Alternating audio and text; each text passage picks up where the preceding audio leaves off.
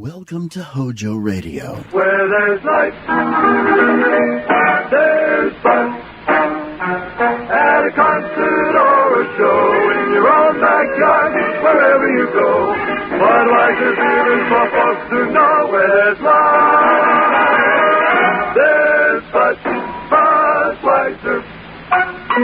CBS Radio, a division of the Columbia Broadcasting System, and its 217 affiliated stations presents the CBS Radio Workshop, radio's distinguished series dedicated to man's imagination, the theater of the mind.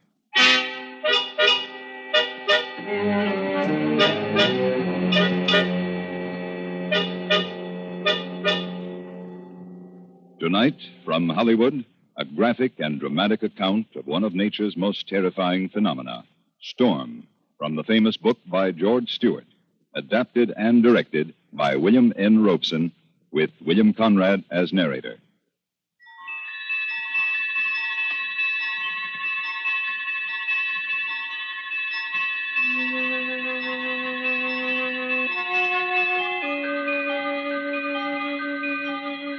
Steadily, the great sphere of the earth spun upon its axis and moved in its unvarying course around the sun.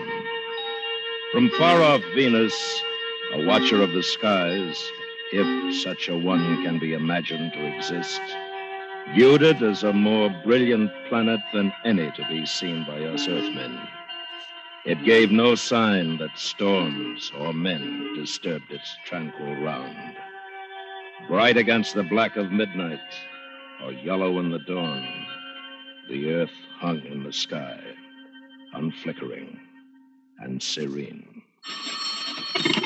San Francisco Weather Bureau. Fair tonight and Wednesday, no change in temperature, moderate northwest winds. You're welcome. The same forecast, day after day, week after week. The junior meteorologists wanted to yell blizzards, thunder, lightning, and hurricanes. But as long as that high-pressure area hung off the coast, it would be the same. Fair tonight and tomorrow, no change in temperature. This wasn't weather, it was a bore, and nothing on this morning's weather map could change it. Oh, there were storms, plenty of them, but always somewhere else. Sylvia, an old friend, was now over Boston, dumping a heavy fall of snow before she swept on across the Atlantic. Felicia, poor thing, wasn't doing too well. By all indications, she would die in the fastnesses of the Northwest Territory. But Cornelia, the junior meteorologist, was proud of Cornelia. A big, full-bodied dowager of a storm, 400 miles at sea, southeast of Dutch Harbor. He'd known all of them since birth, days ago in the far western reaches of the Pacific. And it was his private pleasure to give them names. His eyes swept across the map down the arc of the Aleutians and the islands of Japan. And then he saw something he hadn't noticed before. A ship halfway between the weather stations of Haridoyashima and Titijima had reported a barometric pressure of 10-11. Yet by its position, it should have been 10-12. The temperatures of the ship and the weather station showed too wide a divergence.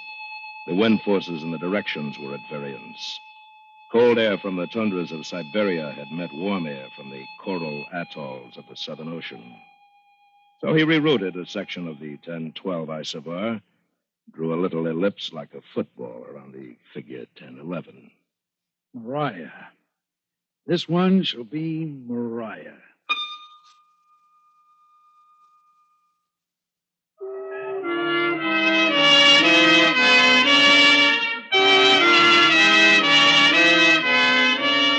A proud city, San Francisco, set upon hills, pearl gray in the winter sun, swept clean of smoke and dust by the steady wind from the sea.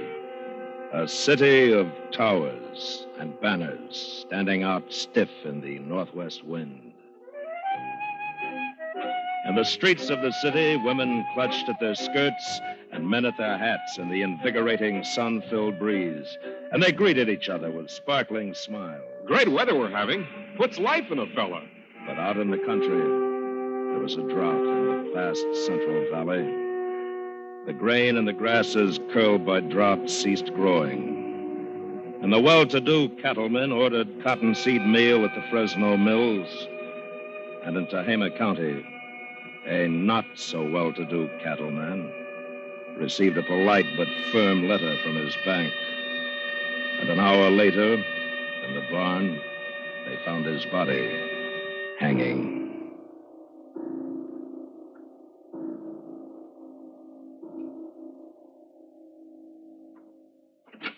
Good morning, sir. Good morning, sir. Is the map ready? Almost, sir. The last reports are just coming in over the teletype. Nice little storm developing there west of Japan. You mean Mariah? You named them, too.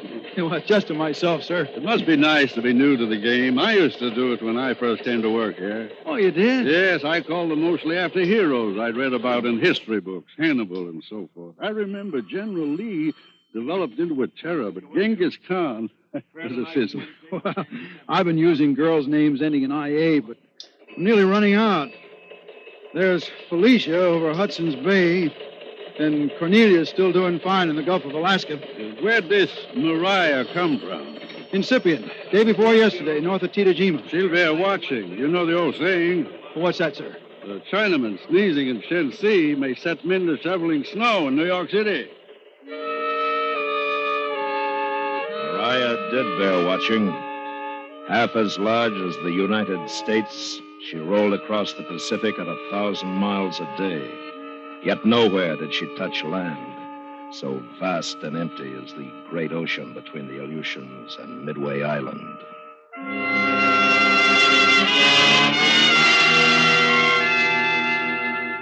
All over the top of the world rested unbroken darkness like a cap. Through that polar night, the flow of heat into outer space was like the steady drain of blood from an open wound. As the air thus grew colder and colder, it shrank toward the surface of the earth. Upon every square mile of snow-covered land and frozen sea, the air weighed more heavily with the passing of each sunless hour. Hey, Chief, look at the report from Copper Mine this morning. What about it? 1032. Up 9 millibars from yesterday. And Fort Norman, 1035. That polar air mass is going to break out in Canada. Well, maybe yes, maybe no. Well, there's no place else for it to go. And when it does, Mariah won't follow Cornelia and Felicia and the others into the Gulf of Alaska. She'll keep coming straight for the coast. Chief, it's rain in 48 hours and plenty of it. Well, maybe yes, maybe no. I'm sorry, Chief. I guess I got carried away. That's understandable. You haven't seen as many storms come across this map as I have. No, sir. But don't go throwing around any 48-hour guesses. Storms are hussies, at least in this part of the world. I've known lots of them. Storms, that is. You can't trust them 12 hours out of your sight. San Francisco Weather Bureau. Hello. Let me speak to somebody in authority, please. This is the chief forecaster speaking. This is Brownington Steamship Company. We got a ship in trouble. She just sent out an SOS. The Eureka relayed it to us. What's the weather like out there? Can you give me her position? Not exactly. The Eureka said she was 6 hours away. What ship is it? The Byzantium. In that case, we have it. She made a weather report 2 hours ago. She must have been all right then.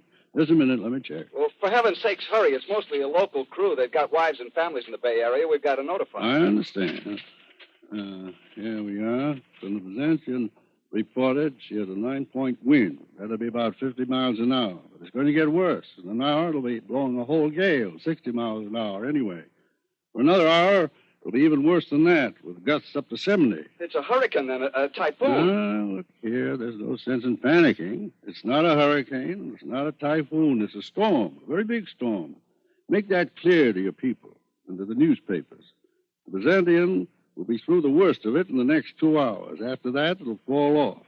But there'll be lots of wind for 12 hours and a heavy sea after that. I see. Well, isn't there anything you can do about it? I'm afraid not. We report the weather. We don't make it. Yes, of course. Thank you. Thanks very much. Well, son. Sir? Your Mariah's a big girl now. A killer.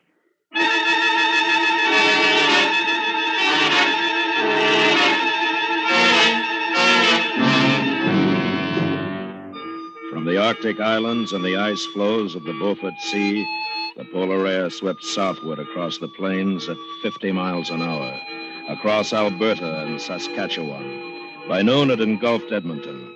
Just before the winter sunset, Saskatoon and Calgary. At midnight, it crossed the border and invaded the United States. By daybreak, it had occupied much of Montana and North Dakota and was advancing on Minnesota, South Dakota, and Wyoming.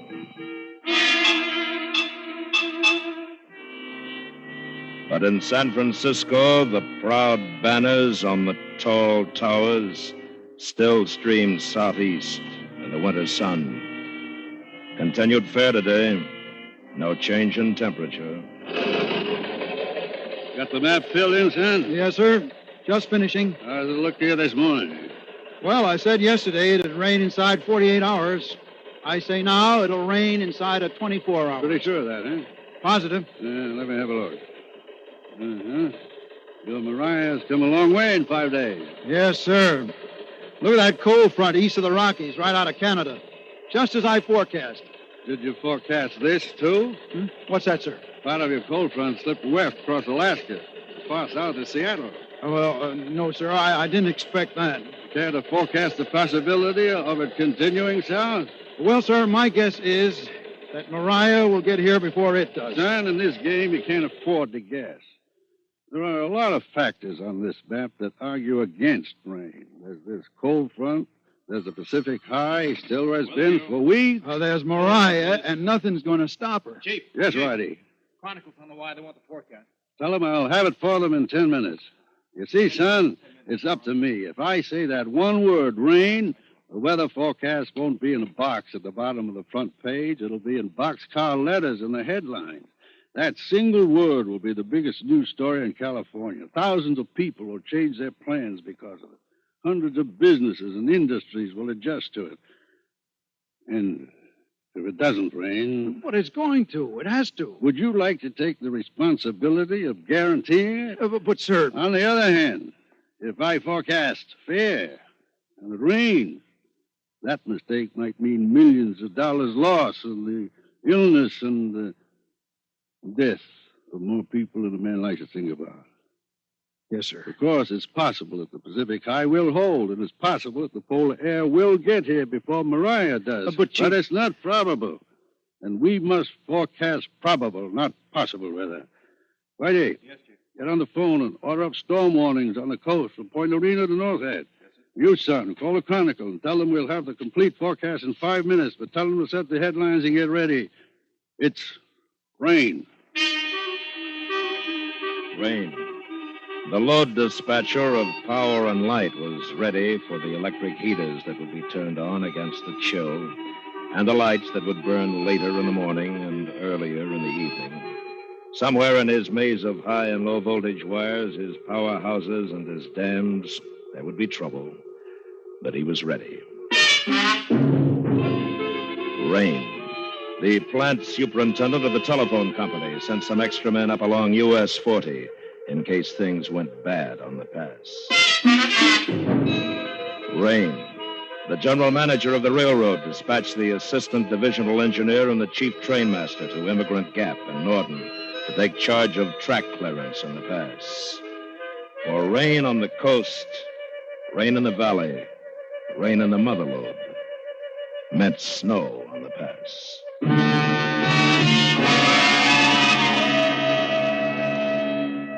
The pass, one of the 5 great gateways to California. The first covered wagons crossed the pass in 1844 from the high plateau of Nevada to the gravid valley of the Sacramento, where yet unsuspected, gold lay in the sands of foothill streams. 500 wagons crossed in 46, crossed safely. All but the last, the Donner Party. The snow caught them. And the horror of their story has imprinted their name upon the pass and broods still over peak and canyon like a legend of Greek tragedy. But today, gleaming streamliners glide between the snowy crags with 20th century ease. The transcontinental telephone carries chit-chat, and the closing of deals, the word of birth and death, and the jokes and tunes of radio through the high canyons and over the summits. The great steel towers of the Power and Light High Line cut their wide path through the lodgepole pines and the tamaracks as they march with metal feet across the mountain. And feeling its way more subtly, following the contours of the convoluted land, is U.S. Highway 40, the all-weather road across the Sierras, one of the 5 great mountain gateways to California.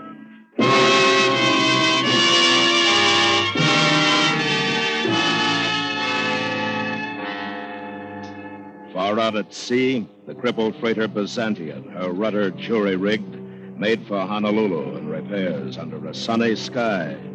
She had ridden out the storm, but she had lost her first officer overboard. Maria was indeed a killer, and she announced her coming with a wave of pain. As she moved steadily shoreward, old lumberjack joints grown stiff in the dripping of redwood forests twinged and throbbed. From Cape Disappointment to Point Arguello, overworked mothers winced with headaches. Nerve ends of leg stumps tingled. Old wounds of the Argonne and Guadalcanal ached again. In a moving belt 150 miles before the rain, renewed tortures prevailed in the hurt and maimed limbs of men.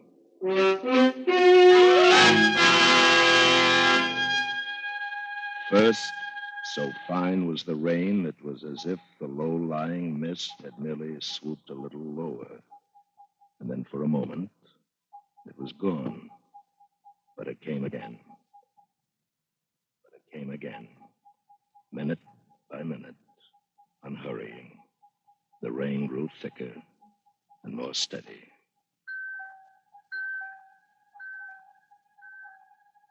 East beyond the Sierras and the Rockies, the river of polar air swept on.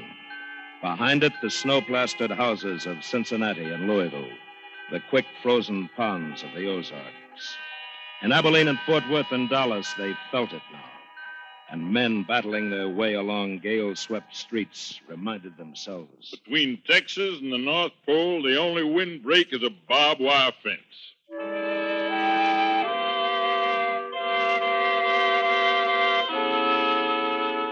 Rain will not harm a high-tension line. Snow will build up on it and then fall away of its own weight and bulk. But ice... At the 3,000-foot level in the Sierra the morning after the storm broke, neither rain nor snow fell from the turgid clouds, but sleet, sheathing the trees in bizarre robes of ice, coating the wires of the Power and Light's 60-kilovolt line until they were a half-inch thick, an inch, 2 inches, until the weight became more than copper cable could bear.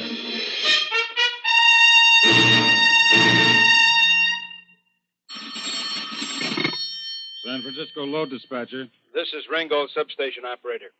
The French Bar's 60-kilovolt line just went out. Don't say just. When did it go? 9:02. Look, I'm replacing it from Two Rivers and Buckskin Dam. Thank you. The load dispatcher looked at his desk clock and noted with satisfaction that it was a little past 9:03.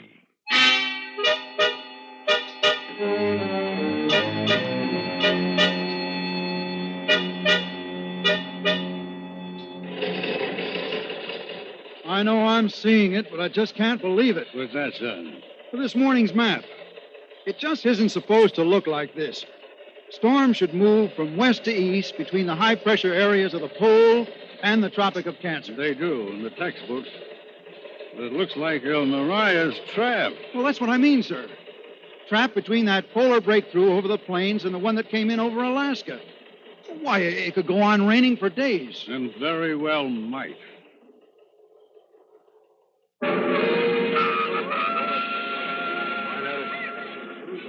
This is a miracle of electronics. This is the multiplex telephone cable. carrying 2 or 3 radio programs, half a dozen personal conversations, and several teletype messages. 6 of these cables cross the Donner Pass, strung from pole to telephone pole. The central transcontinental lead between San Francisco and the east.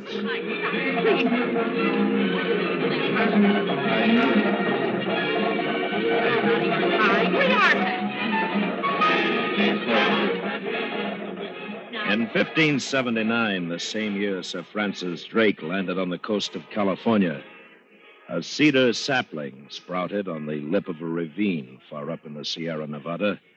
It was, however, somewhat insecurely rooted, and in 1789, a half-century before the first immigrant let his wagons down the canyon walls with ropes, a windstorm toppled it. Its trunk has lain athwart the ravine ever since, decaying but little in the high, dry mountain air. But last fall, a chipmunk burrowing beneath it dislodged a pound or so of gravel, and thus disturbed its delicate and ancient balance.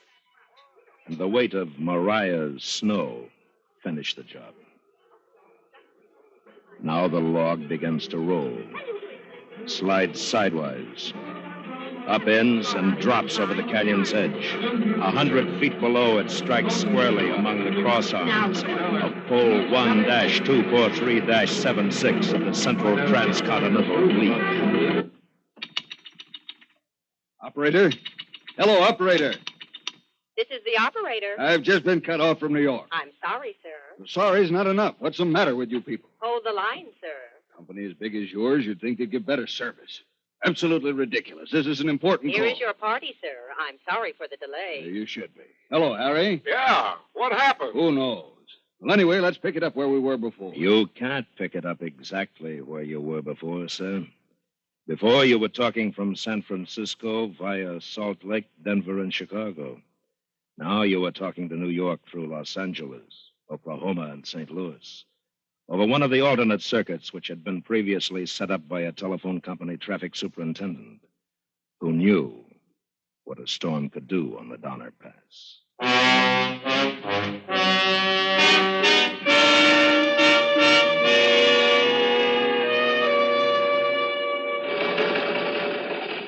You were right, Chief.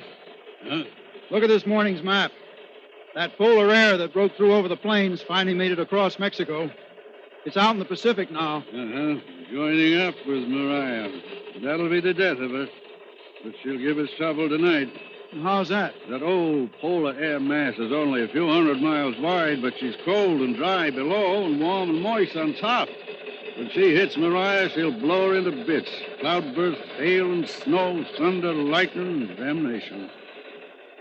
Tonight'll be the night.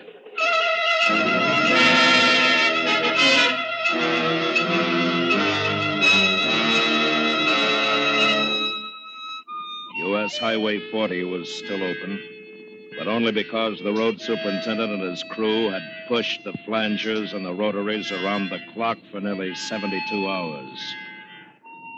And now the snow was thicker than ever, and the superintendent standing at the doorway of the maintenance station garage was tired, bone tired. A heavily pounding truck came up grade from the west. A sedan, its headlights clawing the swirling snow, followed. And a few moments later, another. And then something began to bother the super. Something vague. And then he realized what it was. Wally. You. Let's get out on the road. What's up? She's blocked somewhere down the pass. Nothing's coming through from the east. She was blocked, all right. At Windy Point, a big truck and trailer was jackknifed across the road, and the drifts were already piling up. 4 cars were lined up grade, their motors running. Idiots. Motors idling, windows closed to keep warm. Wally, tell them to open up before they suffocate. You. I'll take the downgrade side. Anybody hurt here? Nobody hurt but this truck. Never mind the truck. You ran past the chain warnings yourself. If you'd had chains on, you wouldn't be stuck in that drift. Yeah, but look, hey, what am I going to do? I can... Hey, anybody in there? Oh, no. Hey, you! Oh, me? Yeah, you! Where are the people from this car? Oh, them? Yeah, what happened to them? Oh, yeah, old dame and a guy. She was sort of hysterical. She yelled something about we'd all get snowed in and froze like somebody named Donna. Then they started off down the road walking. Hey, you think maybe we ought to start walking like she said, huh? No, you stay where you are. We'll get you out of this. When did they leave? About 5 minutes ago. And that's long enough.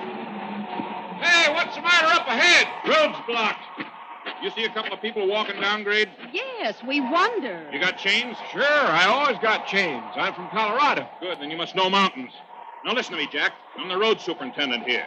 We aren't going to be able to clear the road for a while. Why don't you swing around while you still can go on back down grade after those two people? Well, now, I don't know. You might save a couple of lives. Why, of course we will. There's a joint down at the bottom of the pass where you can get them some coffee. We'll let you know when the road's clear. Well, sure thing. Glad to help. Thanks a lot. You better get going. One of my rotaries is coming up behind you. I had no idea you got so much snow out this way. We get enough. Shut the window, Emily, and let's get out of here. Hey, Steve! Hey, Peterson! Give me a lift. Hi, boss. What you doing down here? I'll tell you later. Raise the plow, Steve, and get me up the road as fast as you can. Radio hot? As a pistol. Let's go. KRDM4 KRDO1. KRDM4 calling KRDO1. KRDO1 standing by for KRDM4. Hank, get this. Halt all eastbound cars at the summit. Phone the boys at the lake to stop all westbound cars at the gates. Contact the highway patrol and tell them there's a block at Windy Point. Get a couple of men off the day shift and send them down with a push plow and flanger. We're going to lose the road if we don't work fast. To lose the road was to lose his honor. But that night, as Maria thrashed across the Sierra and her death rose, the superintendent once more held the road.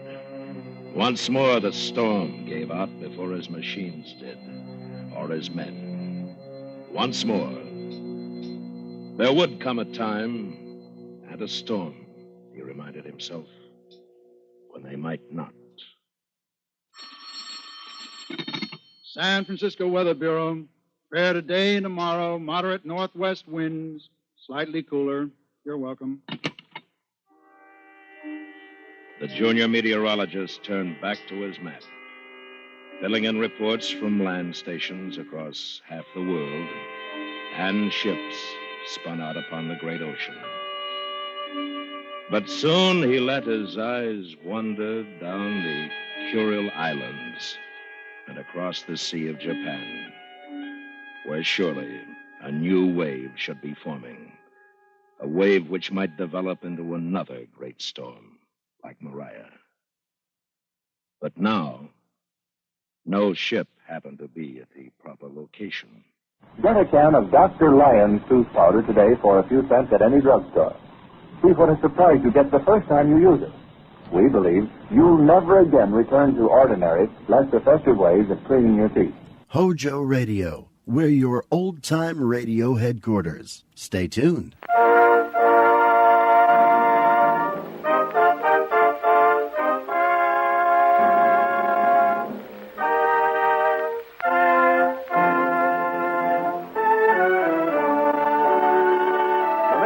Campbell Soup presents the Campbell Playhouse. Orson Welles, producer.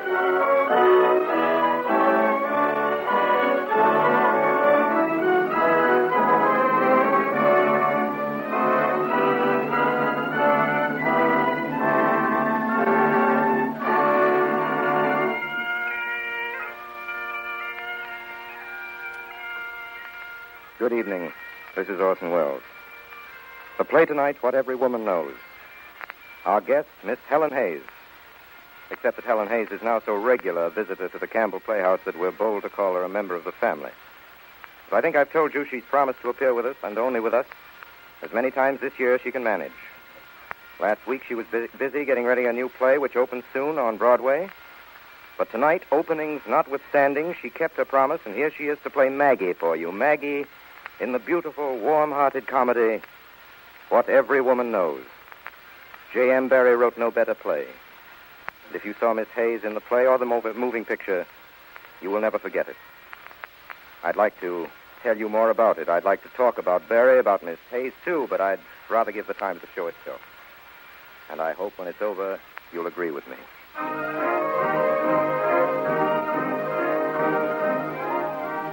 Now, just before we begin, here's a word from Ernest Chappell. The other night, I had an opportunity to look over a real old American family cookbook. And as I turned the pages, I was particularly struck by the number of different recipes for preparing chicken. Just for the fun of it, I counted them, and would you believe it, there were 88. Now, of course, some of us like chicken prepared one way, some another. But however we prefer it, roasted to a delicate brown, crisply fried in Southern style, or tenderly fricasseed, there's just no denying that we in this country do like our chicken. Now, I think it's because we like chicken so well that Campbell's chicken soup continues to grow so steadily in popularity. Here, indeed, is a chicken that is chicken, through and through. From your first appreciative sip of the golden gleaming broth to the last delicious drop, you'll taste real chicken.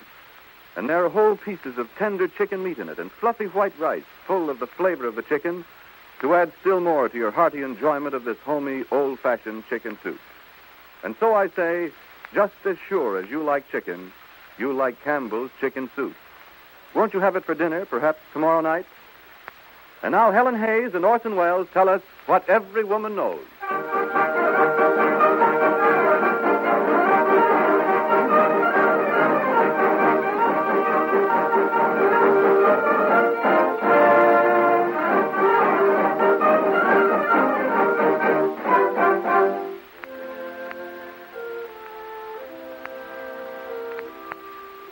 A few minutes ago, the clock in the Wiley home struck 10.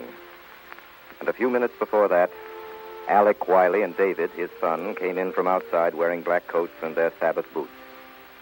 Now they've sat down in the little room which David calls the West Room, while his father calls it the Room, which is to him the natural name for any apartment without a bed in it.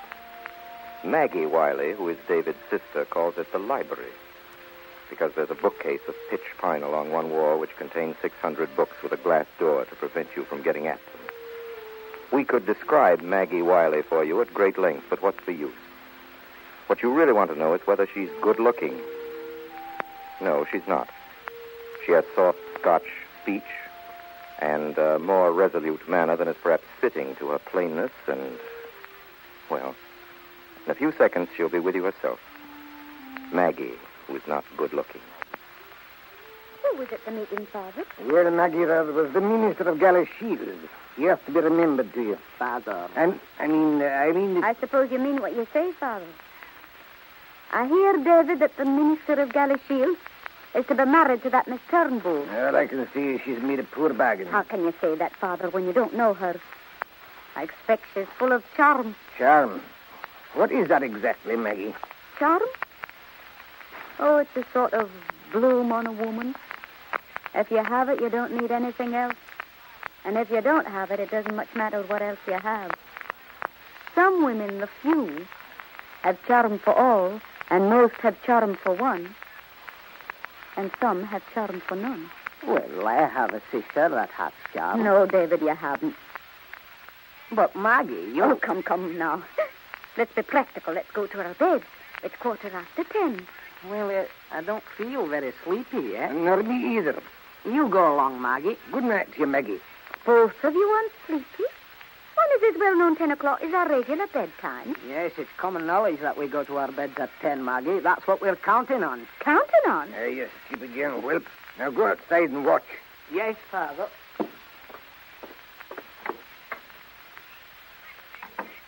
There's something up. You've got to tell me, Father. Maggie, there are burglars about. Burglars? We hadn't meant for to tell you till we nabbed them, but they've been in this room twice of late. Oh. The policeman saw a man climb out of this window last Tuesday. Father, the silver plate. That's safe as yet. But we were thinking that very likely he'd come again tonight. So now, if you'll go to bed, Maggie. Me? And my family in danger? There's just one of them. The policeman just saw one. I'd be very pleased if there were two of them. I would be very pleased if there were three of them. And I watch with you. Father, he's there. I saw him sliding down the garden wall close to the rhubarb. Oh, what's he like? He's an ugly customer. That's all I could see. Slunk into the rhododendrons, and he's there now, watching the window. We have him. Out with the lights. Maggie, You go upstairs. I will not. And then into the hall with you. I'll stay there behind the door. David, you go into the kitchen. I'll be in the hall with Maggie. There's a stick, Father. Behind the door. Quick. He's coming.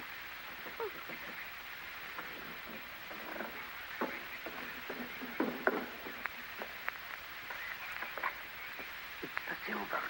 No, it's not. It's the bookcase. He's lighting the light. He's sitting down. And in the fine chair, too. Come on. John Shand. I hope you found that chair comfortable, young man. I have no complaint to make against the chair. John Shand, you, a native of the town, a disgrace to your family. I feel pity for the Shands this night. I'll thank you, Mr. Wiley, not to pity my family. If you're looking for a good clout in the head, John Now, Shand... David, I think you should let the young man explain. It mayn't be so bad as we thought. Explain away, my Billy. Only the uneducated that need an explanation. I'm a student, and I'm desperate for want of books. You have all I want here on that shelf, no use to you but for display. Well, I came here to study. I come twice weekly. That the window? Huh. You think a Shand would so far lower himself as to enter your door? Well, what about it? Is it a case for the police? It seems to me it's a case for us all to go to our beds and leave the young man to study, but not on the fine chair. Thank you, Miss Maggie, but I couldn't be beholden to you. Tell me, Mr. Shand, are you a poor scholar? On the contrary, I'm a brilliant scholar. What's your professor's opinion of your future? They think me a young man of extraordinary promise. You have a name here for high moral character. And justly. Are you serious-minded? I never laughed in my life. Are you a Sabbath school teacher? I am. One more question. Are you promised? To a lady? Yes. I've never given one of them a single word of encouragement. I'm too much occupied thinking about my career. So, Father, if you'll come outside just 1 minute, there's something I'd like to talk to you about. Yes, David. Do you want me to, Father? No, Maggie, just Father. You stay here and keep an eye on Mr. Shand. Well, I don't know what maggot they've got in their head, but sit down, young man, till they come back. My name's Mr. Shand. Until I'm called that, I decline to sit down again in this house. Then I'm thinking, young sir, you'll have a weary wait.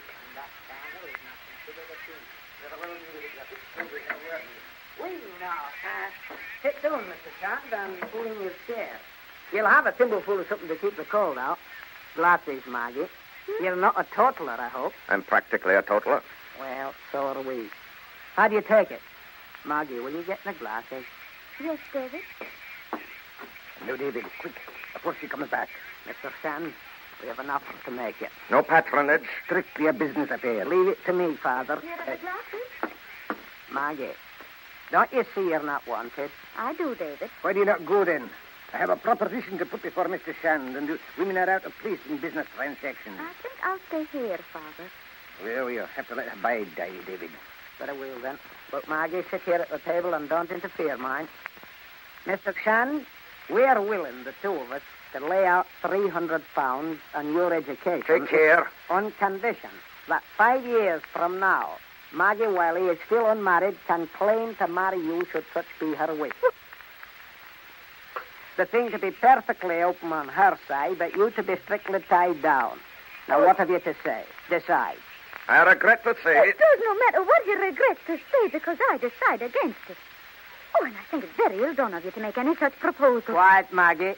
Seeing that I've refused the young man... Refused? That's no reason why we shouldn't have his friendly opinion. Oh. Your objections, Mr. Shand? Simply, it's a one-sided bargain. I admit I'm no catch at present, but what could a man of my abilities not soar to with £300? Something far above what she could aspire to. Oh, indeed. The position is that without the 300, you can't soar. You have me there, Mr. Yes, Wiley. You see, you're safeguarded, Maggie. You don't need to take him unless you like. But he has to take you. Yeah, that's an unfair arrangement also. I wouldn't dream of it without that condition. Then you are thinking of it. Poof. It's a good arrangement for you, Mr. Shand. The chances are you'll never have to go on with it, for in all probability she'll marry soon. She's tremendous run after. Well, even if that's true, it's just keeping me in reserve in case she misses doing better. That's the situation in a nutshell. Another thing. Supposing I was to get fond of her. It's very likely. Yes. And then suppose she was to give me the go-by. You have to risk that, Mr. Shand. What's her age? She looks young, but they say it's the curls that does it. Well, Maggie's one of those women who are eternally young. I can't take that for an answer. She's 25. I'm just 21. Reading a book about 4 years difference in the ages is the ideal thing. Well, Mr. Shand? I'm willing if she's willing. Maggie? There can be no if about it. It must be an offer. Ah, shan't give our Wiley such a chance to humiliate him, never. Then all is off. Come, Mr. Shand. It's just a form. Well, Miss Maggie, will you? Is it an offer? Yes. Oh. Before I answer you, I want first to give you a chance at drawing back. Maggie. When they said that I'd been run after, they were misleading you. Nobody's ever been after me. Oh, they will be it. And there's one thing more. David said I'm 25. He's wrong. I'm 26. Aha. Now be practical, Mr. Shand. Do you withdraw from the bargain, or do you not? It's a bargain. Then so be it. I'll have the document ready for you. I think, Maggie, you might see Mr. Shand to the door. Certainly. This way, John. Have your muffler, John? Yes, I have it. I think you'd better put it twice around. Well, it's a most romantic affair. I wonder how it'll turn out. She's queer, Maggie. I wonder how some clever writer has never noticed how queer women are. It's my belief you could write a whole book about them. It was very noble of her to tell him she's 26. But I thought she was 27.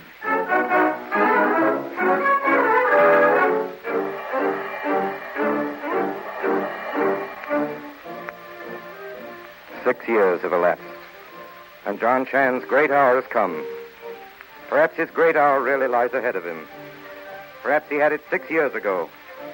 It often passes us by in the night, with such a faint call that we don't even turn in our beds. But according to the trumpets, this is John's great hour. He's standing for Parliament, and this is election night.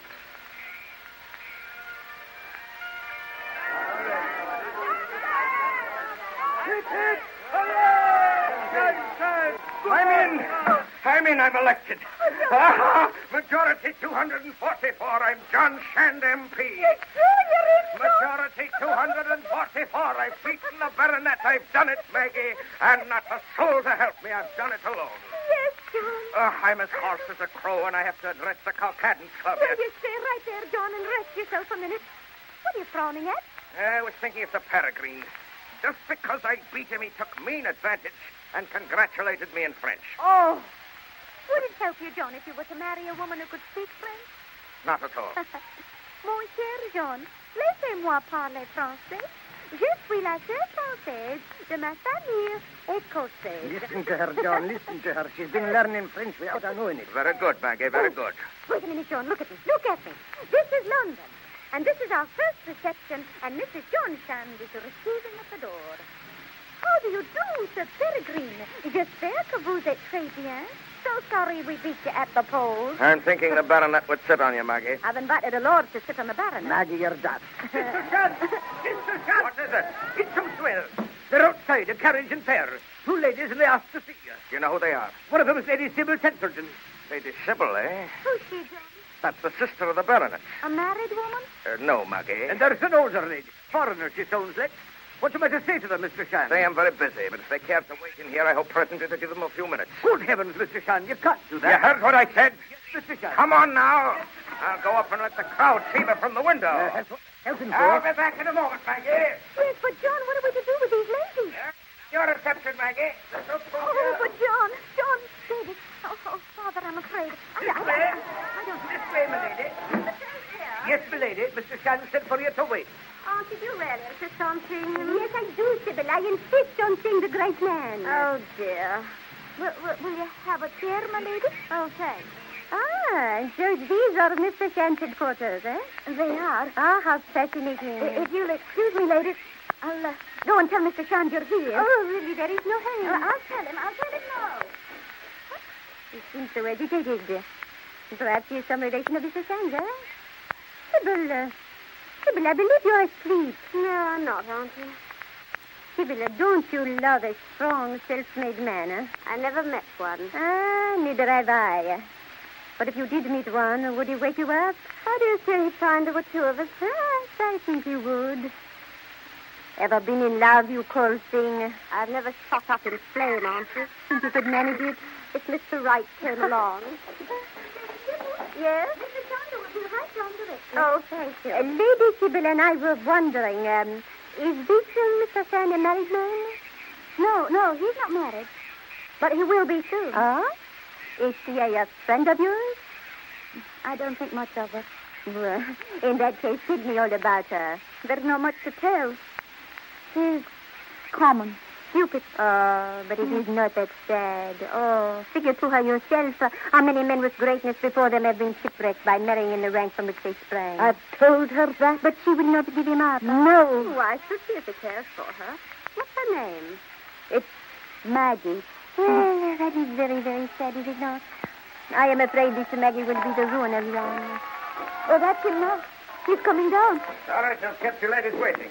Lady Sybil? Oh, Mr. Chan, this is my aunt, the Countess de la Brière. Countess. What a triumph, Mr. Chan. Oh, pretty fair, Countess, pretty fair. Lady Sybil, I hear you think I'm vulgar. Oh, my dear Mr. Chan, what absurd. I was told you said that after hearing me speak. Oh, it's quite a mistake. Is it not true? Well, you seem to know, Mr. Chan. And you press me so unnecessarily. Well, yes, that is how you struck me. My child, you would have it. I just wanted to know, Lady Sybil, because if it's true, I must alter it. Of course, it can't matter to me what you think of me. What I mean is that I must not be vulgar if it would be injurious to my career. I see. No, of course, I could not affect your career, Mr. Chan. That's so, Lady Sybil, meaning no offense. And we are friends again. Certainly. Then I hope you'll come and see me when you're in London. I'll be very pleased. Any afternoon, about 5. Much obliged, Lady Sybil. Goodbye till then. Auntie, I do think we'd better be getting back to the hotel. Very well, my dear. Maggie, the ladies are going. Oh, goodbye, Lady Sybil. Goodbye, Countess. Lady Sybil, if you'll allow me to see you through the crowd, I think perhaps... Thank you, Mr. Chan. Are you then the Maggie? Oh, the one that John is going to marry? Oh, but if I'd known, I would not have said those things. Please, Miss Maggie, forgive an old woman. Oh, it doesn't matter. I admire your courage. And I dare say you will be very happy. Thank you. Bon voyage, Miss Maggie.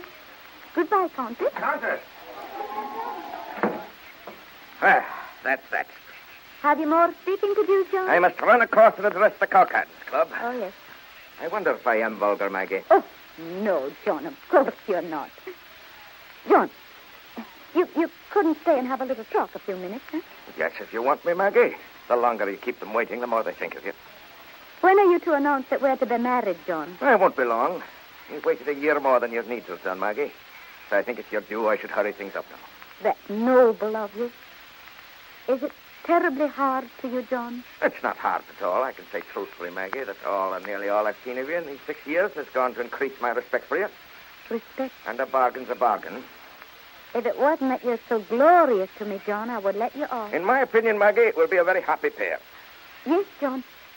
But can you look in my face and deny that there's surging within you a mighty desire to be free? Leave such maggots alone. If I were John Shand, I would no more want to take Maggie Wiley with me through that beautiful door that's open wide for you than I'd want to take an old pair of shoes. Why don't you bang the door in my face, John? A bargain's a bargain, Maggie. You say one word about wanting to get out of it, and I'll put the lawyers on you. Have I hinted at such a thing? The document holds you hard and fast. It does. You'll miss the prettiest thing in the world, John. And all owing to me. What's that? Romance. Poof. All's cold and gray without it, man. Those that have had it have slipped in and out of heaven. You're exaggerating, Maggie. You've worked so hard, John. You've had none of the fun that comes to most men long before they're your age. I never was one for fun. I cannot call to mind, Maggie, ever having laughed in my life. No, you've no sense of humor. Not a spark. Mm-mm. I sometimes thought if you had, it might make you fonder of me. I think one needs a sense of humor to be fond of me. You feel sure, I suppose, that an older man wouldn't suit you better, Maggie? I couldn't feel surer of anything, I'm afraid. You're just my ideal. Yes, well, that's as it should be. David has the document, too. It's carefully locked away. He would naturally take good care of it. John, I make you a solemn promise that in consideration of the circumstances of our marriage, if you should ever fall in love, I'll act differently from otherwise. There is occasion, Maggie. John, David doesn't have the document. He thinks he has. But I have it here. Look. If that's it. Well, do I mind the look of it, Maggie? You don't ask why I brought it. Oh, why did you? Because I thought I might have the womanliness and the courage to give it back to you. Will you never hold it against me in the future, John, that I couldn't do that? I promise you, Maggie, I never will. Oh, to go back to the house and take up my life there, when all these years my eyes have been centered on this night. To go back there and weazen and dry up, when I might have been married to John Shan. And you will be, Maggie. You have my word. Never. Maggie. Never. Maggie, what have you done? I've torn up the document. That's what I've done. Maggie. Oh, I'm a fool. I'm a fool to let you go. Oh, John, you'll rue this day. I could have helped you in your career. In no circumstances, Maggie, would I allow any meddling with my career.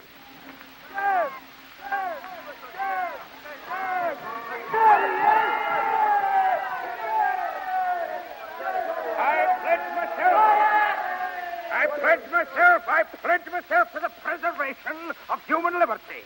But, gentlemen, one may have too much even of freedom. No. Yes, Mr. Adamson, and Mrs. Adamson, one may want to be tied. I say yes, Willie Cameron, and I have found a young lady who I am proud to say is willing to be tied to me. I'm to be married. Her name's Miss... Quiet. Her name's Miss Wiley. She's here now. She was here. Where are you, Maggie? I'm here, but I'm so little you can't see me. Father, have you got a grip of her? Yes, David, I got her. Then hoist her up. There. Gentlemen, the future, Mrs. John Shan. No. Being a lady, she can't make a speech. Yes, I can make a speech, and I will make a speech. And it's in 2 words, and they're these. My constituents.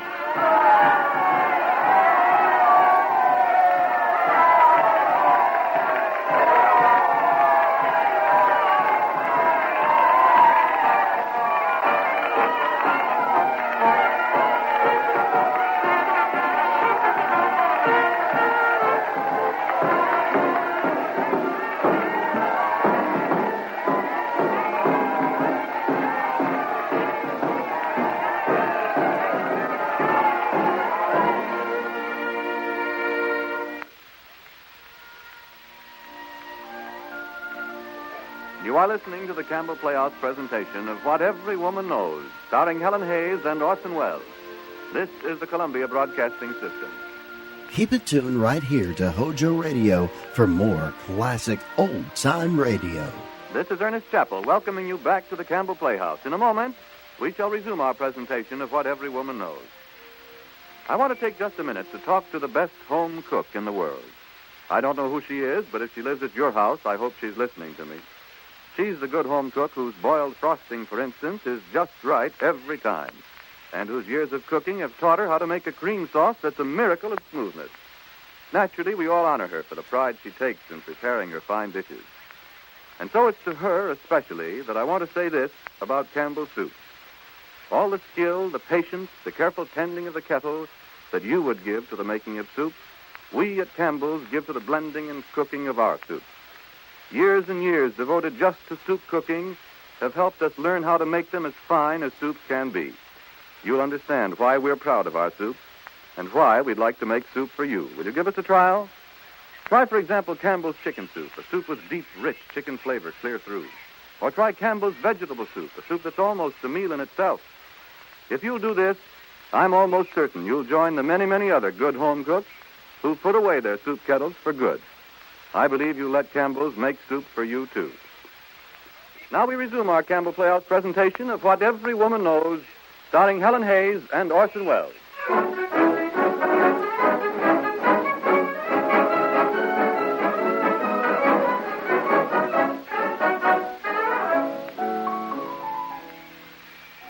A few minutes ago, the Countess de la Bruyere, who has not recently been in England, was shown into the London house of the Shans. She had presumed that the Shan scheme of decoration would be as themselves. She is agreeably surprised. In a small but charming room, she is now engaged in listening to Mr. John Shand, M.P., read the peroration of a speech he is going to make before the House of Commons. Mrs. Shand is there, too, in a little gray frock that not only deals gently with her personal defects, but is in harmony with the room. Evidently, however, she has not risen with her husband, for she is as stupid as ever. The Countess, who remembers having liked her the better of the two, could shake her now for being so stupid. In conclusion, Mr. Speaker, there are the reasonable demands of every intelligent English woman. I'd better say British woman. And I am proud to nail them to my flag. Oh, the fighting leaders. So long as I can do so without embarrassing the government. Mr. I warn the front bench loyally but firmly. Now swear him again. That though I will not bring this matter to a vote just now, I will bring it forward again in the near future. But not to bring the matter to a vote is hedging, isn't it, John? Is that strong? To make the speech at all, Maggie, is stronger than most would dare. They'd ruin me if I pressed for a vote. Bark but not bite. Now, Maggie, you're out of your depth. Yes, I suppose that's it. And now I think I'd better go to my committee. Maggie, I'm ready. Will you open the doors? Yes, John. Good afternoon, ladies. Good afternoon. And now, Mrs. Smithers, if you'll kindly call this meeting to order. Well, Miss Maggie. Well, as I looked through the door at the ladies' committee just now, I caught sight in there of my dear niece. Since when has my dear Sybil become one of Mr. Shant's committee ladies? It is not like her. I think it was about the time that my husband took up their cause. Mrs. Shant, excuse me for saying that if half what I hear is be true, your husband is seeing that lady a great deal too often. Mrs. Shant, why do you not compel yourself to take an intelligent interest in your husband's work? I typewrite his speech, but do you know what they are about? They are about various subjects. I see. Mrs. Shant, a gentleman to see you. To see me? Yes, ma'am. Oh, will you ask him to come in, please? Yes, ma'am.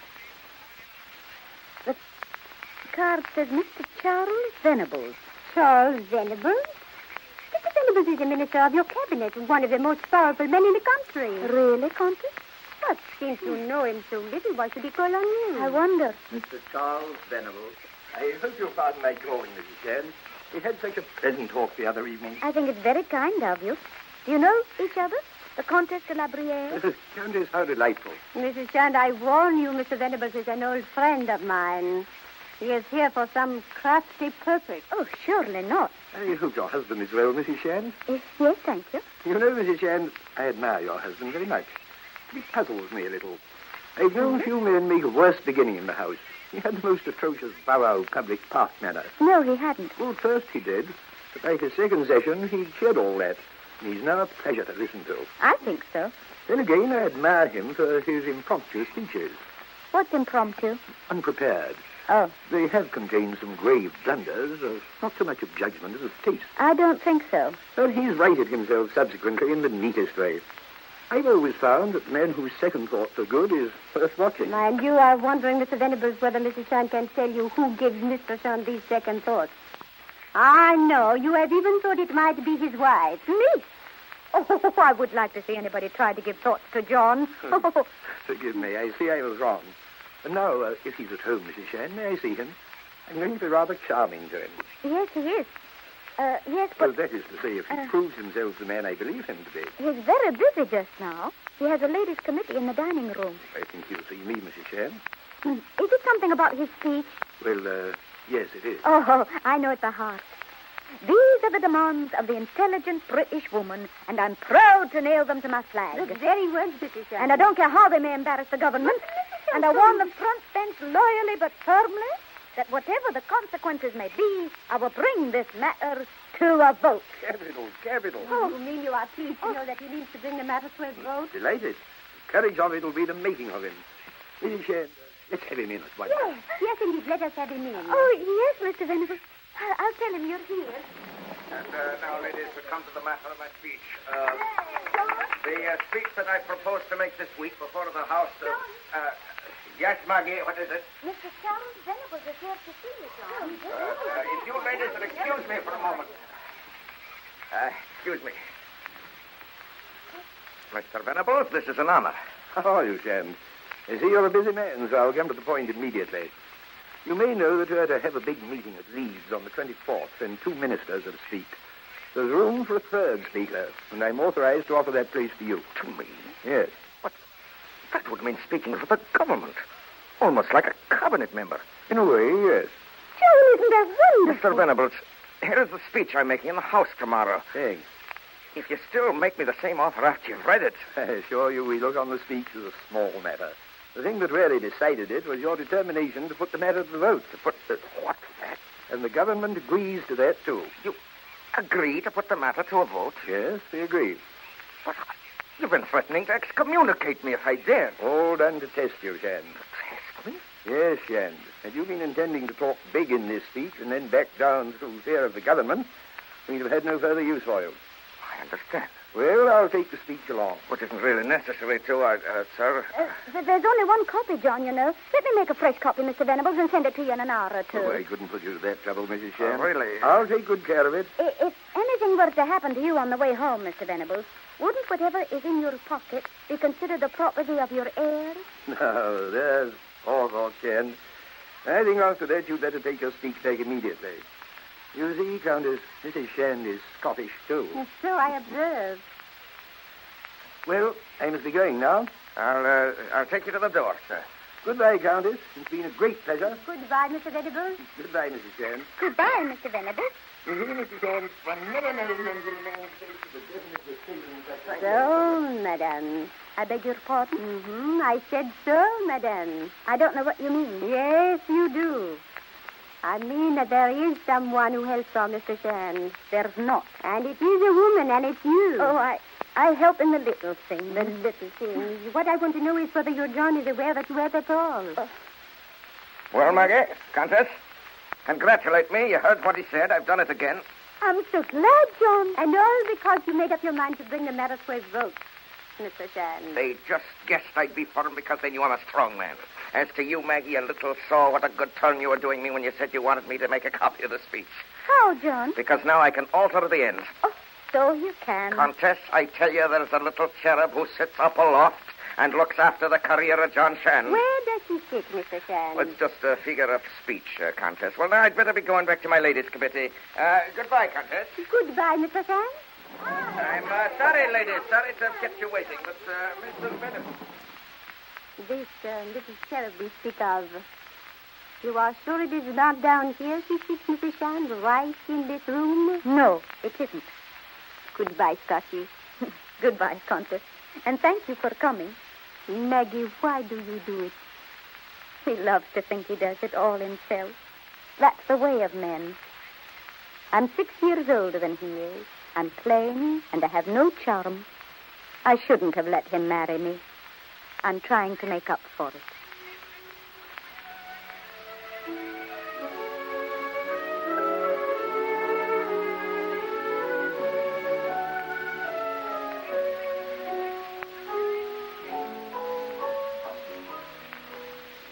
Lady Sybil. Sybil. It is you who inspires my work. Oh, John, you mustn't talk like that. Sybil, let us declare our love openly. Oh, my dear, my dear. John. Yes, my love? Did you hear anything? Did you hear the door shut? It was shut already. Well, it seemed to me that... There was nothing, but I think I hear voices now in the hall. Give them to the maid. To know where to put them. Oh, John, dear, I'm sorry to bother you, but I brought some flowers. I bought them from a man in the street, and he has no change. Will you come out and take them? I will, Maggie. I'll be back in a minute. How do you do, Lady Sybil? This is nice of you to come in to see us. I was so sorry not to find you in, Mrs. Shand. Thank you. Will you sit down? I think not. I'm late as it is. I really ought to be... I'm glad you're so beautiful, Lady Sybil. I mean, I had no idea it was as late as it is, and... Mrs. Shand, why do you look at me so? The door did open. Yes. What are you going to do? That would be telling. Sit down, my pretty. Well, Maggie, I paid the man with the flowers. John, I think I'll go upstairs now. I'm sure you have something you want to talk over with Lady Sybil. Maggie. Or would you prefer, John, to say it before me? No. Yes. Yes, I prefer to say it before you, Maggie. Then sit down. Miss Maggie knows. Don't you, Maggie? Yes, John. I'm mortal sorry, Maggie. And I also. I'm sure you are. But as it can't be helped, I see no reason why the three of us shouldn't talk the matter over in a practical way. If you could understand, Maggie, what an inspiration she is to me in my work. Indeed, Mrs. Shand. I think of nothing else. That's splendid. That's as it should be. Oh, Mrs. Shand, I think you're very kind to take it so reasonably. That's the Scotch way. When are you thinking of leaving me, John? I think now that it's come to a breach, the sooner the better, so long as it's convenient to you, Maggie. Oh, it couldn't well be before Wednesday. That's the day the laundry comes home. And it's the day the House of Commons rises. It may be my last appearance in the House. No, please don't say that. And you love the house, don't you, John? Next to Lady Sybil. It's a pity you couldn't wait till after your speech at Leeds. Mr. Venables won't have you there if you leave me. What a chance it would have been. But let it go. It wouldn't be fair to you, Maggie, if I was to stay on now. Oh, what shall we do, Maggie? Now's the time, Lady Sybil, for you to have one of your inspiring ideas. Yes. Yes, but what? John, what do you think of this? I can stay on here in London, and you can go away somewhere and devote yourself to your speech. Yes. That might be, but where could I go? Well, I know. Maggie, what are you doing? Hello. Give me Gerard 5072, please. Yes, 72, thank you. Well, don't be in such a hurry, Maggie. Hello? Is this Lamb's Hotel? Put me on to the Comtesse de la Brière, Oh, please. Maggie, I wish I was fond of you. I wish you were, John. Hello, is that you, Comtesse? This is Maggie. Yes, Maggie Shand. Oh, I'm very well, Comtesse. I never was better.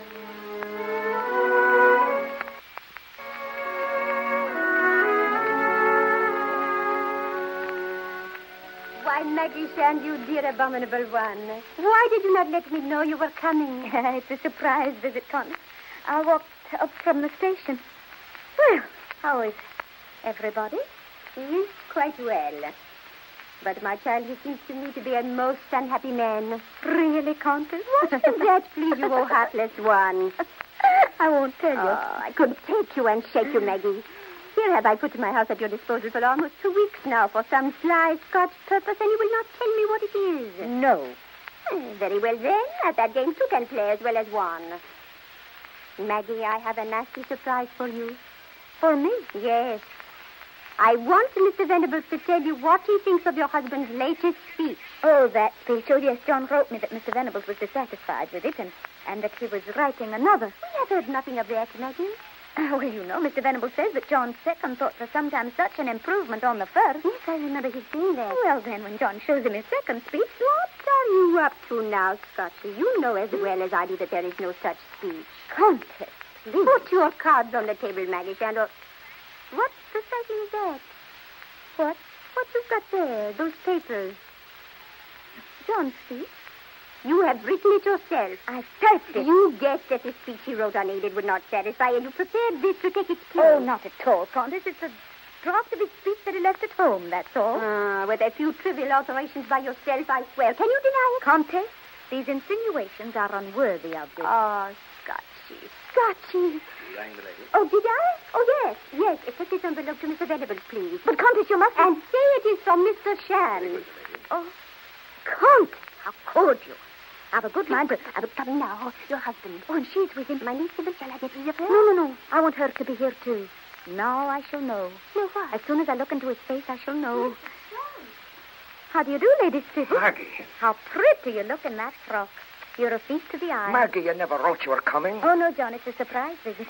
I just ran down to say goodbye. To say goodbye? To who, Maggie? Oh, Auntie Julie, the front. Not I. It is becoming far too interesting. I suppose there's no reason why the Countess shouldn't be told. She'll know so soon at any rate. Oh, that's so. It's so simple. You see, Countess, John and Lady Sybil have fallen in love with one another, and they're to go off as soon as the meeting at Leeds has taken place. I think that's putting it correctly, John. Well, in a sense, Maggie, but now it turns out I'm not to attend the meeting at Leeds after all. My speech doesn't find favor with the government. There's something wrong with it. Oh, well, now, since you won't be speaking at Leeds, Mr. Shand, there is nothing to detain you here any longer, is there? You and Sybil. Should I send for a carriage? Auntie, please. I promised Maggie to wait till the 24th. This is only the 21st. I'm a man of my word. But I give you back your word, John. You can go now. Maggie. My things are all packed. I think you'll find the house in good order, Lady Sybil. I've had the vacuum cleaners in. And I'll give you the keys to the linen and the silver plate. They're in that bag. Oh, and the carpet on the upper landing is a good deal frayed. Please, I don't want to hear it. And the ceiling of the dining room would do for a lick of paint, I can't think. you stop her? She's meaning well. Maggie, I know it's natural to you to value those things because your outlook on life bounded them. But all this jars on me. Does it? Why should you be so ready to go away? I promise not to stand in your way. You needn't be in such a hurry. There are 3 days to run yet. To the Countess, all this is just a joke. And it seems to be no joke to you, Mr. Shand. Oh, Sybil, my pet, why don't you let him off? Let him off? Which is it? Do you? If you come with me, Sybil, I'll do all in a man's power to make you never regret it. So I can make my arrangements for Wednesday. No, you can't. Auntie, I'm not going on with this. I'm very sorry for you, John, but I see now. I couldn't face it. Sybil. I'm wary of you, John. Sybil. I find you, so dull. Sybil. I'm sorry, John, but I have to tell you before it's too late. Auntie, I can't stand it. I'm going to... Sybil. Sybil. By heaven. It's more than I deserve. Congratulations to you both. Yes. What's that? It's Mr. Venable. Oh, there you are, dear. Then coming down. Stay where you are. Don't go. What on earth? You know what I think? I think it is about your speech. Mr. Venables has said all he needs say on that subject and more. I think it is about the second speech. What second speech? Countess, you gave it to him. Wasn't I meant to? What is it? What second speech? Oh, John, it's a drop of your first speech that you left at home, and I brought it here with a few little things I'd added myself. What's that? Just trifles, you know, things that I was to suggest to you while I was knitting. And then if you liked them, you could have polished them and turned them into something good. And now she's shown it to Mr. Venables. That's my work, Countess. It is your work, John. 9/10 of it. You presumed, Maggie Shannon. Yes, hello. Very well, and there he comes, and I will see to what extent you've helped me. We'll see. Thank you, Sam. I congratulate you. Give me your hand. The speech? You've improved it out of knowledge. The same speech, but those new touches make all the difference. Mrs. Shand, be proud of him. I am, John, I am. Oh, Shand, how this will go with the government. You always said that his second thoughts were best, Mr. Venables. Didn't I? Excuse me, Countess. I'm off to read the whole thing again. It's amazing the difference of few touches. I too would like to read this speech, Mr. Venables. I will go with you. You heard what he said, John. It's a combination. You and me, John. Oh, is it so terrible to you to find that my love for you has made me able to help you in the little things? Little things? It seems strange to me to hear you call me by my name, Maggie. It's as if I looked on you for the first time. Look at me, John, for the first time. What do you see? I see a woman who has brought her husband low. Only that? I see the tragedy of a man who has found himself out. I can't live with you again, Maggie. Oh. Why did you shiver, John? Was it myself for saying that I couldn't live with you again when I should have been wondering for how long you've lived with me? I suppose you've forgiven me all the time. Yes, John. And forgive me still. Yes, John. Heavens above. John, am I to go or are you to keep me on? I'm willing to stay because I'm useful to you. It cannot be for a better reason. Oh, it's nothing unusual I've done, John. Every man who's high up loves to think he's done it all himself. Every woman knows that. It's our only truth. Oh, John, if I could only make you laugh at me. I can't laugh, Maggie. Oh, John, look at me. See how easy it is. Laugh, John.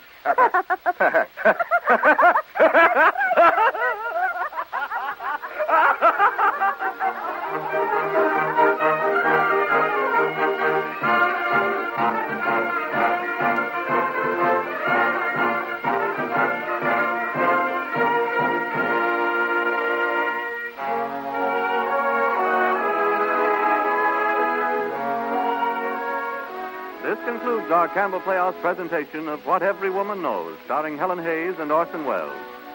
In just a moment, they will both return to our microphone. But first, if you could make the trip with me to Campbell's Kitchen to see them make their chicken soup, I know you'd need no urging from me to try it.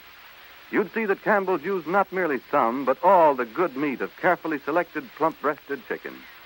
You'd see them patiently simmer the broth long and slowly in true old home kitchen style till every fragrant drop gleams with chicken richness, deep and full and golden. And then you'd watch them add whole pieces of tender chicken and measure in snowy white rice to make this chicken soup really nourishing as well as tempting. But after all, when it comes to judging a chicken soup as downright good as this, tasting is even better than seeing, so why not plan to have it tomorrow? Once you do try it, I think you'll want to have it time and time again. Because just as sure as you like chicken, you like Campbell's chicken soup. And now, here is Orson Welles.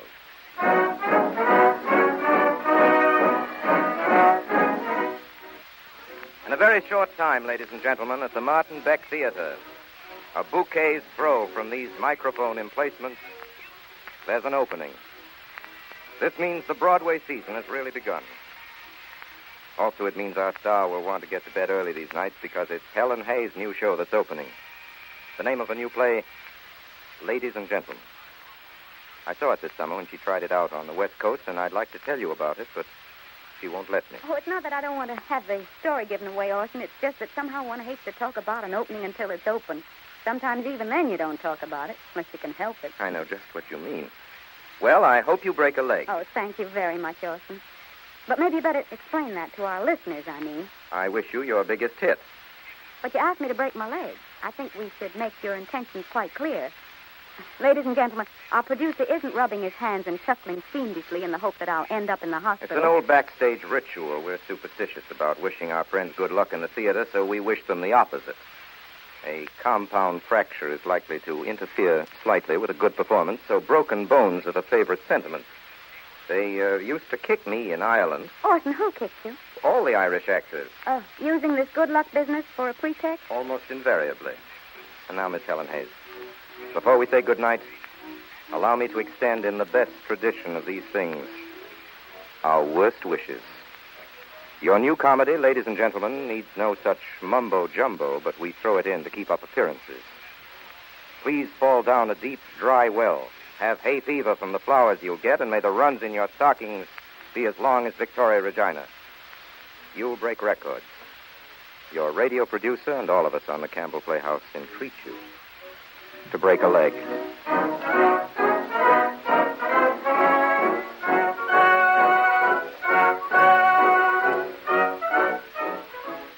In tonight's Campbell Playhouse production of What Every Woman Knows, the role of Maggie was played by Miss Helen Hayes.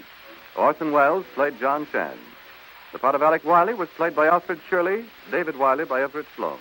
Agnes Murad was the Countess, and Naomi Campbell was Lady Sybil. The part of Mr. Venables was played by Eustace Wyatt and Willie Cameron by Ray Collins. Music for the Campbell Playhouse is arranged by Bernard Herrmann. And now, Orson Welles, will you please tell us about next week's story?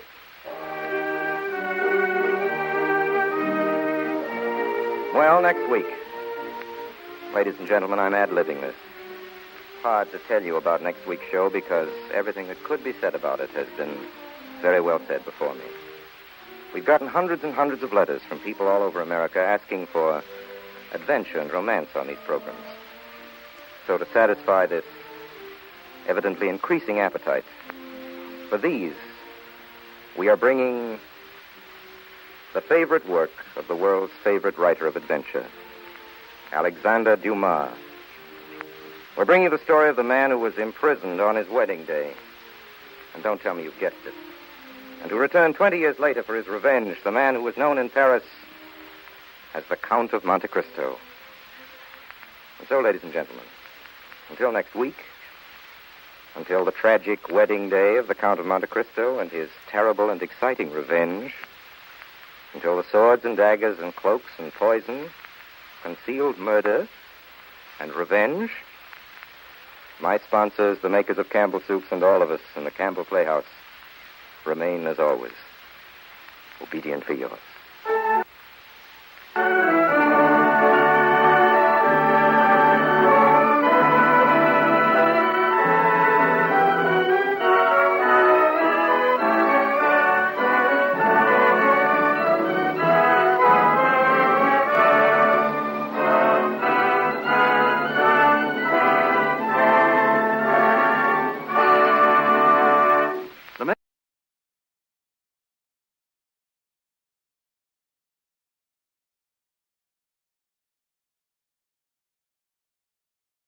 No matter what your favorite entertainment is, you'll always find it on the Maxwell House Showboat. The ticket of admission, as always, just your loyalty to Maxwell House Coffee. Tonight, guests of the Showboat, I'd like to put on a little scene concerning something we've been talking about ever since hot weather began. The friendly stimulation of a tall, tinkling glass of iced Maxwell House coffee. As our curtain rises, we see a golfer step inside his front door at home. His wife calls to him. Well, dear, how was your game? Pretty hot day, wasn't it?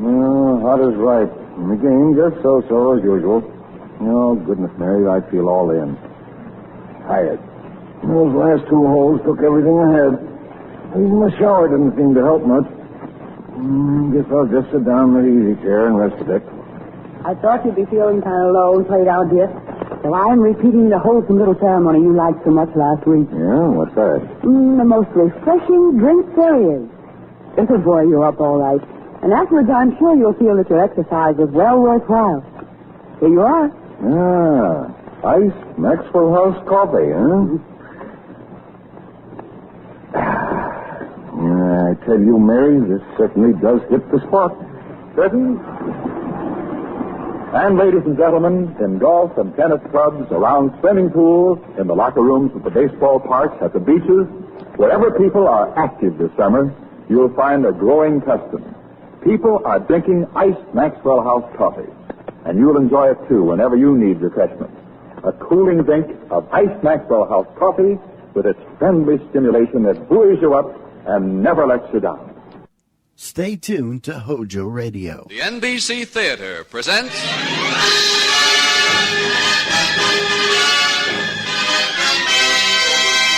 Screen Directors Guild assignment. Production, Let's Live a Little. Director, Richard Wallace. Star, Robert Cummings.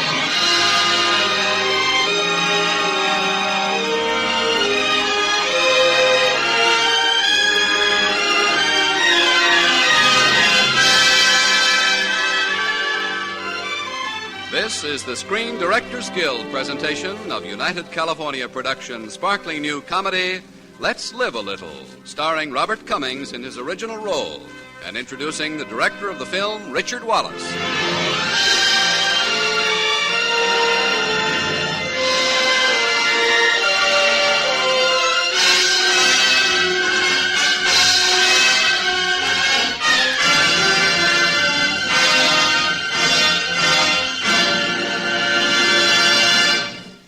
The 3 main elements which go into a motion picture production are the star, the story, and the director. Tonight's star is Robert Cummings, and the story, Let's Live a Little, is ready for your enjoyment. But first, here's the screen director, the man who welded star and story into a perfect unity, and the director of such memorable films as Shopworn Angel, The Little Minister, and Kiss and Tell, Mr. Richard Wallace.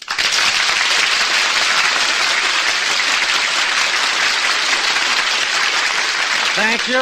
Thank you very much. The comedy you're about to hear is a far cry from the old days of Mack Sennett when I first learned this business of picture making. Our play tonight, Let's Live a Little, throws a series of gentle jabs at the advertising business, and especially at our current concern with the state of our nerves. In short, it's the kind of a story that says, brother, don't take yourself too seriously. That's why it was fun to make and fun to do again here on the NBC Theater. Now, for the first time on the air, here's Let's Live a Little, starring Bob Cummings in his original role of Duke Crawford.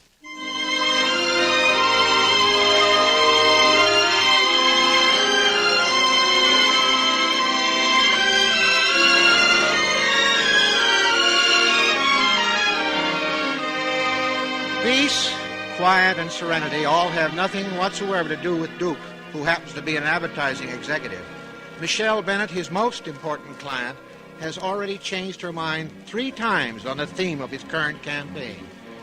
That is why, at the moment, if his nerves were to make a noise, they'd sound something like this.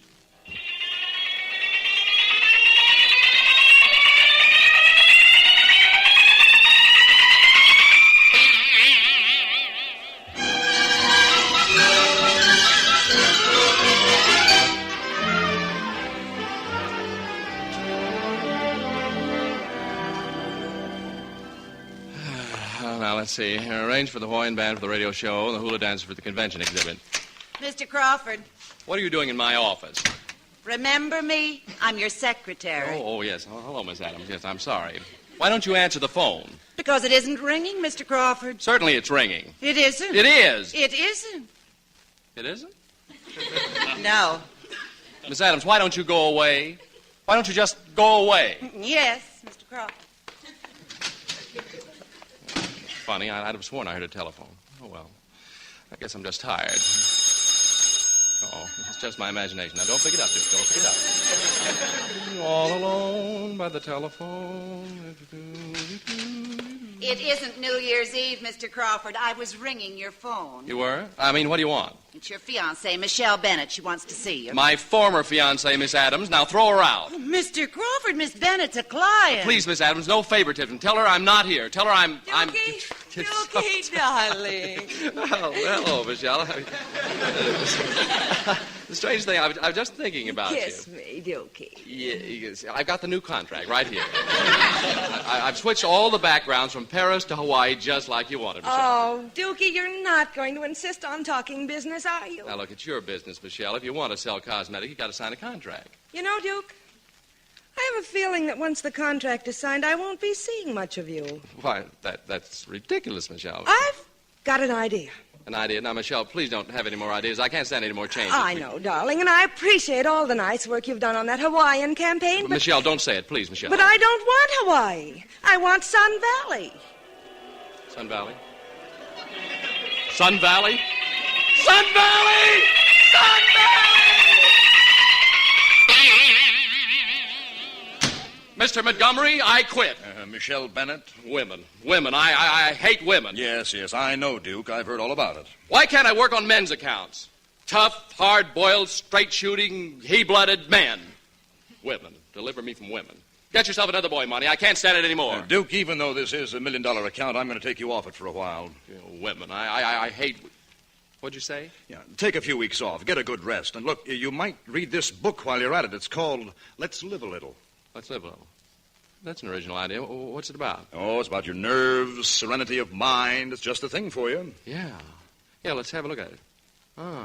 Let's Live a Little by Dr. J.O. Loring. Who's he? A famous neurologist.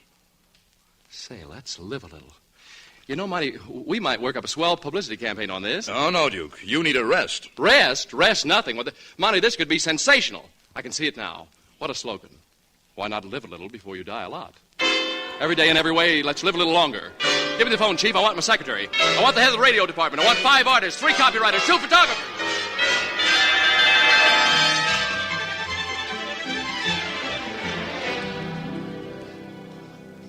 Have you an appointment to see Dr. Loring? Appointment? No, I haven't got time for appointments. Yes, I can see you're a busy man. Yes, well, What are you looking at?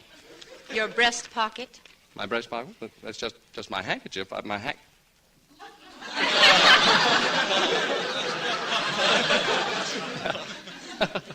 Yeah, it looks like a pair of socks, doesn't it? Yes, it does. Yeah.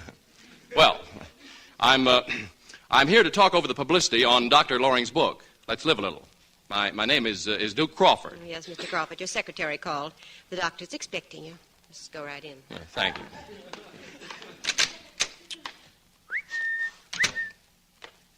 Anybody here? Well, I guess I'll put on these socks. All alone by the telephone. Hello. Hello. Counting your piggies? What? Oh, no. I was just putting on my socks. I mean... I see.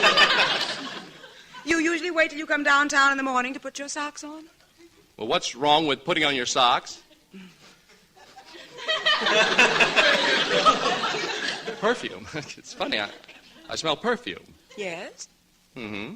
And I suppose you use beauty cream, mascara, eyeshadow, and pancake makeup, too, huh? Now and then. A woman. A man. Yes, and I'm glad to be one. Oh, you don't like women? Definitely not.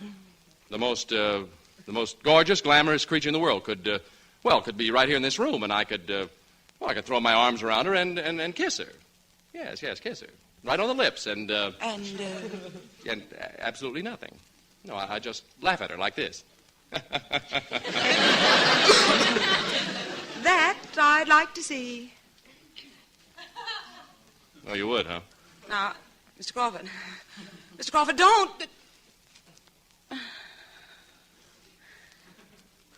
See? I mean, see? I'm laughing. What a remarkable sense of humor. Yes, yeah. Well, is Dr. Loring in there? No, that office belongs to my associate, Dr. Field. Oh, I thought... Your associate? Yes, I'm Dr. Loring. You are? I mean, you are? Well, that's funny. I thought I was going to see a man. Why? Does it make that much difference to you? Well, no, it's just that, well, I found women clients extremely difficult to do business with. With your approach, I can well imagine. Dr. Loring, could I see you a minute, please? Of course, Richard. Mr. Crawford, this is Dr. Field. Hi. How do you do? Yes? Joe, I just wanted to make sure we were going to hear Professor Berkhouse's lecture tonight. I'll be ready at 7. Yes, I don't mean to interrupt you, but isn't anybody going to answer the phone? The phone? What phone? Well, the phone that's ringing. Mr. Crawford, you mustn't let yourself become excited. Excited? Who's excited? Just answer the phone. Excuse me, Doctor. I'll leave you with your patient. Call me if he gets violent. He thought I was your patient. It didn't ring. It didn't? Give me your hand, Mr. Crawford. Oh, but please, Dr. Loring. Your pulse, Mr. Crawford? Oh. Tell me, do you drink? Oh, thanks, Doc. Not right now. Say, excuse me, what is your first name? Joe. Have you read my book yet? No, I just sell them. I don't read them. You really should. Your nerves are in terrible condition. Do you ever hear strange voices? Voices? Look, there's nothing wrong with me. I'm fine. Now, you'll be hearing voices soon, Mr. Crawford. That's your next step. Next step. Oh, well, look, this is ridiculous. I'm just a little unstrung. Business, you know. Would you like to talk about it? There's a balcony off my office, and it's such a lovely day. Look up. Isn't it beautiful out here? What do you see? Trouble? No blue sky? No, just trouble. A woman? Yeah, it's a woman. Michelle Bennett. Oh, the cosmetician? Yeah. Yeah, we were sort of engaged for a while, for business reasons. Tell me about it. Tell me all about it, Mr. Crawford. Yeah, well, you see, her company has $1 million contract up for renewal. She keeps stringing me along about signing it. Is she very attractive? Yeah, oh, sure, she's beautiful. In a financial sort of way. And she's in love with you, but you always talk business when you're together. Yeah, something like that. Have you tried being a little more attentive, Mr. Crawford? Attentive? How? Champagne, soft lights, a waltz, perhaps a caress. Then I don't think I'd mind if the contract were barely mentioned just after the waltz. Have you ever been to the Pink Champagne Room? Pink champagne, it sounds lovely. Joe, would you like to see it tonight? Tonight? It would be wonderful. Wonderful, Mr. Crawford. I was speaking purely as a doctor. Oh, yeah. Yeah, okay, Doc. Well, your prescription's accepted. I take Michelle to the Pink Champagne Room tonight. Yes, Michelle. Mr. Crawford. Yes? If I... Yes? Nothing, Mr. Crawford. You won't forget the waltz. No, I won't forget it. Well, see you later. Bye. Bye. Yeah, and good afternoon to you, Dr. Field. Wouldn't you be more comfortable if you put your shoes on? Shoes? Shoes? Oh, yes, thanks. Yeah, I'll put them on when I get back to the office. Strange case, that Crawford. Richard, wouldn't it be nice if we went dancing tonight instead of going to that dry old lecture? Dancing? Well, after all, Joe, I was under the impression... Someplace like the Pink Champagne Room.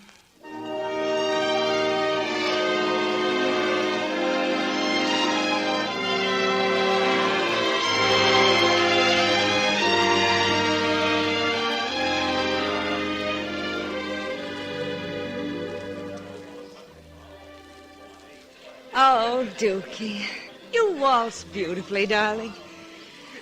Oh, I love the soft lights, the violins. The soft light of your eyes and the sweet music of your smile, Michelle. You're so charming and attentive. I can't resist you when you're like this. Oh, you can't? I mean, I'm so glad you're having a nice time. Dookie, I have caused you a lot of trouble, haven't I? Trouble? Why, no, it's been fun. No, I'm sorry, darling. I'll sign the contract now if you want. Contract? What contract? Duke, why are you looking at that woman? Woman? That's no woman. That's my doctor. Well, stop staring at her. And she wouldn't come with me. Come where? She's beautiful. Duke! She's lovely. Duke! Oh, yes, the contract. Yes, right here, Michelle. The contract. I'll teach you about contracts, you... Michelle, put down that champagne bucket. Don't, Michelle! Dukey, what have I done? To be or not to be. I hate women. Answer the phone. Get me a doctor. Answer the phone. Get me a doctor. Answer the phone. Get me a doctor.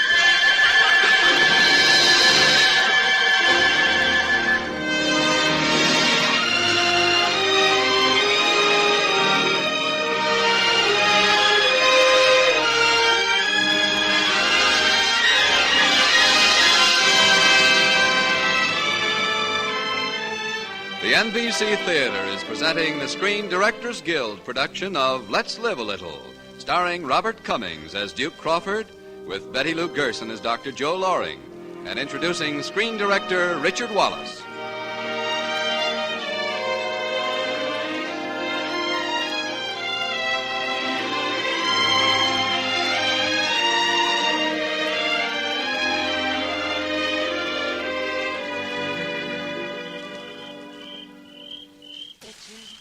Look at the moonlight on the water. I never knew Shady Lake Lodge could be so beautiful. Well, it'd be a lot more beautiful if you hadn't brought that Crawford fellow along. Frankly, Joe, I don't like him. Oh, he isn't just a fellow, Richard. He's a patient. His nerves need a rest. Yes, so I noticed. Well. The doctor and the doctor. Well, be professional. Somebody asked me how I'm feeling. How are you feeling? No, I don't think I'll tell you. My doctor here might take it as a breach of confidence. Then I'll ask you, are you feeling better, Duke? Oh, I'm ready for business. I'd like to discuss your book with you for a few minutes. Then let's all go back to the lodge. Joe, I thought that you and I might take a canoe ride while we talk things over. I still think the water will be very soothing to me, Joe, very soothing. All right, Duke. Yeah, what were you saying, Dr. Field? Let's all go back to the lodge. Oh, I'd love to, but you see, I have a date. Coming, Joe? But...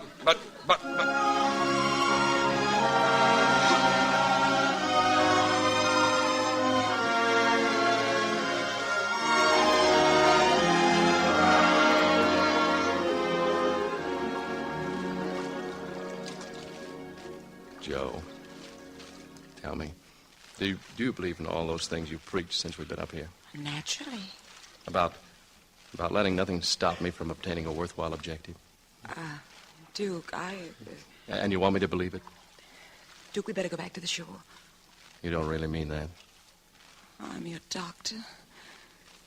This is ridiculous. This is...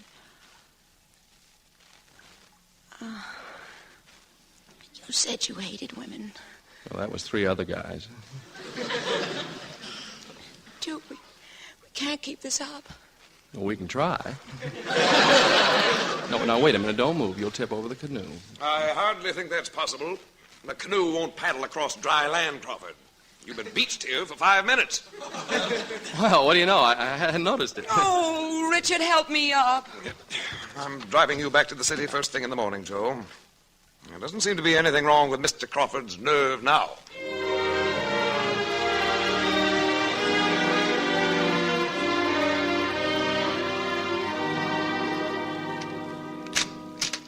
Good morning, Monty. Come on in. Are you living a little today? Duke, my boy, what's happened to you?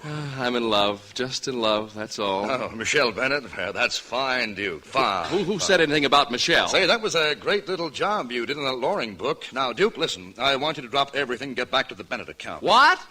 You can't mean that. Well, I do mean it. That's your assignment, Duke. Bennett. Always Michelle Bennett. I'd like to take Michelle Bennett. Yes, Miss Adam. There's a Dr. Field here to see you. Dr. Field? Oh, yes, send him in. Crawford? Oh, hello, Doctor. Sit down. What can I do for you? Crawford, I'll be frank and brief. I've had a long talk with Dr. Loring, and I think there's something you should know. I should? It's not uncommon for a person in your former physical state to attempt to center his emotions upon an attractive woman. In this case, your doctor. Well, what about it? Frequently, such a phenomenon has a beneficial result. Dr. Loring felt it was her duty to find out if it would affect the cure in your case. What are you talking about? In short, Mr. Crawford, in Dr. Loring's eyes, you have been, shall we say, a guinea pig. Guinea pig? A guinea pig? I'm sure you'll realize that this is all for your own good. Guinea pig. I'll teach her. I'll teach her who's a guinea pig. No, wait a minute, I gotta stay calm. Miss Adams! Miss Adams! Yes, sir? Bring me a guinea pig. No, I'm cured. I'm well. Oh, where's that Bennett contract? What color? What color what? Guinea pig. I am not.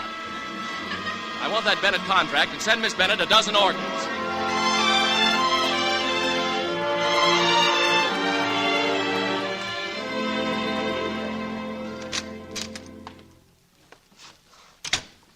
Michelle. Michelle, dear, I'm back. Oh, it's you. Yes, it's me. Well, I see you. I see you got the orchids. Yeah. Well, I always think of you, dear, when I see a beautiful orchid. Well, it was quite an exciting evening we had at the Pink Champagne Room, wasn't it, dear? I mean, so many things happened all at once. And Michelle, no, not the vase. No, don't hit me with the vase. Not again. Michelle! Dookie, darling, are you hurt, dearest? No. Oh, I'm getting so I kind of like it. Dookie, look, I've got my fountain pen. I'll sign the contract right now. Contract? The contract? Give it to me. Right here. There it is. All signed. Well, let me have it. Not until after the wedding. Wedding? Huh. Why not? Oh, all right. You win, Michelle.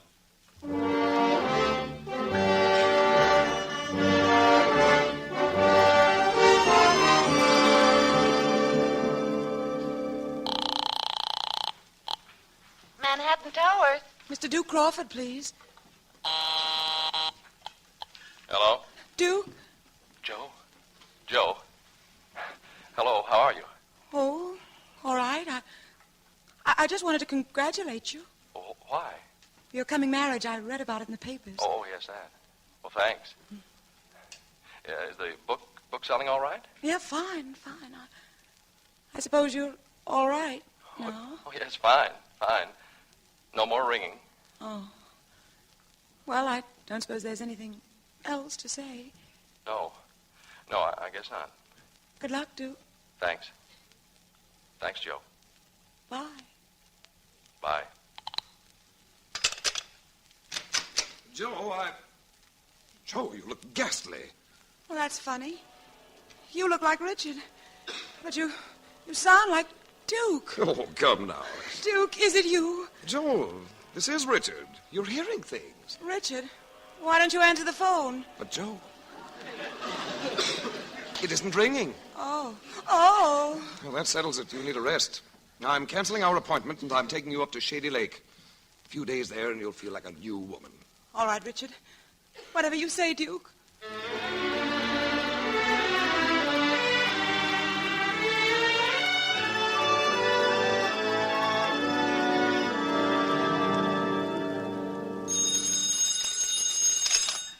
Yes? Hello, Crawford. This is Dr. Field. I just called to tell you to cancel your publicity campaign for Dr. Loring.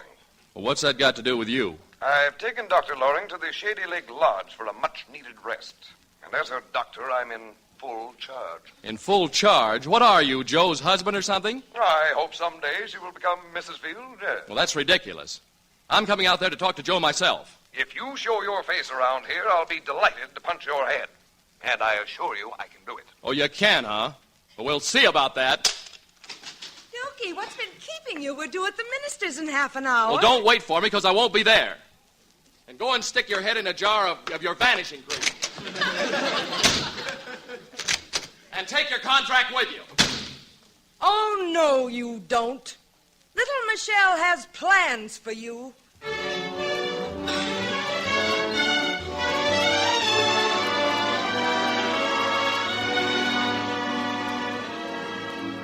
Well, here's your room, Joe. Have a good night's sleep. Thank you, Richard. I am tired. Good night. Good night. Now, open the window, brush my hair, so to bed. Joe. What? It's me, Duke, outside the window here. Duke? Oh, no, you're not. You're my imagination. You're what? You're my imagination. I shouldn't even be talking to you. Oh, your pal Field is out in front trying to keep your imagination from seeing you. Keep your voice down. You're not there. You're not there. Here, wait, I'll climb the window. There. Oh, I must get control of myself. It's no use. I still see him. Oh, so that's it. Hearing voices and seeing things. So I'm not here at all, huh? Of course not. It's just my imagination. Mm-hmm.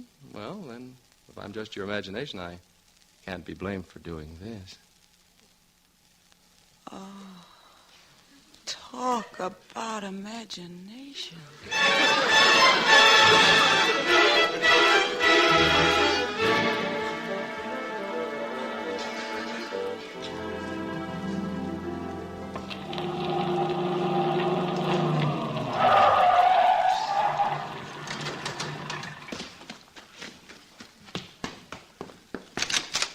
All right, Crawford, put up your hands and...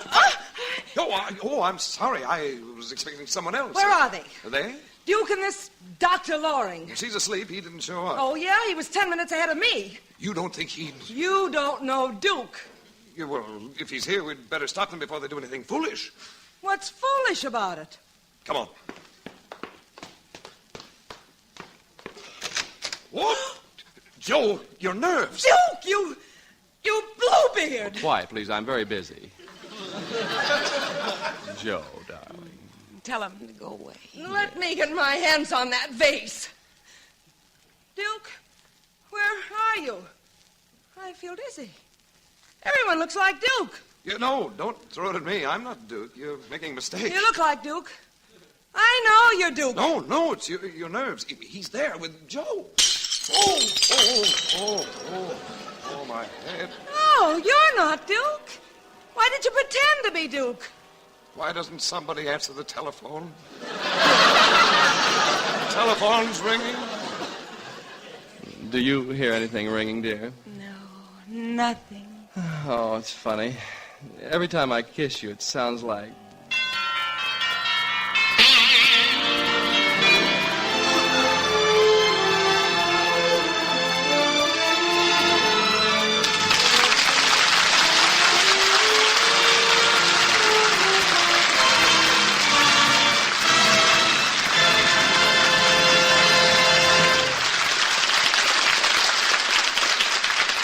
The NBC Theater has presented the Screen Directors Guild production of Let's Live a Little, starring Robert Cummings and introduced by the director of the film, Richard Wallace. In following weeks, you will hear Robert Montgomery, Rosalind Russell, and Irene Dunn. And next week, the NBC Theater turns to romantic adventure to bring you Douglas Fairbanks Jr. in The Exile. And now, here again are tonight's star, Robert Cummings, and director Richard Wallace.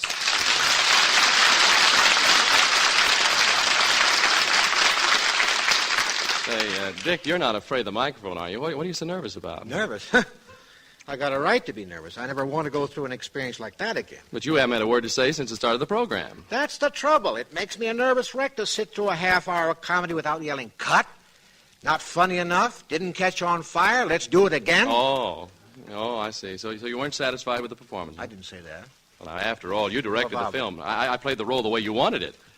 Now, look, Dick, after all, we've been through so much together. Now, how can you possibly... All right. You were wonderful. I was not. Now, you know I didn't play the first scene the way you told me to. Ladies and gentlemen, you are witnessing an example of why directors turn gray. Well, Dick, I'm only kidding. Seriously, here's my chance to do something that's been a long time coming. Express my thanks to that ingenious race of people, the screen directors. If it weren't for that guy behind the camera, the things that go on in front of the lens would be, well, they'd be pretty hopeless. So thanks, Dick. Thanks for all your skill, all your experience, and all your understanding. Thank you, Bob.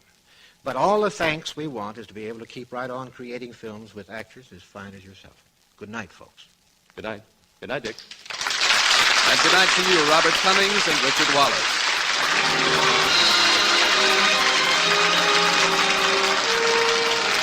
Also heard on tonight's program were Betty Lou Gerson, Virginia Gregg, Tom Collins, Constance Crowder, John Daner, Sarah Selby, and Dan Ritz. Script was by Richard Allen Simmons, and original music was composed and conducted by Henry Russell. Production was under the supervision of Howard Wiley. Your announcer, Frank Barton. Robert Cummings is currently being seen in The Accused, a Hal Wallace production for Paramount.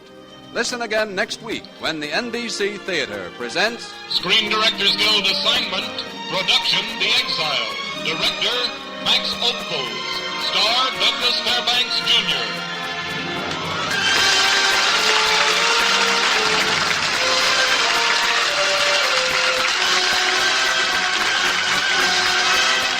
Think just what that means? Of course, it means many things. Our traditions of freedom, our democratic government, and our system of justice. But a fundamental part of the American way is our economic system. Our economic system is not perfect. That's a simple historical fact. But the American economic system has brought greater material means for happiness to more people than any other system the world has ever known. Especially in these critical times, all of us should work to defend and improve this system. And the best way to defend and improve our economic system is to learn how it works. You can get a free booklet explaining our economy by writing to Box 10, Times Square Station, New York City. Just write to Box 10, Times Square Station, New York City, and ask for your free copy of The Miracle of America. HOJO Radio, where the classics come alive.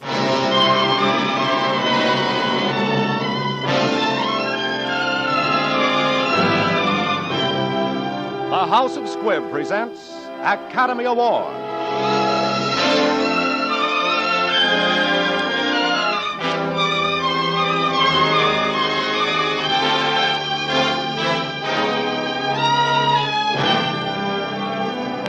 Every week, Squibb brings you Hollywood's finest. The great picture plays, the great actors and actresses, techniques and skills chosen from the honor roll of those who have won or been nominated for the famous Golden Oscar of the Academy of Motion Picture Arts and Sciences.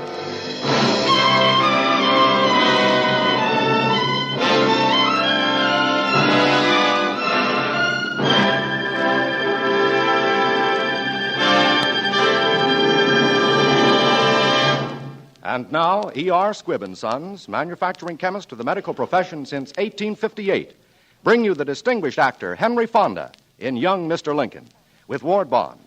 Young Mr. Lincoln, as Best Original Story of the Year, was nominated for the 1939 Academy Award.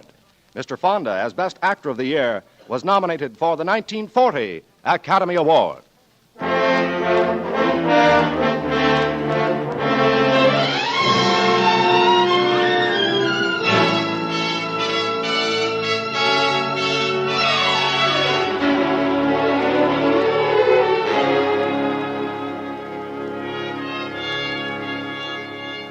This is a story about a long, lean lawyer named Abraham Lincoln.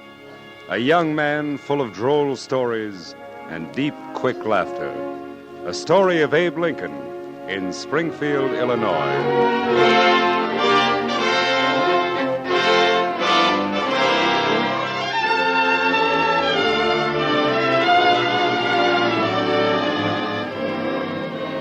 A fine summer afternoon at the fair is over.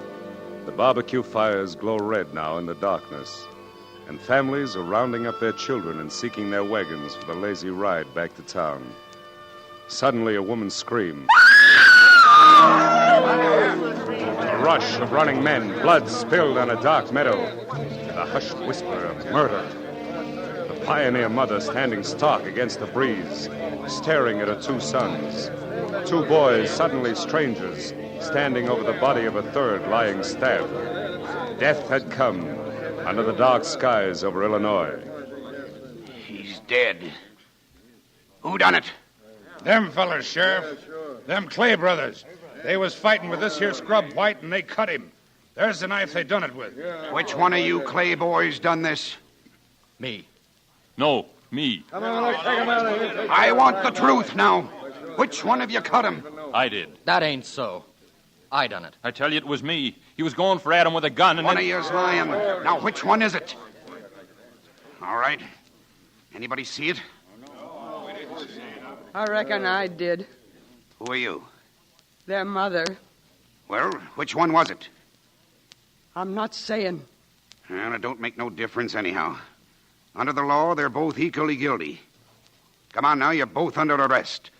Palmer cares, so I appoint you temporary deputy. Help me get these two fellas down to the jail. Come on, you two, let's go. Who are these fellas? Never saw them around here before. Strangers around here. Folks ain't got no right to come to town and start cutting people up. Two of them jumping poor scrub and stabbing them in the back, too. I said they ought to have a touch of rope. Rope, yes, sir. That's the medicine for them. Hey, come on, fellas. Get a rope and hurry. Come on, No, they can't do that to my boys. They can't do that to my boys. Come on, ma'am. We have to hurry. Those fellas mean what they say about lynching your sons. Leave me alone. What do you want? Who are you? My name's Lincoln, ma'am. Abe Lincoln. I'm your lawyer, ma'am. Come on, we better hurry and get down to that jail.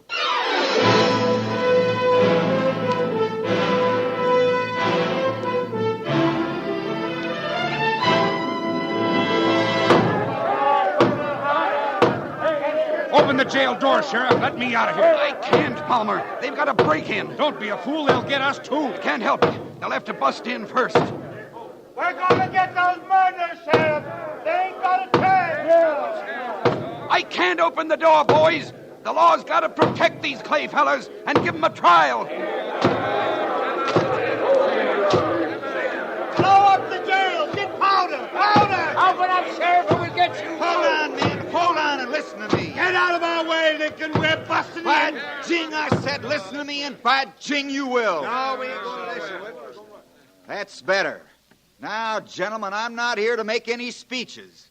All I got to say is I can lick any man here, hands down. We know you, Abe Lincoln. Come on, man. Let's get him. Hold on, Buck. I thought I'd find that big mouth of yours around here telling people what to do. I'm Buck, all right. The big buck of this lick. Then come on and whet your horns. What's holding you? Maybe some of you other gentlemen like to take Buck's place. Me. I can lick you myself. Is that a fact, neighbor, or just your notion? Get away from there, Lincoln, or we'll give it to you, too. Well, if it's not Bill Gentry. First time I ever heard of you trying to break into jail, Bill. I thought you were too busy trying to break out. Shut up! Go on, let's get him. Howdy, Clarence. Last time I saw you, you were heading for the rock pile for beating up your wife. Now, gentlemen, all joking aside, let's look at this matter from my side. You all know I'm just a fresh lawyer trying to get ahead. But some of you boys act like you want to do me out of my first clients. Go ahead, Abe. Go on and talk. I'm not saying you fellas aren't right. Maybe these clay boys do deserve to hang. But with me handling their case, it looks like you won't have much to worry on that score. All I ask is to have it done with some legal pomp and show. Yeah, but what about our side of it? We've been to a heap of trouble not to have at least one hanging. Sure you have. And if these boys had more than one life, I'd say go ahead. A little hanging mightn't do 'em any harm. But the sort of hanging you boys would give 'em would be so permanent. The trouble is that when men start taking the law into their own hands, they're just as apt in the confusion and fun to hang somebody who's not a murderer as somebody who is. Then, first thing you know, they're hanging one another from pure devilment. Till it gets to the place a man can't pass a tree or look at a rope without feeling uneasy. Yeah, right there, yeah. We seem to lose our heads at such times as this and do things together we'd be mighty ashamed to do by ourselves. For instance, you take Jeremiah Carter yonder. There's not a more decent, God-fearing man in Springfield than Jeremiah Carter. And I wouldn't be surprised if, when he goes home, he takes down a certain book and looks into it. maybe he'll just happen to hit on these words. Blessed are the merciful, for they shall obtain mercy. That's all I got to say, friends. Good night.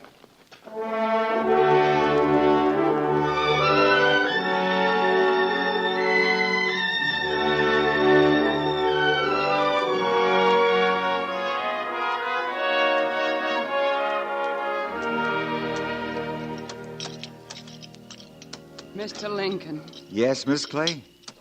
I ain't one to talk much, but after what you just done for us tonight, saving my boys from them...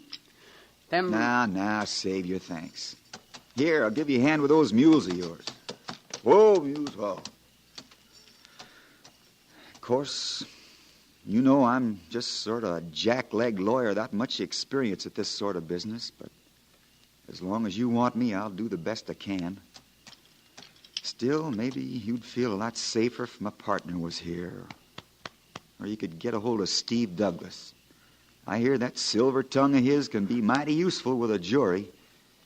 We don't know nothing about lawyers and things like that. Well, I'll do the best I can. You know, my mother, Nancy Hanks, would have been just about your age if she'd lived.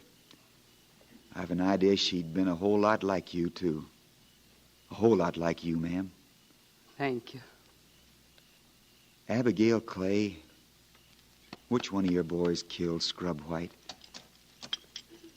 I can't tell you. I can't. But I'm your lawyer. You can trust me. I don't want to scare you, but we've got a fight on our hands. I got to know what I'm doing. I can't tell you, Mr. Lincoln. It'd be like choosing between 'em. What do you suppose made 'em both say they done it? Matt said it because he's the oldest.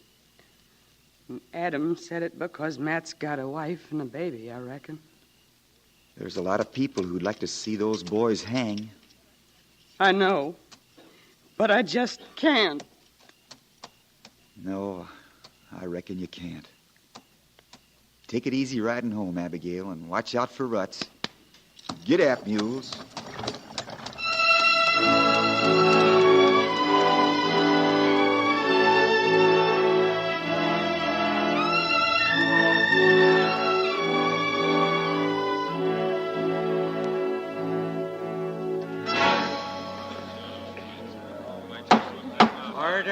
Order in the court. Cass, take the stand. You solemnly swear to tell the truth, the whole truth, and nothing but the truth, so help you God? I do. What's your name? J. Palmer Cass. You knew Scrub White? Sure, Mr. Felder. I knew him. The day he was killed, you'd been with him? All day. Do you recall where and under what circumstances you first saw the defendants? Well, we run into him at the pie contest. Scrub kind of took a fancy to one of their gals, and her fella got sore. They followed us over near the tug-of-war and wanted to fight. What did Scrub White do then? He just laughed and asked them what they wanted to fight with. Knives, pistols, or fists. How did he ask that, jokingly? Yeah, he was laughing all the time. Tell the jury what happened then. Well, Scrub and me had a little argument, and he went off by himself. Next thing I heard a shot and some shouting, and I run back and found Scrub lying on the ground with those two fellows standing over him. And the knife was on the ground between them? Yes, sir. And where was Scrub's pistol? In his holster. So it went off then while he was trying to get it out of his holster? Yes, sir. Guess it did. Thank you. Your witness, Mr. Lincoln. What's the J stand for in your name? John. Then why the J. Palmer Cass? Why not John P. Cass? Well, Anything the matter with John P.? No, but... Has J. Palmer Cass anything to conceal? No. Then what do you part your name in the middle for? I got a right to call myself anything I please. All right, but if you don't mind, I'll just call you Jack Cass. Order in the court. Your Honor, I object to this ridiculous line of questioning. Mr. Lincoln's clownishness may win him a laugh from his friends, but I assure you his entire game of buffoonery is lost on this jury. Stick to the point, Mr. Lincoln. I'll do my best, Your Honor. Now, J. Palmer Cass, you say you and Scrub White had a little argument. What was this argument about? I'd rather not say. Oh, you'd rather not say. Well, J. Palmer, suppose I told you I'd rather you did say. All right, if you want to know. We were arguing about politics. That's something new to argue about. What kind of politics? Well, I've learned different now. But I said that I figured that you had more sense about politics than Steve Douglas. And Scrub, he got mad as a wet hen and said you didn't. Order. Looks like I scratched up a snake then. I reckon we can allow all you said to go in. Step down. Your Honor, I'd like to call Abigail Clay back to the stand. Abigail Clay! You love your boys, don't you, Mrs. Clay? You would like to save their lives if you could. You were present the night Scrub White was killed, weren't you? I saw him fighting. Now, don't be afraid of me. I'm not a bloodthirsty man. I'm prepared to offer you the life of one of your sons, provided you tell us which of your boys stabbed and killed Scrub White. Order. I can't. Mrs. Clay, you believe in God, don't you? Do you believe that if you take a solemn oath in the sight of God and on His holy Bible, you are bound to speak the truth? Yes, but I can't tell you. I can't. Your Honor, I protest against the prosecution's attempt to force this woman to decide which of her two sons will live and which will die. I have seen Abigail Clay exactly 3 times in my life, gentlemen, yet I know everything there is to know about her. I know her because I've seen hundreds of women just like her, working in the fields, suffering over some sick and helpless child. Women who say little and do much, who ask nothing and give all. And I tell you that such a woman would never answer the question that's been put to her here. Never. I'd rather, Mrs. Clay, see both your sons taken from you than to see you break your heart by saving one at the expense of the other. So don't tell them. Order.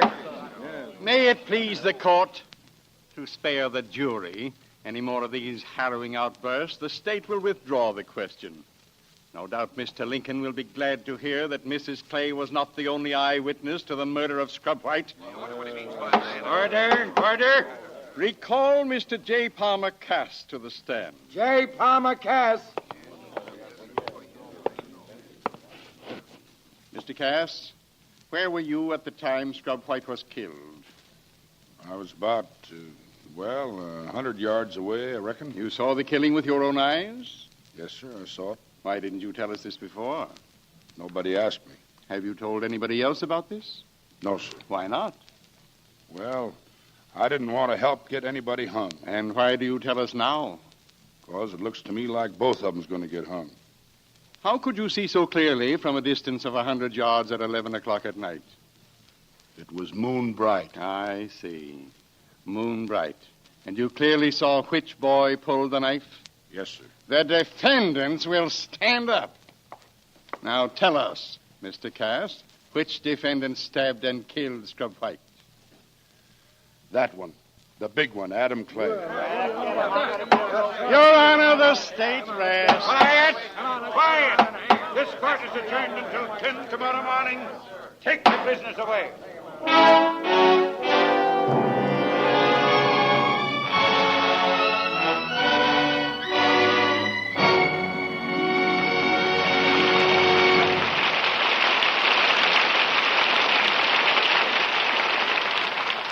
In just a moment, you will hear the second part of Academy Award.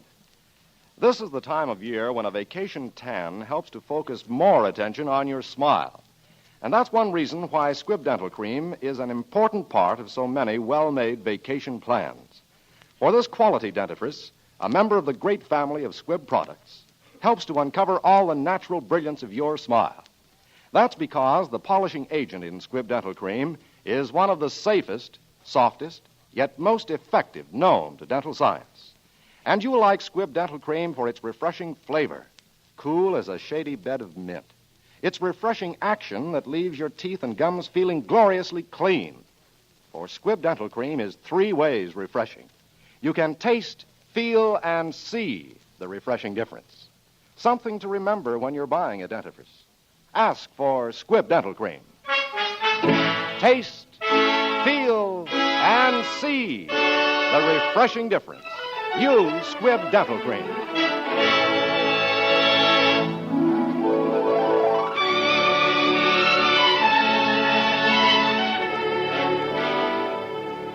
Before continuing with part 2 of Young Mr. Lincoln, we want to thank 20th Century Fox for making this story available. Henry Fonda and Ward Bond will soon be seen in the 20th Century Fox production, My Darling Clementine.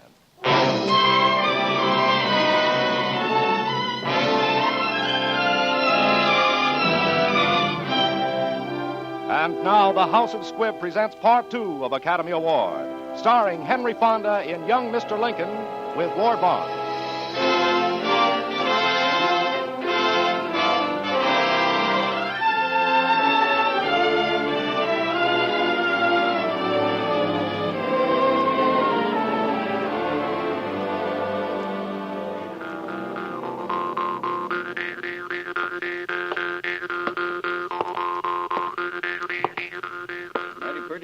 You're playing there, Mr. Lincoln. Why, hello, Judge. Mighty pleasant to see you this evening. Doggone it, Lincoln. This is against all my principles, but I want to talk to you as an older man.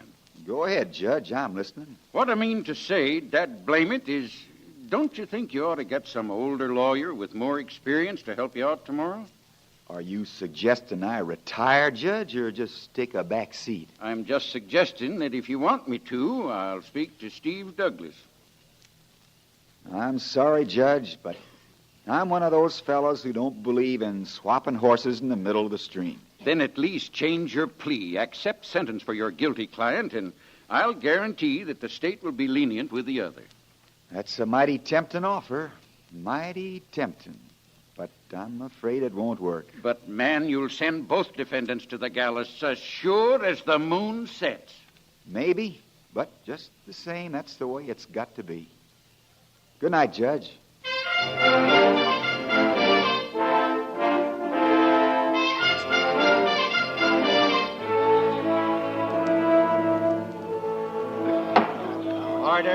Order in the court. Your Honor, the defense would like at this time to cross-examine the last witness for the state, J. Palmer Cass. J. Palmer Cass, take the stand.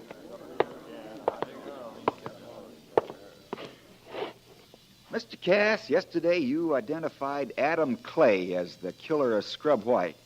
That's right. He did it. You're sure of that? Sure, I'm sure. Well, I just wanted to know. Now, you say you were about 100 yards from the scene of the fight? Just about. Are you familiar with the land over there? Yes, sir. What's the nature of it? Well, there's a little clearing and... Any trees? A few. Where are they? Between the clearing and the fairground. And you saw through these trees? No.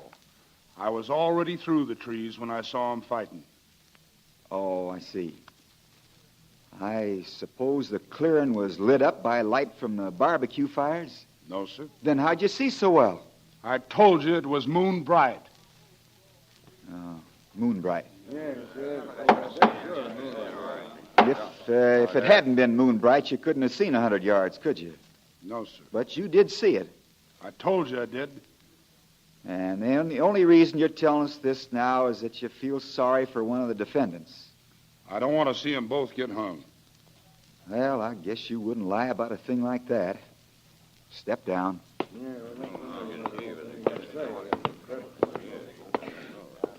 Oh, Mr. Cass, I forgot. There's just one more question I'd like to ask you.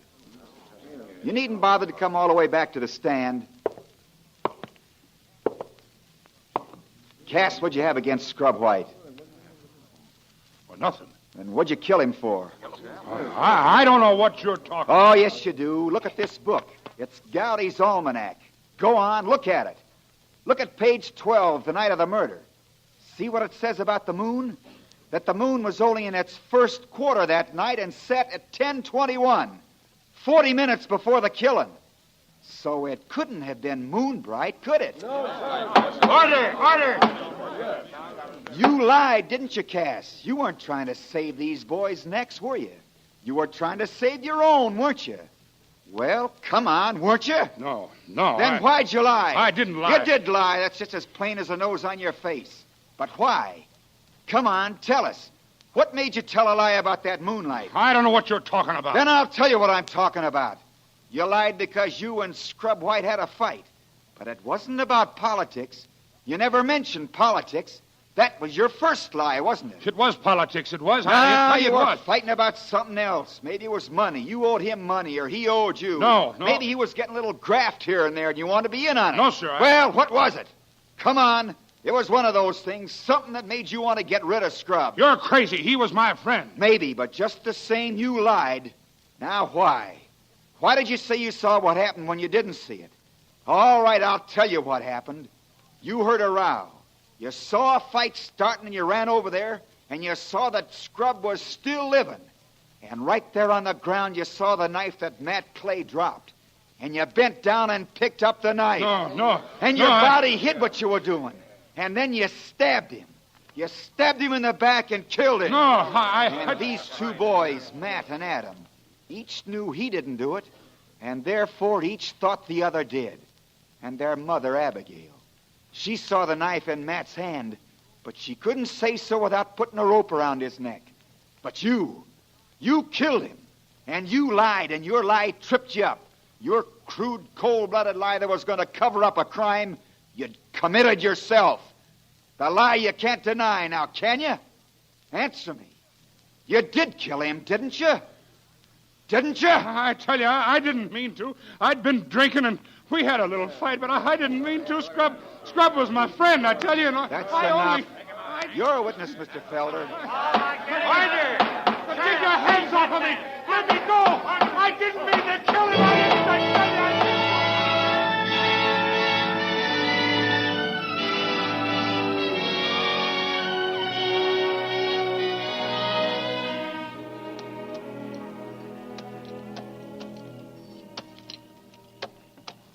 Well, I reckon there's nothing holding you people now. No, sir. There sure ain't. But you boys better not go around thinking you killed anybody again. You'll get yourselves in trouble. Goodbye, Matt. Take care of yourself. Yes, sir. I'm a-gonna. Mr. Lincoln, Goodbye, Abigail. we ain't got much, but after what you done, Why, thank you, ma'am. I hope all my clients will pay me as fast as you just did. Now, be careful of them mules going home. Watch out for ruts. Get up, mules. Go on, Mr. Lincoln.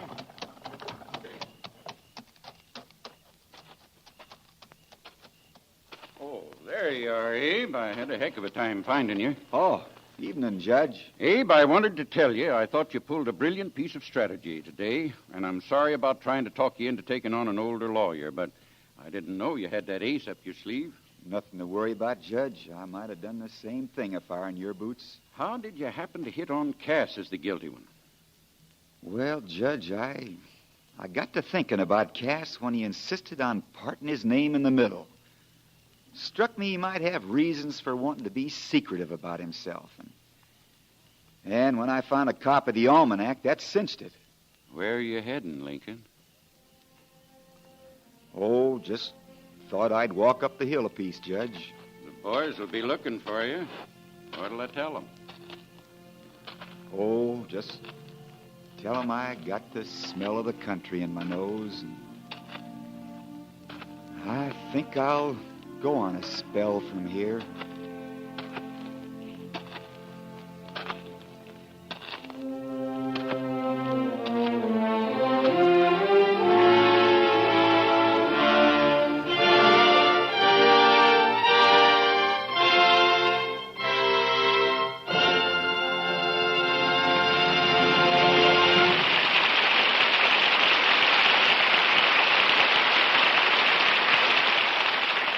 During the years when young Lincoln was practicing law, another young American was practicing medicine with the same hatred for all that was slipshod and untrustworthy. The young man was Dr. Edward R. Squibb, and he fought single-handed to supply the medical world with something difficult to find and urgently needed: drugs of unfailing uniformity, purity, efficacy. From his tiny laboratory, the beginning of the great house of Squibb, came not only the first uniformly safe, pure ether, but something even rarer. A new way of working in the production of medicines. A quest for perfection that was to continue unceasingly. It was a hope fulfilled for other doctors and surgeons of Dr. Squibb's own time. We look upon your cause as our cause, they wrote. Your enterprises as the inauguration of a new era, and yourself as the exponent of the great principles of truth and humanity in array against dishonest stupidity. So began that continuing service in the cause of human health, which for generation after generation has made Squibb a name you can trust.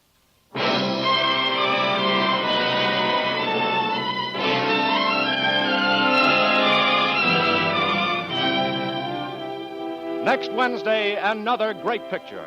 The House of Squibb will present Academy Award starring Douglas Fairbanks Jr. and Virginia Bruce in The Prisoner of Zenda.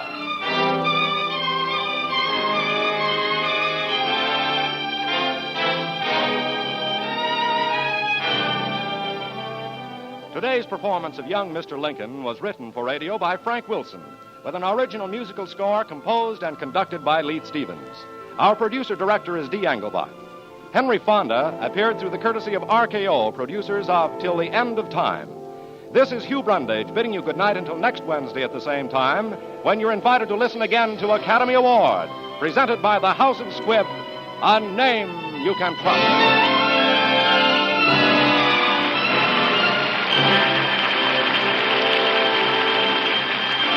This is CBS, the Columbia Broadcasting System.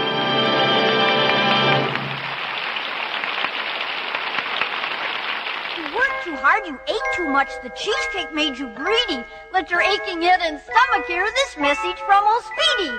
Alka-Seltzer, plop, plop, fizz, fizz, oh, what a relief it is. Plop, plop, fizz, fizz, oh, what a relief it is.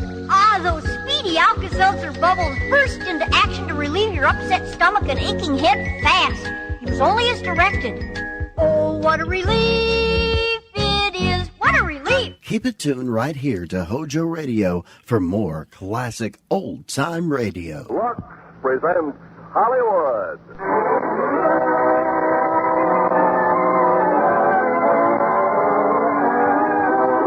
Company, the makers of Lux Toilet Soap, brings you the Lux Radio Theater, starring Janet Leigh, George Murphy, and Donna Corcoran in Angels in the Outfield. Ladies and gentlemen, your producer, Mr. Irving Cummings.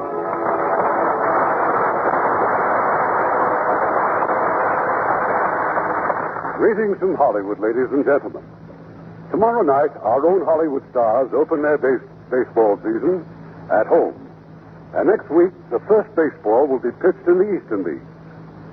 It will be a while before we know which teams will end first and which last. But in tonight's play, Angels in the Outfield, we will tell you about a team which started 7 and steadily got worse until they received some unusual heavenly help. And as our stars of this whimsical comedy for Metro-Goldwyn-Mayer, we have George Murphy.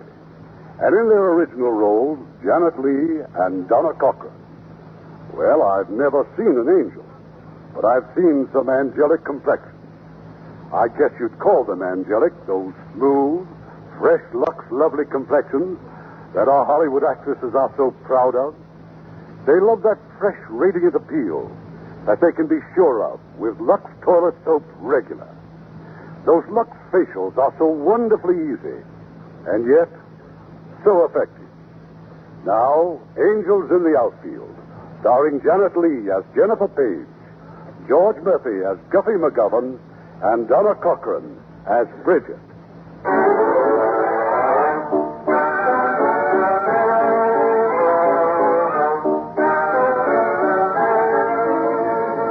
I didn't know very much about baseball. My job was writing the household hints column on the ladies' page. But the paper was running a series of articles, What's Wrong with the Pirates? The sports editor wanted the women's angle. Hey, Jennifer, sports is yelling for that story on today's game. So where is it? Oh, I haven't even started it, Al.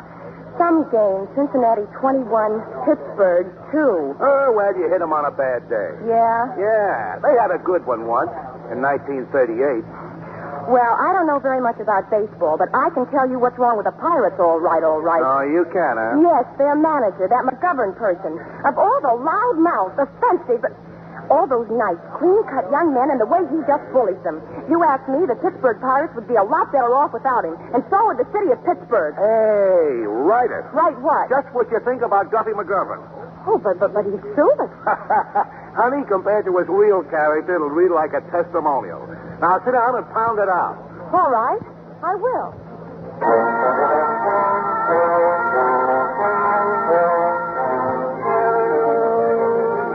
The sports editor must have liked my story. He said he wanted more of the same personal stuff about Guffey McGovern.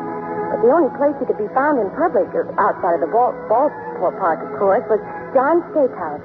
They had the best steaks in town. And that night, I cornered him. Well, what do you want? I'm Jennifer Page. I wrote that story about you this morning in the Messenger. And if you so much as lift your hand or start to curse, why, I'll... You're what? Well, didn't you read it? All I ever read is the box scores. Oh, well, I began this way. Quote, Aloysius X. McGovern, the evil-tongued orator of the baseball field, is a surly, unbred goat whose mouth should be washed out regularly with a strong detergent. Well? Don't ever call me Aloysius.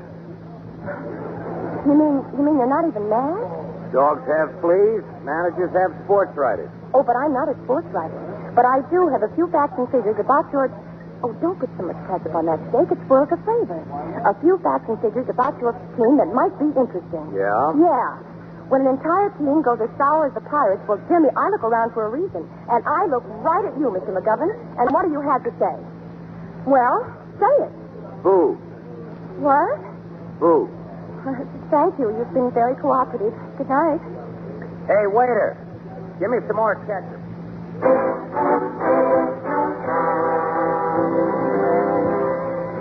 Guffey McGovern. And a more obnoxious, overbearing...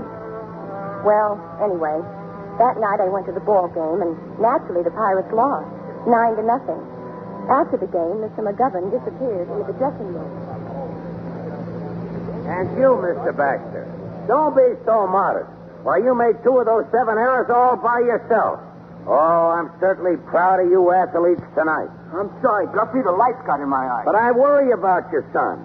You're going to catch a fly ball one of these days and knock your front teeth right down your throat. And who have we here? Oh, yes, the famous Saul Hellman. You fellas may not realize this, but Saul once pitched a 2-hitter in a World Series. Of course, that was quite some time ago.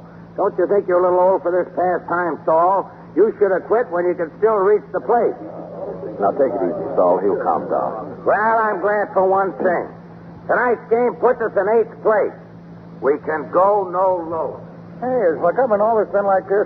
You knew him in the minors, didn't you, Saul? Way back when? Yeah, way back when. Oh, now, look, you got plenty of stuff left. Sure you have. Well, don't get sore. Hey, take it easy. It's coming back. Where's my good luck piece? I put it in your uniform, Guffey. Well, where is it? Maybe you dropped it out on the field. Hey, that doesn't make sense, does it? Good luck piece and us in 8th place?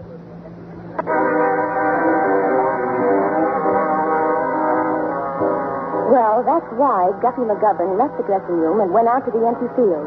The lights were all out, but the moon was full. And Mr. McGovern got down on his knees and started to search for his good luck piece. Mr. McGovern was talking to himself. And a few of the things he said are repeatable, such as... Empty-headed bucket brain. Don't tell me I lost that good luck piece. You've misplaced it somewhere, you half-witted, lame brain. Oh, shut up for a change. What? Who said that? Who are you? Close your fat mouth. I want to talk to you. If that's some wise guy in the public address system, I'll bust his snoot. You bust nobody's snoot if you know what's good for you. You've been busting snoots and polluting the air with your father's talk long enough. Frankly, we're fed up. Is that so? And who are you, might I ask? An angel. How's that? I'm an angel. Now, let me get my hands on him. I'll make an angel out of him. None of your lips or I'll boot you over the center field wall. I can get just as tough as you. Remember that. I'll murder this guy. The angel Gabriel's taken a personal interest in you, Big Mouth. It seems someone down there's been sending up a lot of prayers on your behalf. One punch. That's all I ask. One punch. But before he answers those prayers, there are certain rules, McGovern, and I'll give them to you fast. Look, wise guy, I'm going to find out who you are if I got... As I was saying, rule number 1, cut out the blasphemy. Number 2, quit making life miserable for everyone around you. Number 3, and this is important, love and stop slugging thy neighbor. Do you hear me? I hear you fine. Now stand still and listen, or I'll blast you with a bolt of lightning. See? Don't rile me, boy. Don't rile me. Brother. Now, I'll make a deal with you, loudmouth. Lay off swearing and fighting, and I'll win you some ball games. I might even win you a pennant. You play ball with me, and I'll play ball with you. How about?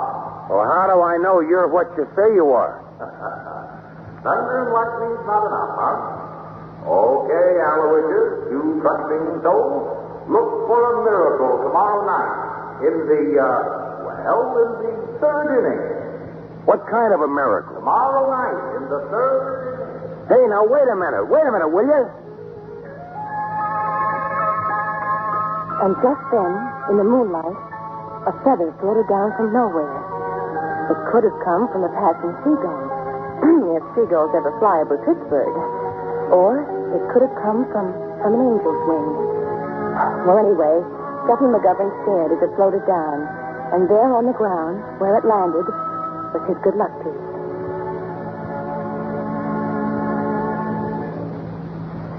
Well, sir, the next day against Cincinnati, it was 0-0 in the first 2 innings. In the third, Cincinnati's first man gets a base on balls. The second man hits the ball straight for that right field fence. Good for 2 bases at least. And then something happens. Ronson streaks after it like a deer. He climbs halfway up the fence and makes a perfect backhand catch. Phew, 1 out and the runner goes back to third. In the dugout, there's a strange look on the ugly face of Mr. Duffy McGovern. Ronson caught that ball? Ronson? The next man up to Cincinnati hits a scorcher to the shortstop. And what does Manelli do? He slides 10 feet on his stomach, stabs the ball, kicks second base, and makes a perfect throw to first. Double play, the side's retired. Oh, but that's not all. In that same third inning, Pittsburgh makes 5 runs, and they're still at bat. There are 2 outs now, and then a real close play at first. You're out! I'm locked! Joe, hoist me, you're out! Just a minute, Alf, just a minute. All right, McGovern, what about it? Well, I was about to suggest that possibly you erred on that last decision, sir. Get off the field! Yes, sir. Nice going, Big Mouth. Huh? Oh, thanks.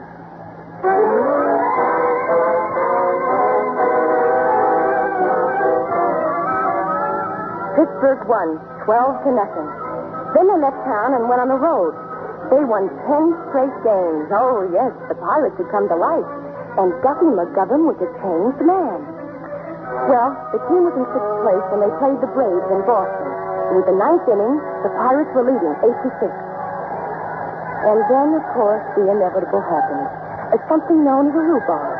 In no time, players from both teams were on the field, and in the center of this activity was Mr. McGovern. But so gentle, so polite.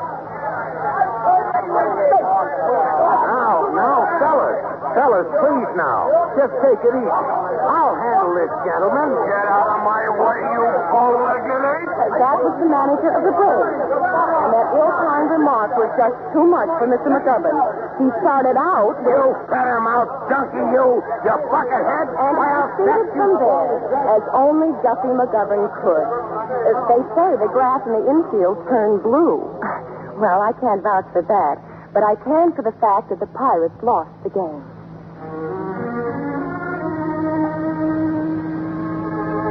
That night, as was his custom now, Mr. McGovern walked out on the deserted diamond and looked up at the vast expanse and sky and clouds. I'm sorry. Take off your hat. Yes, sir. Now, look, all I said this afternoon I heard every word. Don't repeat that. But the guy called me an ape. Bow-legged, eh? Yeah. Well, you are a little bow-legged. Well, what am I supposed to do? Take it as a compliment? The English language has a total of 698,000 words. We ask that you avoid 100th of 1% of these, which at the moment seems to be your entire vocabulary. Okay, I keep my trap shut. I'll win all my ball games, huh? Now, wouldn't that look a little ridiculous, the Pirates winning every game? Yeah, I guess it would. Besides, we have other things to do, you know. A lot of the time, you'll be on your own. But when you need us, we'll be in there pitching. Yeah? Who's we? Me and my boys, the Heavenly Choir Nine. Ball players? Sure. In heaven? There's plenty of ball players in heaven. Well, what do you know? But very few managers.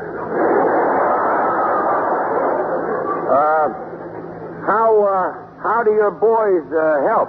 Oh, they sort of get behind your boys, throw out a few quick hunches. When your boys played ball down here, did I know any of them? Did I ever know you? Oh, we might have run into each other. On what base? Oh, come on. A guy's got a right to know his own angel. Give me a hint. Well, you lay off. Your broken-down ball club is winning games. What more do you want? I'll see you around. Goodbye. Now, wait, listen. I said goodbye, and keep your nose out of things that don't concern you. All right. Don't go away sore, huh?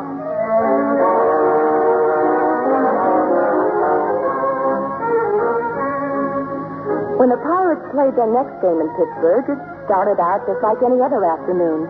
But events were taking place in the bleachers. Some orphan kids had come to cheer for the home team. In charge of the children were two nuns, Sister Edwitha and Sister Veronica. And with them, a little girl named Vicky.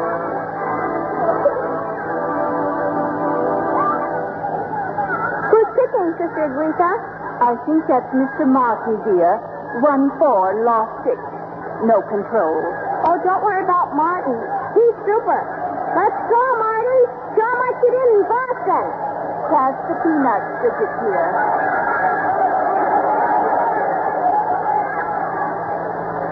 It was in the 6th inning.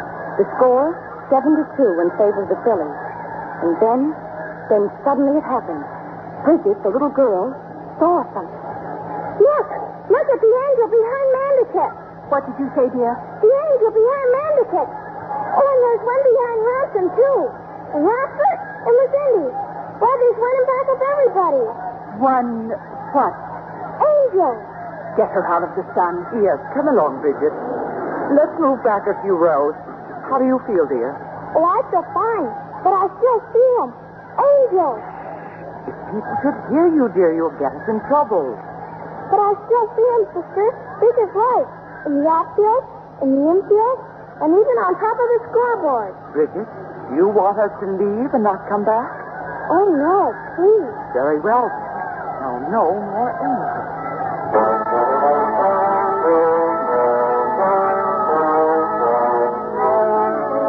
The Pirates won 10-7. It was getting to be a habit. On the way out, I ran into one of the park policemen. It seems he had overheard the little girl in the bleachers. The orphan who saw angels. Oh, it was a real break for me. Well, the next morning, when Guppy McGovern opened his door and reached for his morning paper, he had quite a shock. Angels help pirates win, says Orphan Moffat. McGovern's team gets celestial aid in defeating Phillies. And 30 minutes later, he was at the home, St. Gabriel's Home for Orphan Girls. I'm Sister Edwitha, Mr. McGovern, Mother Superior. Well, I'm pleased to meet you. Now, about that kid, About Bridget. How the paper got the story, I have no idea. But I think it's best for all concerned that we just forget all about it. Yeah, but, well, excuse me, sister, but you don't know baseball. Baseball fans. See, the fans want answers. And I'm the manager. I got to supply them. A little girl sits too long in the sun, and she thinks she sees something. Surely you don't believe they were angels? Me? Well, would it do any harm just to talk to her? I don't want the child excited. Oh, I won't. No, ma'am. I promise. I've sent for her. She's waiting just across the hall. You may go in, Mr. McGovern. Oh, thanks. Thanks. Much obliged. Hi, Mr. McGovern. I'm glad to see you. Well, kid, did you read this in the paper? It says here that yesterday you saw angels. But I did. You sure, huh? How did you know there were angels? Well, by their wings, Mr. McGovern. Wings, huh? Well, sort of like wings. No baseball uniforms? Well, sort of like uniforms. What color socks? I couldn't see. Their robes were too long. How many were there? One behind each player. The Pirates, I mean. And one on the scoreboard and one in the bullpen. Was there one behind me? Uh-huh. Is he there now? Who's that? That statue? Yeah, the statue. Well, that's St. Gabriel. It figures. Look, about the other kids, your friends. They didn't see anything, huh? Just you. Now, why was that, do you suppose? Maybe because I've been praying for you. Me? You've been praying for me? The whole team. Ever since you hit the slump. Well, thanks, kid. Hey, that was pretty nice of you. Well, you needed help, didn't you? We sure did. I prayed to St. Gabriel. He's our patron saint. Hey, what's your name? Bridget White, 8 years old. How long you been here? 8 years. Nice talking to you, Bridget. Well, so long, kid. So long. Oh, and about those prayers. Keep them coming, huh? Yes, sir. And I'm glad to have met you, Mr. McGovern. No, you mean nothing, Charles. I'm sorry. Now, please go away.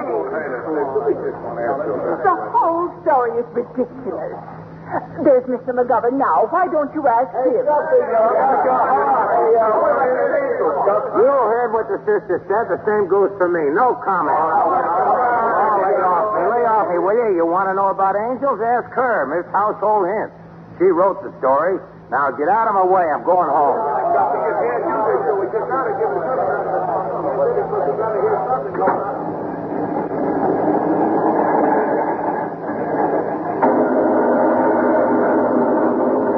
Now what did I do? Hey, you up there. For heaven's sake, can't we have a little rainstorm without you butting in? Oh, nothing personal, huh? Oh, thanks. Thanks a lot.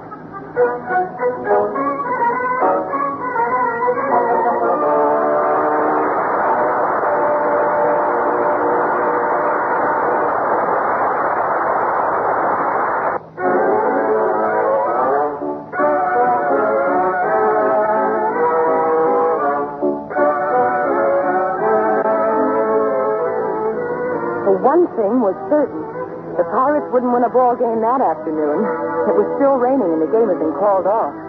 And that's what prompted me to visit the shambles that Guppy McGuffin calls home. Oh, it's you, huh? Uh-huh. Okay, come on in. I'm only here to say I'm sorry. Honestly, I had no idea that story about angels would raise such a fuss. Well, if I had, I never would have... Oh, what a mess this place is. Well, I never would have written it. Your big mistake was showing up at that orphanage. So I made a mistake. All those other newspapers? Well, they're just going to make a monkey out of you, that's all. Goat, monkey. I'm used to it. You know, if I were you, McGovern, I'd make a statement and protect myself. To you? Sure, why not? My goodness, I just don't see how you can live in such confusion. Just look at this place. Why, there isn't even room for a guest to sit down. There might be an idea in that. Well, you can't get rid of me yet, so you might just as well make the best of it. Say, were you always so tough, even when you were little? You had a boyhood, of course. Yeah, Tilton Falls, Wisconsin. I looked you up. Sounds like a nice little town. Was. 4 pool halls, 5 saloons, and the biggest pants factory in the state. Did you play ball there? I sold peanuts. Your folks weren't very well off, huh? My folks did fine. They had one of the saloons. And then one day they gave you a ball and a bat, and that's how you got started. Well, not exactly. I used to throw snowballs at the cop on the corner. It was a long block and a long winter, so I finished up a third baseman. Now, if there's nothing else, Miss Page, why don't you run on back to your office and dream up some more of your household hints? You could do with a few yourself, you know. The door, Miss Page. Well, of all the conceited, knuckleheaded... Now, will you watch it, please? We don't use that kind of language around here. Don't worry, I'm going. But when your cleaning woman comes, tell her to get rid of all these old newspapers. And to put airwick in the cooler to get rid of that awful cigar smell. And I then... like cigar smoke. Oh, and to scour the ashtrays with ammonia. Will you please go home or something? You know, I could be a big help to you, McGovern, if you weren't so... Well...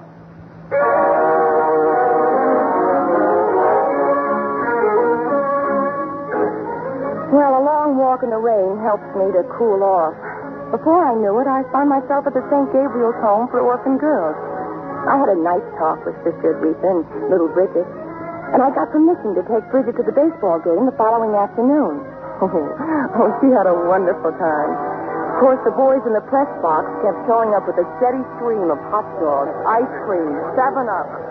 How's this, Bridget? Vanilla okay? Oh, thank you. Al, I think that's enough. She's only 8 years old. Well, how's it going, honey? The angel's working yet? Well, now you be sure and let us know, won't you? Let us know, won't you? Do you live all alone, Miss Page? All by myself. That must be nice. Why?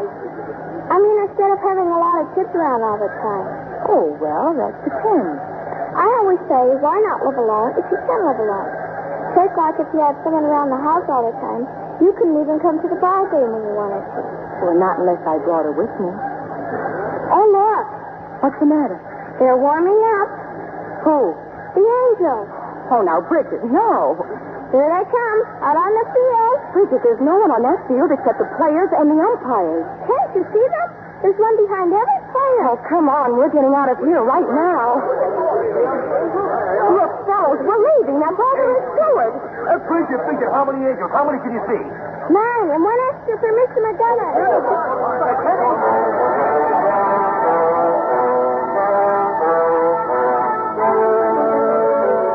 Well, that did it. The story exploded into a national issue. Everybody was now talking about McGovern's Angels. And Pittsburgh kept winning. They took a series from the Giants and settled down in 4th place. Well, one Saturday afternoon, when Guppy came home from the ballpark, he found company waiting for him. Well, aren't you surprised? It's us, Mr. McGovern. Happy birthday, Mr. McGovern. Hey, what goes on here? Oh, a birthday party, of course. Many happy returns. How'd you know it was my birthday? Bridget looked it up in the sporting news. Why, I haven't had a birthday party since I was 10 years old. That's a long time. It sure is. The book said it. Never mind, honey. Now, you finish setting the table, and Mr. McGovern will help me in the kitchen. Huh? Oh, yeah, sure. I hope you don't mind. She's getting such a kick out of it. Well, why should I mind? Hey, what smells? Huh? So good, I mean. Oh. Well, that's ragu of veal a la Brignoli. Oh, fancy stuff, huh? You eat too many steaks. A change would be good for you. And you can thank Mrs. Harkrider Cates of Rawson Avenue. Is that so? Uh-huh. Her favorite recipe, guaranteed to keep men at home. We printed it last week in Household Hints. Well, we won again today, didn't we? Yes, we did. You know, Saul Hellman went all the way. I don't suppose you realize we're only 9 games out of first place. Oh, I've heard some talk. Oh, it's wonderful. Just a few weeks ago, we were last. I wonder how it happened. Angels? Oh, no, I'm serious. It's my theory that, well, that you've done it. Me, huh? Sure. The Pirates are playing as a team now. You're not losing your temper, you're not yelling your head off, and you're not swinging on people. Sister Rita says never swing on people. You should turn the other cheek. There, you see? Well, I guess we can sit down now. Here's your present, Mr. McGovern. This one's from Jennifer. So open it. I don't mind saying I'm kind of excited. Well, what do you know? A necktie. It's not too loud, is it? Yellow and green? Who says it's loud? Gee, thanks a lot. And now here's mine. Well, it's pretty hard to wrap on account of its round. No, a baseball. Only it's not just an ordinary baseball. Jennifer sent it into the clubhouse and all the Pirates signed it. See? An autographed baseball. Well, that's just what I wanted. Well, how about eating this while it's still hot, huh? Oh, what's the matter, Bridget? What about Grace? Grace who? Oh, Grace. Yeah, I almost forgot. Why don't you lead off, Bridget? O Lord, make us truly thankful for these thy gifts, which we are about to receive in a minute. Well, I'm real hungry. Oh, I hope I fixed enough of everything. Cooking for myself the way I do, I'm never quite sure if I... Oh, don't eat it. The veal? But it's kind of delicious. Oh, no, don't. It's poison. Oh, I never in all my life. Mrs. Hartwriter Case of Rawson Avenue is certainly going to hear about this in the morning. Keeps men home, does it? Well, maybe she means permanently. I just can't understand it. Let's see now. Unless that olive oil. Could it have been rancid? How long have you had it, Duffy? What olive oil? The olive oil in the cupboard. In the bottle in the cupboard. That's neat's foot oil. It's what? Not olive oil, neat's foot oil. I rub it on my glove. Keeps the leather soft. Well, of all the... What's it doing in the kitchen cupboard? Well, I gotta put it someplace. It's wonderful for gloves. Well, it certainly doesn't do anything for veal. The peas are fine. Yeah, but you can't make a meal on cheese. Oh, I feel awful. I should have looked at the bottle. I always look at the bottle. I don't know why. This time I Now, just... wait a minute. This is my birthday, and I'm not going to have it spoiled by Mrs. Hartwriter Gates of Rawson Avenue. Grab your things, Bridget. We're going over to John's Steakhouse.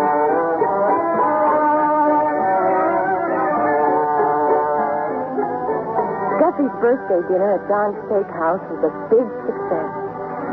You see, at John's Steakhouse, they very rarely cook with neat foot oil. And later that night, when Duffy walked me home... Well, this is it, Duffy. Here's where I live.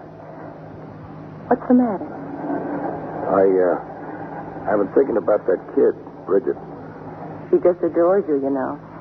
Have you ever thought of adopting her? Who, me? Sure. What would I want with a kid around the house? Besides, a thing like that, well, it presents certain problems. What kind of problems? Oh, problems. So you have been thinking about it, huh? Well, I asked her. I asked Sister Edwita. Oh, forget it. Well, it's been a wonderful evening. Thanks, Guffey. Wait a minute. What? You know, a long time ago, I played third base in Minneapolis. Mm-hmm. There was a dame at St. Paul, the nicest girl I ever knew. Oh? Yeah, we did a lot of talking, and I made some big plans. Only they didn't include a certain shortstop, the one she finally married. It was quite a blow. I can imagine. I guess I've been taking it out on everybody else ever since. Well, good night. Good night, Duffy.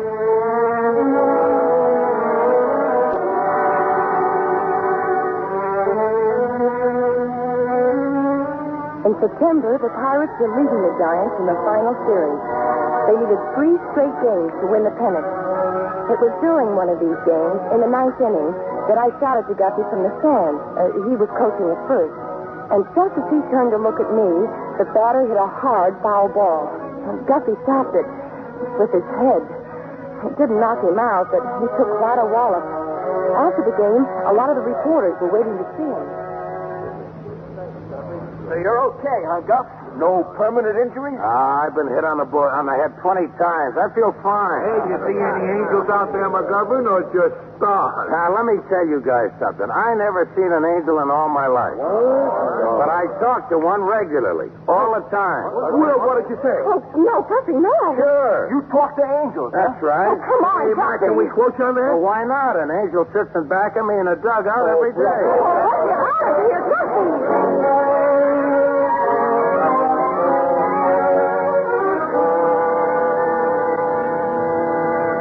I don't know why he said it. If it was that knock on his head or what.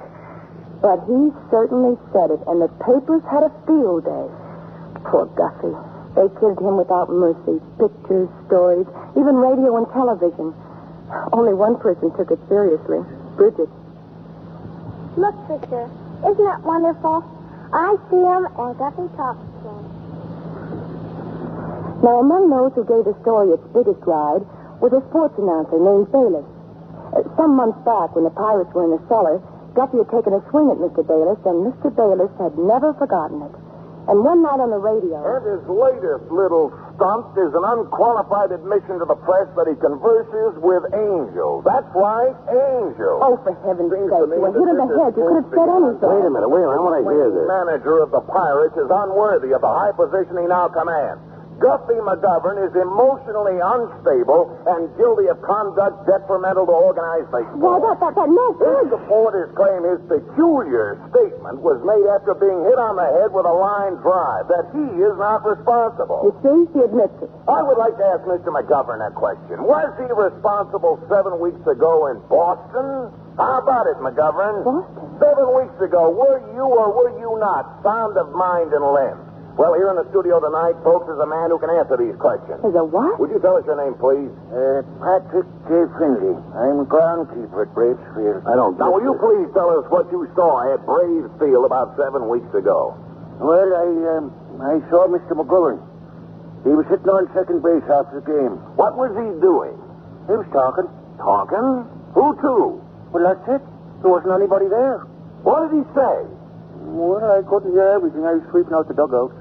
But one thing he said was, I have a right to know the name of my own angel. He said that? My own angel? Yes, sir. Then he said, don't go away mad. Thank you, Mr. Finley. Now, I ask you, baseball fans, and you, Mr. Commissioner, is this the act of a normal, reasonable man? Well, as much as I hate to say this, I think that Mr. McGovern should take a long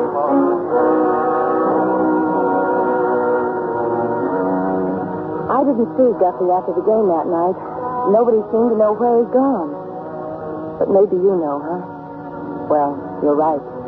Around past midnight, when Forbes Field was completely deserted, Guffey sneaked out to second base, looked up at the sky, and started talking. It's me again. Well, it's about the boys. They're getting nervous, see? All this stuff in the papers about me talking to angels. Who told you to blab about it? Well, nobody. But if this keeps up, they're going to fall apart. I thought maybe you got something you could suggest. Oh, they're just nervous. Perfectly natural at a time like this. How are you doing, boy? Me? Oh, great. They're only trying to throw me in the loony bin, that's all. Just to make matters worse, I'm fresh out of pictures. That's so? Well, you ought to know. Martin's got a bad arm, Clark's on the sick list, and Saul Hellman's an old man. He wouldn't last 3 innings. Yeah, Saul's pretty tired. 16 years is a lot of pitching in the major league. Well, it's his last one. Next season, they'll want to send him to the minors. That won't make any difference to Saul. He won't be around next season. What? We're signing him up in the spring. Saul? Oh, no. Yeah, everybody gets to play up here sooner or later. But Saul, we were friends, pals. At least we used to be. He was a great pitcher once. He pitched a 2-hitter in the World Series. Yes, I know. I was there. Good night, McGovern. Yeah. Good night.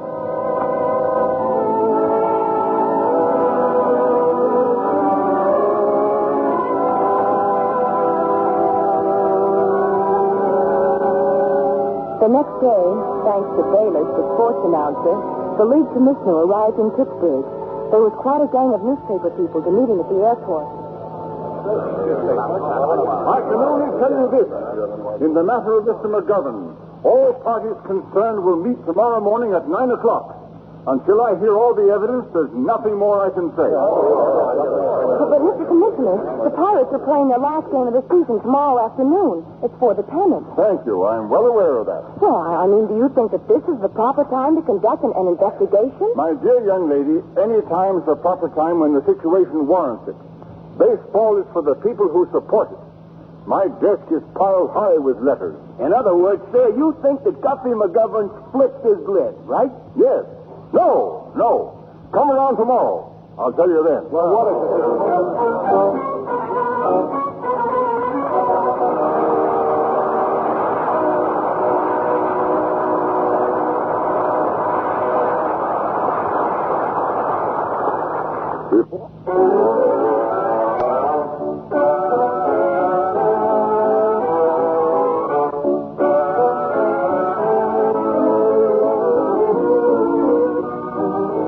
Guffey's hearing was more like a courtroom trial. The investigation hinged on 2 points. One, are there such things as angels? And two, is it possible to talk to them? Now, how long have you been practicing psychiatry, Dr. Blaine? 18 years, Commissioner. Well, you've heard McGovern's account of how a group of angels helped his ball team. How did his story impress you? Well, originally man worshipped the sun, the moon, or stones and trees. But with the rise of religion, man felt the need of a closer alliance with the Supreme Being. So he invented the angel. Invented? Precisely. Just as a hurt child will run to its parents, so will man turn for comfort to a belief in angels. Mr. Bailiff? Yes. Now, when this belief takes the form of actual conversation with angels, Doctor, what's your professional opinion? I'd prefer not to say, Mr. Bailiff, but I'd be very happy to see Mr. McGovern in my office. Well, Mr. Commissioner. Well, McGovern? I'd like to introduce 3 witnesses for the defense. Why, of course. You gentlemen over there. I don't know any of them, Mr. Commissioner. My name is Guppy McGovern. I'm Dr. Danforth of Trinity Church. Rabbi Alan Hahn of Temple Israel. Father O'Hulan, Church of Our Lady, Queen of Angels. Well, thanks. Well, I suppose you know the general idea in back of this hearing, so what do you think about it? I mean, do you suppose there might be angels? Lead the way, Dr. Danforth. Well, to deny the existence of angels is to deny the word of the Holy Bible, which is specific on the subject. From the ancient Hebrew text, we have the words Bnei Elohim, the sons of God, Gedushim, the holy ones, and how do you pronounce it? Malachim. Malachim. Thank you, Rabbi. And Malachim, the messengers. Now, all of these may be translated angels.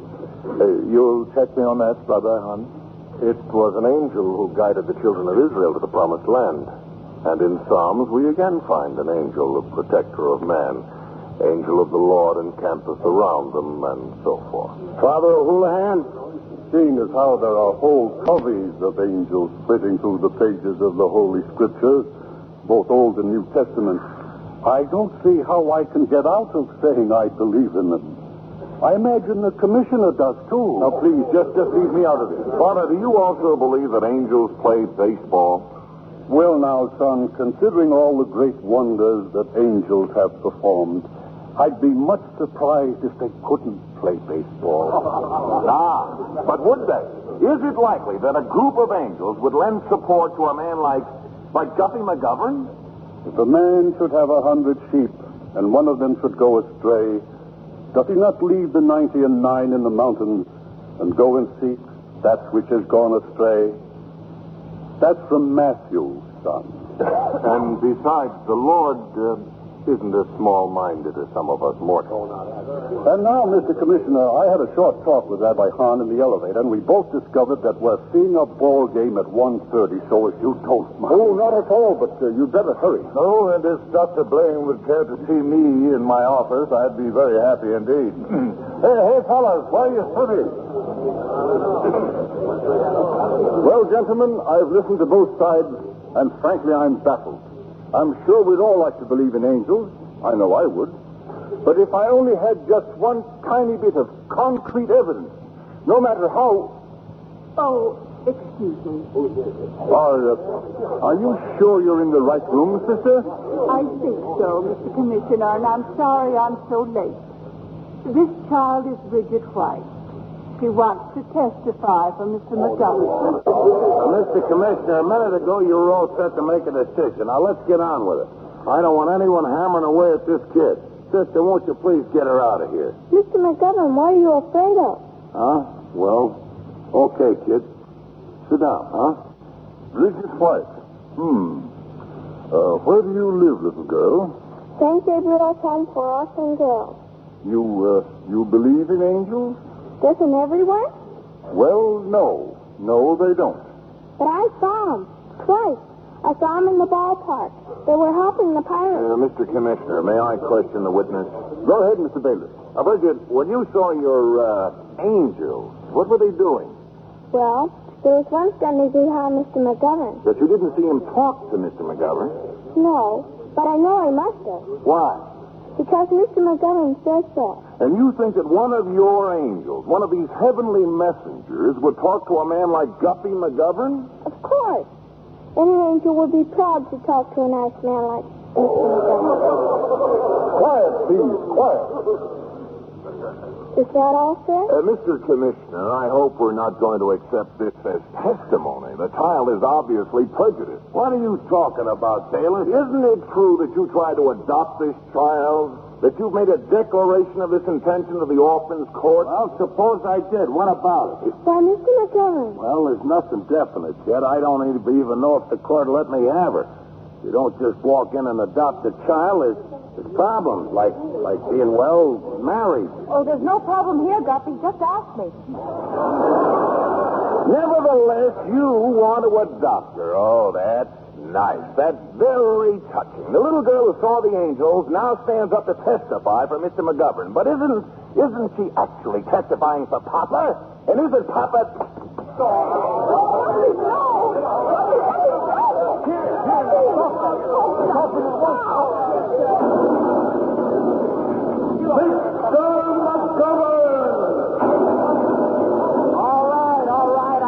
The first time, but I'm not going to let this pinhead sit over. Thank you.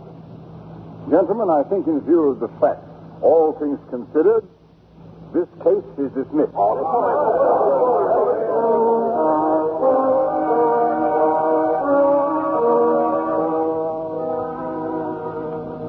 I lost Guppy in the shuffle. All I caught was a glimpse of it getting into a taxi cab. But I knew where he was going, to Forbes Field. That was a nice little trick of you staged, McGovern. Quite a show. Look, you heard what the fella said. What else could I do? You had no right to strike it. How many times do I have... Okay. Keep your shirt, or keep your wings on. I only hit him once or twice. You completely destroyed his bridge work. Well, I'm sorry. Send me a bill. Well, you ought to be sorry, because when you busted that bridge work, you also busted our little agreement. Agreement? We're through with you, Guppy. Oh, please. Now, don't make jokes. It's no joke. We're finished. Look, a pennant's hanging on that game today. You can't walk out on me now. I need you. Kind of a shame, isn't it? But don't worry. You've been on your own lots of times the last 8 weeks. But I don't like to be on my own. I'm not happy on my own. I'll let you in on a little secret.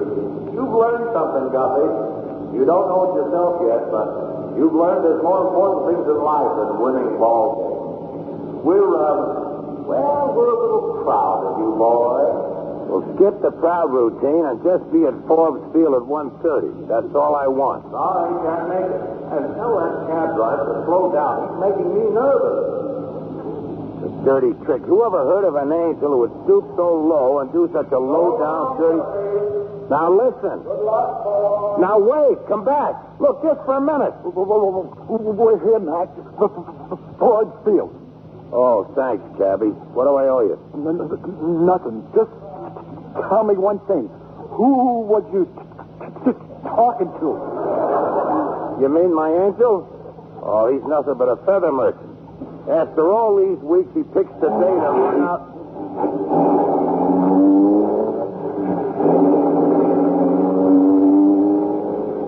What a character.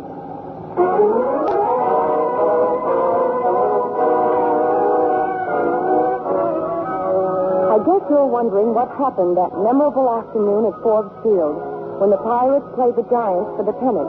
Well, this much I can tell you. After 8 innings, the score was 2-1, Pittsburgh. The pitcher, Saul Hellman, all the way. But Saul was old and tired, and in the 9th inning, they really got to him. Mr. Bayless, of course, was back in the press box, describing the game on the radio.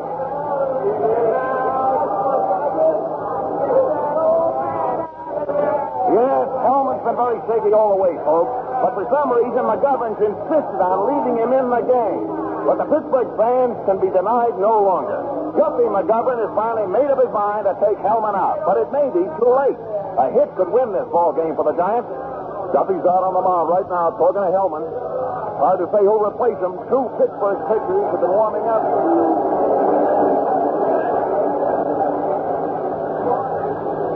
What do you think, Joel? Can you do it? Tired, Guffey, but I'd sure like to try. It's your ball game. Stay in there. Thanks, Guffey. Ladies and gentlemen, Mr. McGovern has just made the ball-head play of his career. He's leaving Hellman in the ball game. The bases loaded and Gobi Rascala at bat. Rascala, who leads the league in runs batted in. If he bats one in now, Mr. McGovern had better leave town. Well, Hellman's taking his time out there. That tired arm needs every second of rest he can get. He glances at his outfield. Here it comes. They've been hitting that first pitch, but not this time. Rascala swung and he missed. Strike one. Hellman goes for the rosin bag now. Takes off his cap. Wipes his forehead. Looks at his catcher for the signal. Takes the signal. Gets another. Goes into the windup. Here it comes. All strike, but he's very cool at the plate. He knows it only takes one to hit it. Hellman still taking his time. He's a very, very tired pitcher right now. He watches the runner at third, rubs the ball, and stands motionless on the mound.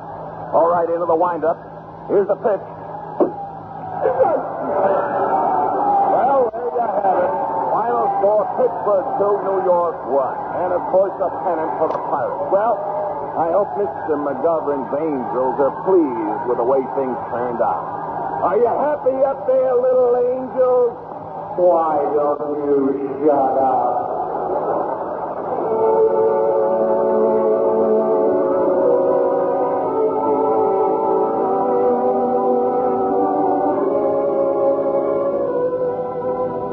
Long after the game was over, we were still at Forbes Field, just the three of us. Bridget, Duffy, and I. It was dark now. The grandstand was empty. We just stood there for a while, looking up at the sky. I can't see him, Guffy. Not even one angel. Me neither, honey. It was really true, though, wasn't it, Duffy? Well, somebody must have helped me. Not only on the ball field either. Look what I got. I got you and I got Bridget. Some double play. I wonder who they were. Those angels? Well, you name them, honey. They're all up there. Waller Johnson, John McGraw, Christy Mathewson, Eddie Collins, Lou Gehrig, Babe Ruth. Great names. Great guys. Come on now, let's go, Pepper. Let's play ball. Come on, let's play ball.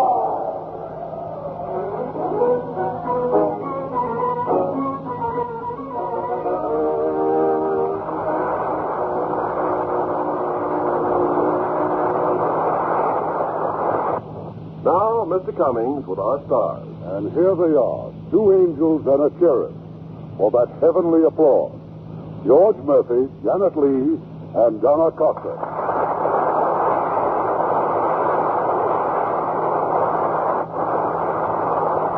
Well, where has Hollywood's ambassador of goodwill been lately, George?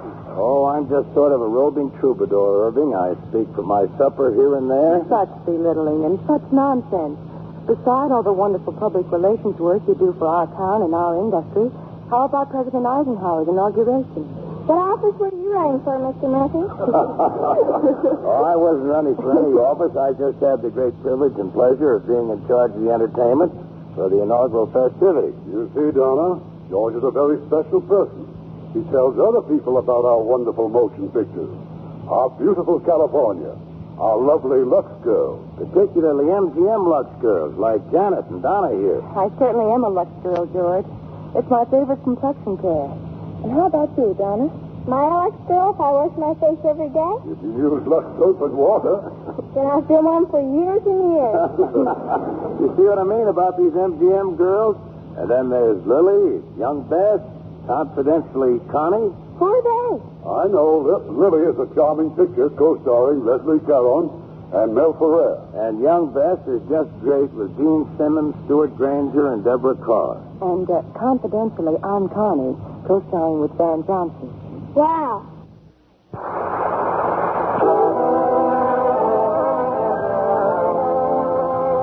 Warner Brothers Company, makers of Lux Toilet Soap, invite you to be with us again next Monday evening when the Lux Radio Theater presents Jane Wyman and Dick Haymes in Just For You. This is Irving Cummings saying good night to you from Hollywood.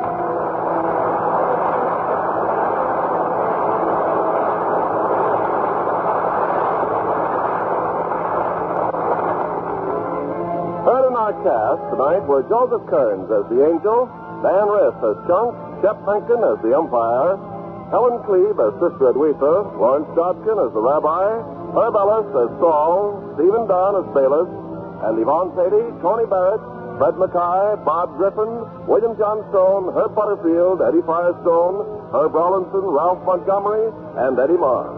Our radio play was adapted by S.H. Barnett, and our music was written and directed by Rudy Schrager. Is the sweetheart you married the husband you expected him to be? Has the war created new problems for you in your marriage?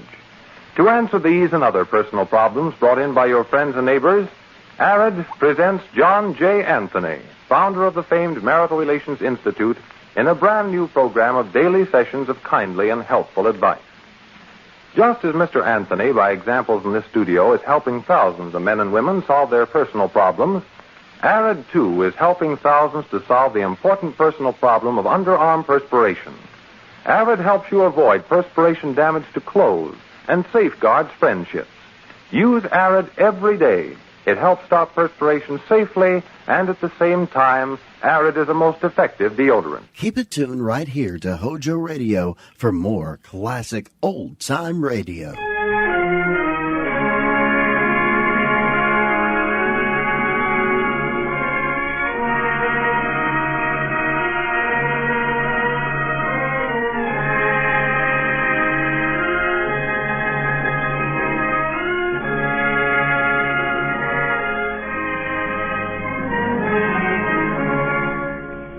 The Columbia Network takes pleasure in presenting Orson Welles and the Mercury Theater on the Air in the second of a unique new summer series of 9 dramatic productions.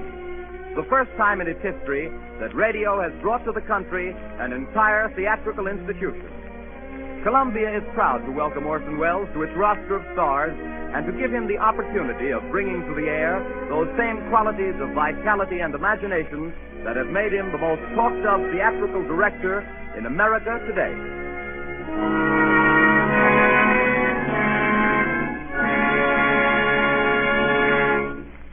Good evening. This is Orson Welles speaking. If there's anything bloodthirstier than a werewolf, it's a pirate. The Mercury Theater is playing safe. Now, if vampires and their ilk leave you as uncannily cold as old Dracula himself, who was staked down firmly, and it is to be hoped permanently, in his own family plot last week, then there are figures to prove that you are susceptible to buried treasure. We calculate that no decent, law-abiding citizen is immune to pirates. There are cowboys and Indians, there are gangsters and G-men, but these delights are inconstant like the short skirt. I don't care how young you are. Nothing charms, nothing ingratiates, nothing wins like a one-legged, double-barreled buccaneer with earrings, a handkerchief on his head, and a knife in his teeth. What could be more appropriate on the starboard rail of your four-masted brigantine? If you haven't a four-masted brigantine, you have Treasure Island. It's in your library because it's a great English classic, and this evening, because it's a great story, it's on your radio. That's what I mean by playing safe. Once there was a small boy who asked his stepfather, who had written a number of books, please, to write something interesting. The stepfather, seeing his point, immediately contributed a serial to something repugnant called Young Folks, a periodical circulated among that section of the English nation known as Tiny Tots, who were very prevalent in the 80s. The name of the serial was The Sea Cook by Captain George North, and if the Tiny Tots didn't think it was interesting, they should have been boiled in oil. The story was begun, the stepfather says, on a chill September morning by the cheek of a brisk fire and the rain drumming on the window. The small boy himself helped a lot, even though Captain North got the credit, and so did a third and equally incurable small boy, the author's father. They drew a map first, the chart of an island showing very queer and wonderful attractions, Spyglass Shoulder, for instance, and Skeleton Island, and the North Cache with the bar silver, and then, on that chill September morning by that brisk fire of theirs, the three plotters buried their plunder. doubloons and louis d'or, gold and silver and rich jewels and pieces of 8. That's why the story was finally called Treasure Island. It's foolish to guess who's tuned in on this broadcast, but if in some way, while we were retelling this story, hoped devoutly that he, who the Samoans laid to rest in the hills of their own faraway Treasure Island and who is still known out there only as the great teller of tales, would not wish tonight as he did, so unaccountably at first, to suppress the real name of Captain George North. The small boy, of course, should have been decorated. It's a better world because he asked for something interesting. But then he was lucky. There are millions and millions of small boys. But only one of us had Robert Louis Stevenson for a stepfather.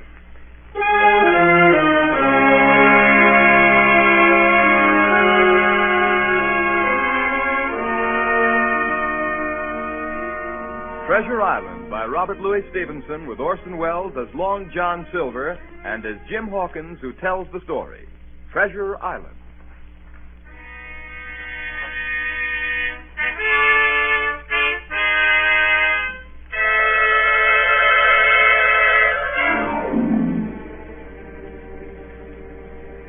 Squire Trelawney, Dr. Livesey, and the rest of the gentlemen having asked me to write down the whole particulars about Treasure Island from the beginning to the end, keeping nothing back but the bearings of the island, and that only because there is treasure not yet lifted, I take up my pen in the year of grace 1783 and go back to that time 19 years ago when my father kept the Admiral Benbow Inn and the brown old seaman with a saber cut first took up his lodging under our roof.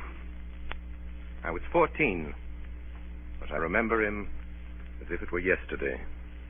15 men on a dead man's chest. Mother called to me from upstairs. Yes, Mother? Jim, there's a man coming up the road. Go out and see what he wants. He came plodding to the inn door, his sea chest following behind him on a hand barrow. A tall, strong, heavy, nut-brown man, his tarry pigtail falling over the shoulders of his soiled blue coat, his hands ragged and scarred with black broken nails, and the saber cut across one cheek, a dirty, livid white, singing that old sea song that he sang so often afterwards.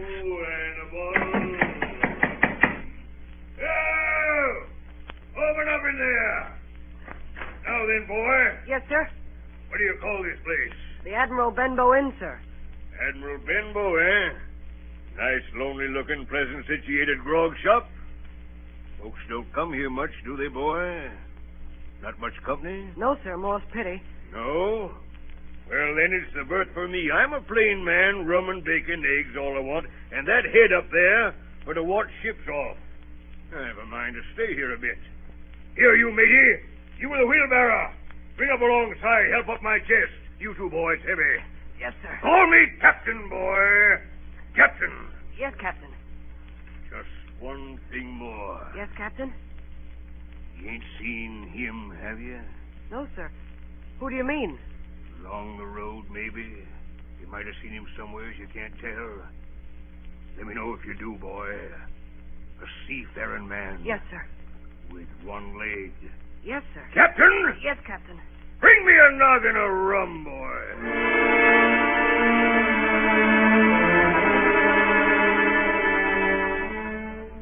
And so he came to live under our roof. We never knew his name. We called him the Captain. He was a very silent man by custom all day. He hung around the cove or upon the cliffs with a brass telescope staring out to sea. All evening he sat in a corner of the parlor next to the fire and drank rum and water, very strong. And every day when he came back from his stroll, he would ask the same question. Jim? Yes, Captain? Any seafaring men go by today along the road? No, Captain.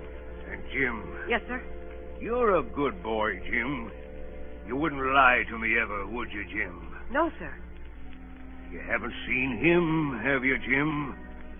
Jim, there's a silver fourpenny for you on the first of every month if you'll keep your weather eye open for a seafaring man with one leg. Let me know the moment you see him, won't you, Jim? A seafaring man with one leg. How that personage haunted my dreams. On stormy nights when the wind shook the four corners of the house and the surf roared along the cove and up the cliff, I could see him in 1,000 forms. Now the leg would be cut off at the knee, now at the hip. Now he was a monstrous kind of a creature who had never had but one leg, and that in the middle of his body.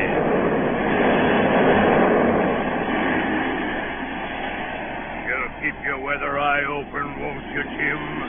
For a seafaring man with one leg. A seafaring man with one leg. Months went by. The captain bade fair to ruin us. We kept on staying week after week, month after month. And never a penny of money, Jim. Not a penny has he paid us since the day he came here. And me, a poor widow woman. Mother, why don't you ask him for some? Well, I'll tell you the truth, Jim. I'm afraid to ask him. I'm afraid of the man. Now, if your father was... In all that time, none of us ever saw him open the great sea chest that was in his room. There were nights when he took a deal more rum and water than his head could carry. Often I heard the house shaking and all the neighbors joining in for dear life. Drink and the devil has done. Quiet, amidships! Quiet! He would force them all to listen to his stories.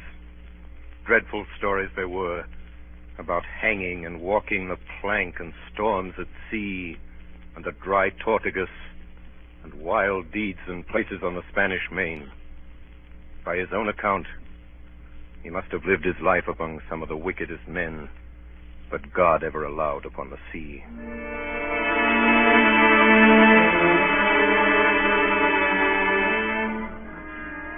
The captain had been living with us almost a year when there occurred the first of the mysterious events that rid us at last of his presence. It was one January morning, very early, a pinching, frosty morning. The captain had risen earlier than usual and set down the beach with his telescope under his arm. My mother was upstairs and I was lying the breakfast table against the captain's return when the parlor door opened and a stranger stepped in. Sonny, come here, Sonny. Is this table for my mate Bill? I don't know you, mate Bill. I'm laying this for a man who stays in the house. We call him the captain. Well, my mate Bill would be called the captain like as not. Now, we'll put it for argument like that your captain's got a cut on one cheek. And we'll put it, if you like, that cheek's the right one, eh? Well, God save me, there he is now. There's my mate Bill. That's him with a spyglass under his arm. Bless his old heart, to be sure. You and me'll just get back behind the door, Sonny, and we'll give Bill a little surprise, we will. Bless his heart, I says again. On a dead man's chest. Yo.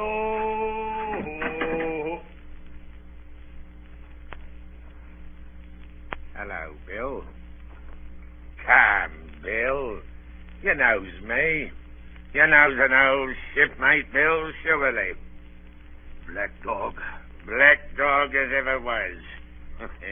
Bill, we've seen a sight of times, us two. So you run me down. Here I am, we'll speak up. What is it? That's you, Bill. You're in the right of it, Billy. I'll have a glass of rum from this dear child here, what I've took such a liking to. And we'll sit down, if you please, and talk square like old shipmates. Sit down, Bill. And you, Sonny, get out. Yes, sir. And none of your keels on me, do you hear? For a while, I could hear nothing but a low gabbing. Suddenly, the voices began to grow higher. No. And an end on it. If it comes to swinging, swing all. Say aye!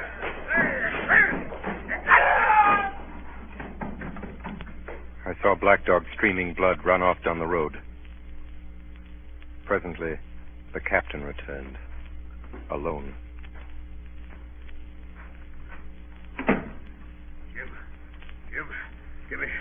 Give me some rum. Captain, are you hurt? I must get away from here. Get away, that's what. I must get away from here. What's happened, Jim? What's happened? It's the captain, Mother. The captain? Oh, dear dearie me, what a disgrace.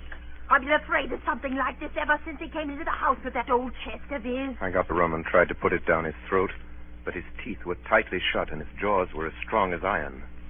An hour later, our friend Dr. Livesey came. Doctor, what shall we do? Where is he wounded, Doctor? Wounded? A fiddlestick's end. No more wounded than you or I. The man's had a stroke. Where's Black Dog? Black Dog? There is no Black Dog except what you have in your own back. You've been drinking rum, man, and you've had a stroke. Now, listen to me. 1 glass of rum a day won't kill you. But if you take one, you'll take another and another, and then you'll die. Die and go to your own place like the man in the Bible, and the world will be rid of a very dirty scoundrel. Do you understand that? The name of rum for you is death.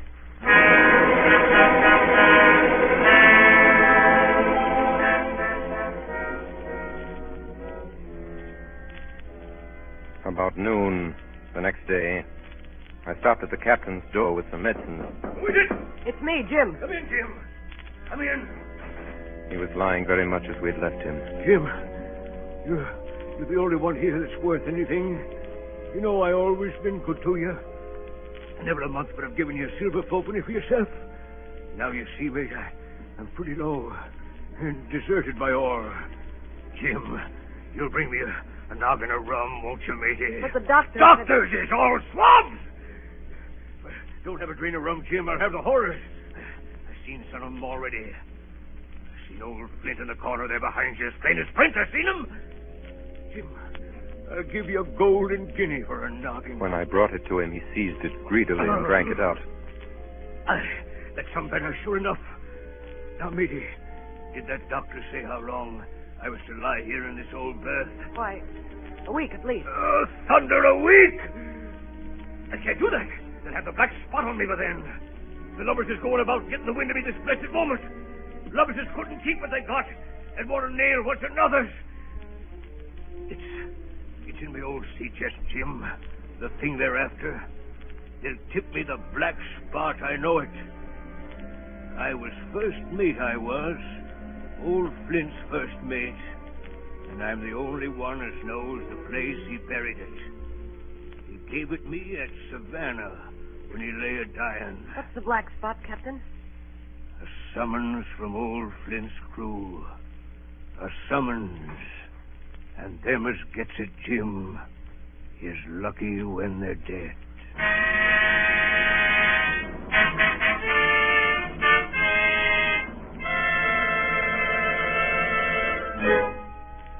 So, a week went by. And then, about 3 o'clock of a bitter, foggy, frosty afternoon, I saw someone drawing slowly near along the road. He was plainly blind, for he tapped before him with a stick, and he wore a great green shade over his eyes and nose, and he was hunched as if with age or weakness, and wore a huge old tattered sea cloak with a hood.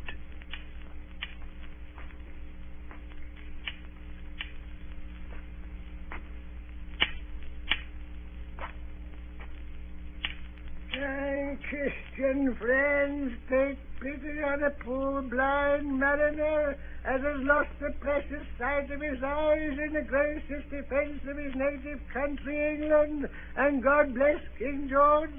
Where or in what part of his country he may now be? You were at the Admiral Benbow Inn, sailor. Eh? Black Hill Cove. I hear a voice, a young voice. It's here where I miss me deadlights. Will you give me your hand, my kind young friend, and lead me into the captain? I held out my hand, and the horrible, soft-spoken, eyeless creature gripped it in a moment like a vice. No, boy. Take me into the captain. Sir, upon my word, I dare not. You heard me. Take me in straight. Oh! Will you take me into the captain? Yes, sir. Good. And when I'm in view, say to him, he's a friend for you, Bill Bones. If you don't, I'll twist your arm right out of your body. Do you hear? Yes, sir. Stash, you passer, damn you. Now, forward march.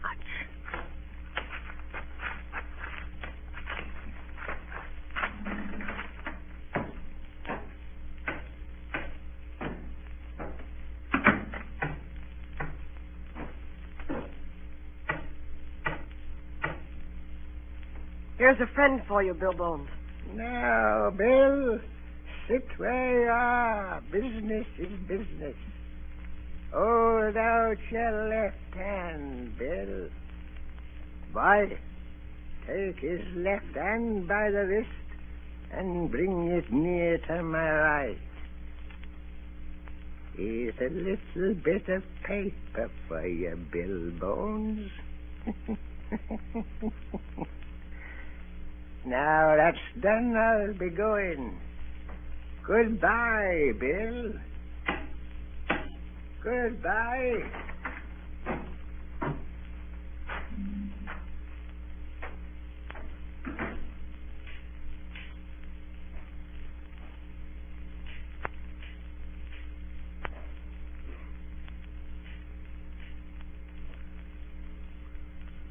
Jim? Yes, Captain? What time is it, Jim? 10 o'clock. 10 o'clock. 10 o'clock, 6 hours. We'll gather 'em yet, Pew and Black Dog and Long John Silver. The whole crew of 'em will. Captain. Captain. Captain! Captain! The captain was dead. And there we were, my mother and I, a woman and a boy of 14, alone at night in the house with the dead captain's body on the parlor floor. This money he does. A whole year, never a penny from him. And me, a poor widow. But, Mother, if Black Dog comes back or the blind man... Black Dog, fiddlesticks. There's something in that old chest of his upstairs that's rightfully mine. And we'll have that chest open if we die for it. Mother. Close the blinds, Jim. We don't want anybody watching us from the outside. We have to get the key off him. Look, Mother. Look. On the floor, close to the dead man's hand, there was a little round of paper, blackened on one side. The black spot. I took it up and found... You have till 10 tonight.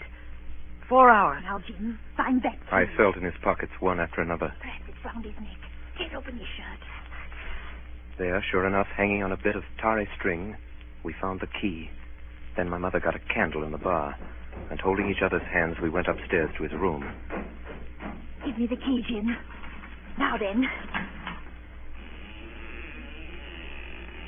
Oh, nothing in here. Not a thing of value, not a penny. Mother, look. There, before us, lay the last things in the chest, a bundle tied up in oilcloth looking like papers, and a canvas bag that gave forth at a touch the jingle of gold. You see, Jim, I knew we'd find it. But I'll show these rogues that I'm an honest woman. I'll have me doing not a farthing over. Here, Jim, hold this bag. The coins were of all countries and sizes, doubloons and louis d'or, and guineas and pieces of 8. Mother. What is it, Jim? Mother, listen.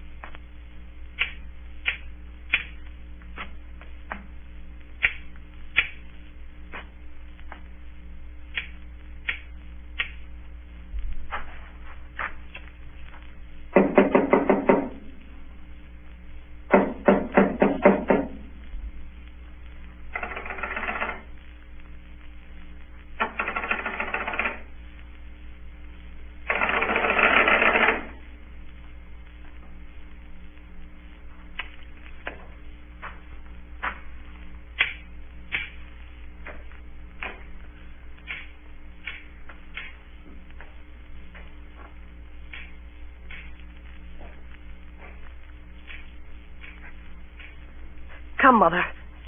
Mother, take the hold and let's be gone. No, I'll have me do, Jim, and no more. But, Mother, you heard him. That was the blind man. I know what I'm doing. I know the right. But, Mother, you don't know. Oh, dear. I'll take what I have. And I'll take these papers.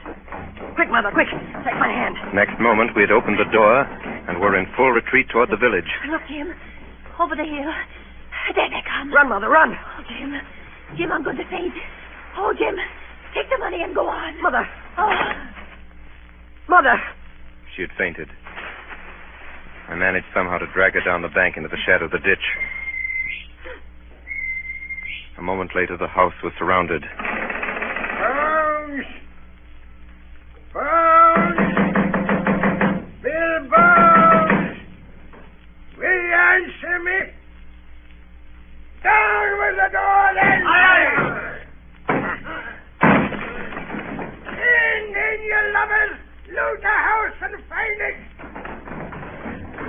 Bill's dead! Hush you! Bill's dead! Let him, you shirking lovers! And the rest of you lost and get the kiss! It was a good thing my mother had fainted, or she would have had to watch with me while our poor house was pulled apart and smashed. Whatever it was they were after, they did not find it. Well, is it there? The money's there! Jim, what is it, Jim? What are they after? The map, Mother. Flint's map. Right, you! That's the signal! Tell him that! Hold on, you sneaks! It's in the house, you know it is! Shiver my soul if I had my eye! The signal, too! The signal! You dogs! You had your hand on hundreds, on thousands! Are you giving up now? You'd be as rich as kings if you can find it, and you know it's there, and you stand there skulking.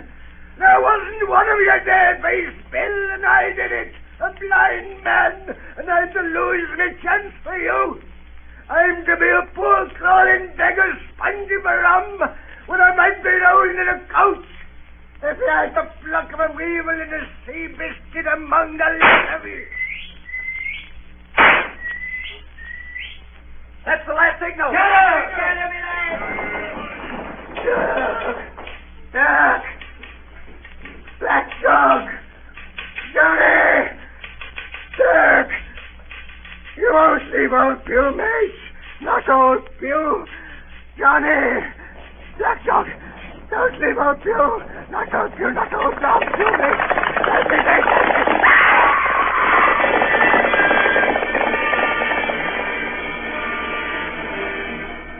When they picked him up where he lay on the road on his side, Pugh was stone dead. The horsemen, as it turned out, were revenue officers with some news of a strange lugger in Kit's Hole, and they set forth that night in our direction. They took my mother to a neighbor's house. So, Hawkins, they got the money, you say? What in fortune were they after? More money, I suppose? No, Sergeant. Not money, I think. In fact, sir, I believe I have the thing in my breast pocket. And to tell you the truth, I should like to put it in safety. To be sure, boy, quite right. I'll take it. I thought perhaps Dr. Livesey... yes, Dr. Livesey. Perfectly right, perfectly right. A gentleman and a magistrate. Doctor? Yes, sir. You have a good horse. Take this slide up behind you. Yes, sir.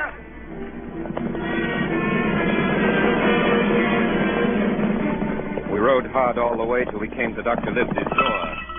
Dr. Livesey, the doctor's stopping tonight at the Squire's. Squire's? So there we go, boy.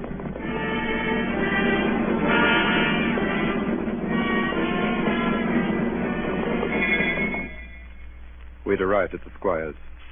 He rose to meet us very stately and condescending. Come in, gentlemen. Good evening, Squire. Good evening, Dr. Livesey. Good evening to you, friend Jim. What good wind brings you here? Then the officer stood up straight and stiff and told his story. Sergeant, you're a very noble fellow. This lad Hawkins is a trampiper thief. Hawkins, ring that bell. Sergeant must have the mail. And so, Jim, you have the thing that they were after, have you? Here it is, sir. You've heard of this Captain Flint, I suppose, Squire? Heard of him? Heard of him, you say? He was the bloodthirstiest buccaneer that sailed. Blackbeard was a child to Flint. The Spaniards were so prodigiously afraid of him that I tell you, sir, I was sometimes proud he was an Englishman. Important to me is, had he money? Money! One of those villains after but money. That we shall soon know. What I want to know is this. Suppose I have here in my pocket some clue to where Flint buried his treasure. Will that treasure amount to much? Amount, sir? It will amount to this. If we have the clue you talk about, I fit out a ship in Bristol Dock and take you and Hawkins here along, and I'll have that treasure if I search a year, sir. Very well. Now, if Jim is agreeable, we'll open the packet. A map of an island with latitude and longitude and writing. Tall tree, spyglass shoulder, bearing a point to the north of northeast. skeleton island, southeast by east, 10 feet. The bar silver is in the north cap. James, you'll give up this wicked practice at once. Tomorrow, I start for Bristol. In 3 weeks' time, 3 weeks, 2 weeks, 10 days, we'll have the best ship, sir, and the choicest crew in England. Hawkins shall come as cabin boy. You live the ship's doctor. I am admiral. I'll go with you, Squire. So will Jim, and be a credit to the undertaking. There's only one man I'm afraid of. Who's that? Name the dog, sir. You, sir, for you cannot hold your tongue.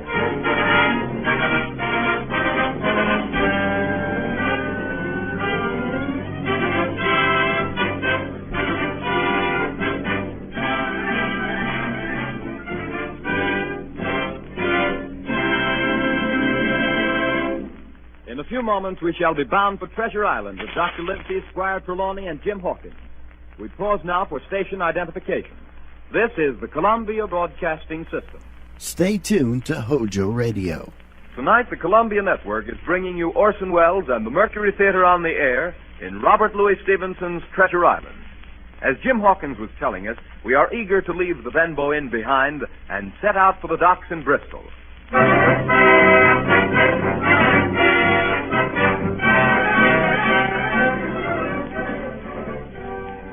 It was longer than the squire imagined ere we were ready for the sea.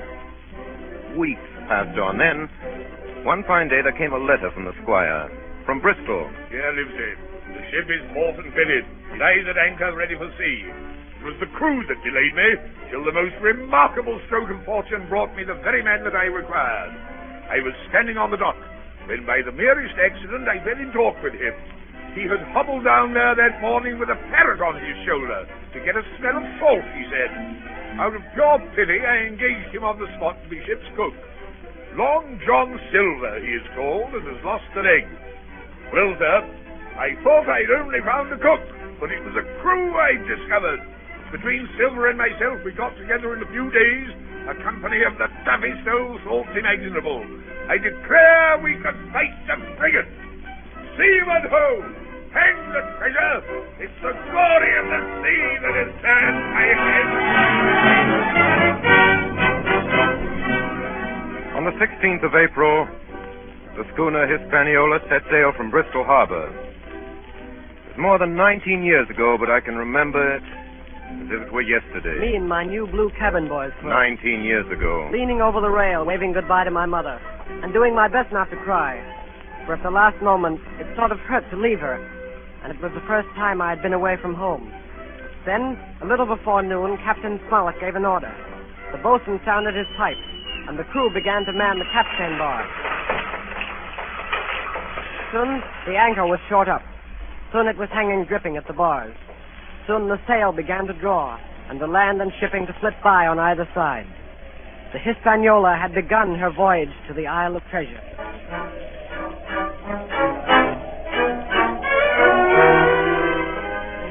On the second day out, I made the acquaintance of our one-legged ship's cook, Long John Silver. Hey there, boy. Come in. Come on into Long John's galley. To tell you the truth, at the very first mention of Long John Silver in the squire's letter, I had taken a fear in my mind that this might be the very one-legged sailor that I had watched for all those months at the Benbow Inn. But one look at him was enough. I had seen Captain Bones and Black Dog and Blind Pew, and I knew what a buccaneer looked like. Very different from this clean and pleasant-looking sea cook. His left leg was cut off close to the hip, and under the left shoulder he carried a crutch, which he managed wonderfully, hopping about on it like a bird. Pieces of eight. Pieces of eight. Pieces of eight. Are you Mr. Silver, sir? Yes, me lad, such is my name to be sure. And you're Hawkins, eh? Nobody more welcome than yourself, me lad, in old John's galley. Sit down, hear the news. Your first trip to sea, Hawkins? Yes, sir. Well, there's a lot of things you're going to learn before this here voyage is over. What do you think, Hawkins? And if there's anything you want to know, Hawkins, you just come to old John Silver and ask him, see? He'll tell you. His galley was as clean as a new pin. The dishes hanging up burnished, and his parrot in a cage in one corner. Here's Captain Flint. I call my parrot Captain Flint. Yeah, the parrot after the famous buccaneer. Yes, Captain Flint, predicting success to our voyage. Wasn't you, Captain? Yeah, she's a powerful old bird, is Captain Flint. 200 years old if she's a day, and if anybody's seen more wickedness, it must be the devil himself. She sailed with England, the great Captain England, the pirate, on the old Walrus. It's Flint's old ship. But I've seen her muck with the red blood and fit to sink with gold. She's been at Madagascar and at Malabar and Suriname and Providence and Portobello. To look at her, you'd think she was a baby, Hawkins, but you smell powder, haven't you, Captain? Stand by to go by. And blood, eh, Captain? Order amidship. Animal hands. And pieces of eight, eh, Captain? Pieces of eight. Pieces of eight. Pieces of eight. Pieces of eight. Pieces of eight. At the end of the third week, we left Madeira behind us. The ship proved to be a good ship. The crew seemed to be capable seamen. There was only one man aboard who was not satisfied, and that was the ship's master, Captain Smollett. I'll speak plain. I don't like it. I don't like this cruise. I don't like the men. I don't like me officers. That's short and sweet. But nobody paid much attention to him. Every man on board seemed well content. Double grog was served on the least excuse. There was duff on odd days, and always a barrel of apples standing broached in the waist, for anyone to help himself that had a fancy. Never knew good come of it yet. Spoil folks' lands, make devils. That's my belief. We're not home again yet. But good did come of that apple barrel. It was about the last day of our outward voyage. Sometime that night, or at latest before noon of the morrow, we should sight the Treasure Island. Just after sundown, when all my work was over, I thought I should like an apple. I ran on deck. The watch was all forward, looking out for the island. I got into the apple barrel. Suddenly, I heard voices on deck. Look here, Barbecue. How long are we going to stand off and on like a blessed bumboat? By thunder, I want to go into that cabin, I do. I want their pickles and wine and that. How long? By the powers, the last moment I can manage, and that's how long. How many tall ships, think you, have I seen laid aboard? And how many brisk lads drying in the sun at Execution Dock? And all for this same hurry, and hurry, and hurry. He's a first-rate seaman, Captain Smollett. Sails the blessed ship for us. They're all seamen aboard here, I should All think. forecastle hands, you mean? I know the sort you are. You're never happy till you're drunk. It's your long, John. I don't know what his treasure is, do I? No more to use as you, and here's this squire and doctor with a map and such. Well, then I mean this squire and doctor shall find the treasure for us and help us to get it aboard, by the powers. After that... After that, what do we do with them, Don Silver, after that? Well, what would you think we does with them? Put them ashore like maroons? Or cut them down like that much pork? Duty is duty, mates. Wait. Wait is what I says. When the time comes, why, let her rip. Land ho! What's that? What's that? Land ho!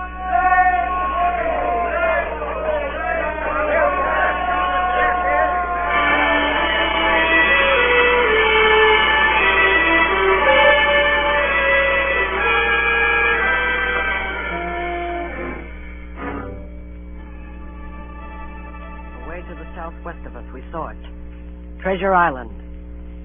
10 minutes later, we were gathered in the cabin. The squire, Dr. Livesey, the captain, and myself. Now, Hawkins, you have something to say. Speak up. I did as I was bid. I told them the whole story of Silver's conversation. When that was done, all three, one after another, and each with a bow, drank my good health. Then the squire rose. Captain Smollett, you were right and I was wrong. I own myself an ass. I await your orders, sir. Silver is a remarkable man. Here's the way I see it. We must go on because we can't turn back. And what I propose is that we don't wait for them to surprise us, but that we come to blows at our own time and when they least expect it. There must be some faithful hands left. Well, we must find out who they are. Jim Shear can help us more than anyone. The men are not shy with him, and Jim is a noticing lad. Hawkins, I put prodigious faith in you.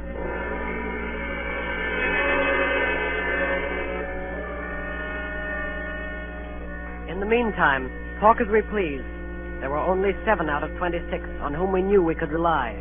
And of these 7, I was a boy. so that the grown men on our side were 6 to their 19. Next morning, there was not a breath of air moving, nor a sound, but that of the surf booming half a mile away along the beaches. A peculiar stagnant smell hung over the anchorage. The heat was sweltering, and the men grumbled fiercely over their work. Mutiny, it was plain, hung over us like a thundercloud. Around noon, Captain Smollett came up on deck. Lads, we're not saying we're all trying not a sort. Quick turn ashore and let nobody, so you can take the gig. As many as please may go ashore for the afternoon.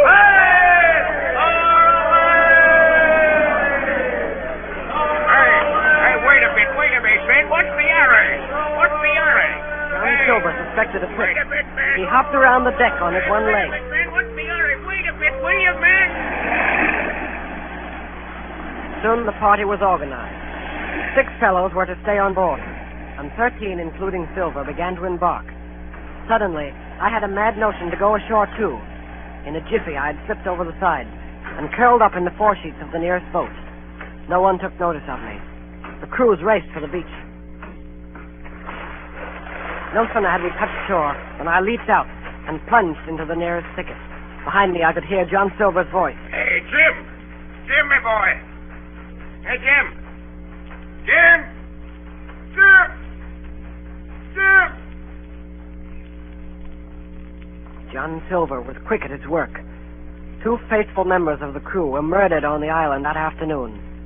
Only an hour after we landed.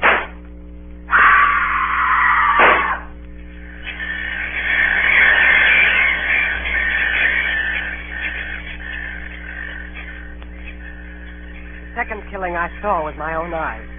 From where I lay hidden among the trees. Will you tell me you let yourself be led away with that kind of a mess of swabs? As soon as God sees me, I'd sooner lose me hand than turn to give me duty. Mate, it's because I think gold dust of you. Gold dust. John Silver, you're mate of mine no more. If I die like a dog, I'll die in me duty. You've killed Alan, have you? Kill me too if you can. But I defy you. He started to walk away. Try this, then. Long John whipped the crutch out of his armpit and sent it hurtling through the air. It struck him in the back and killed him. Then Silver brought out a whistle. I didn't wait. I ran. I ran as I never ran before.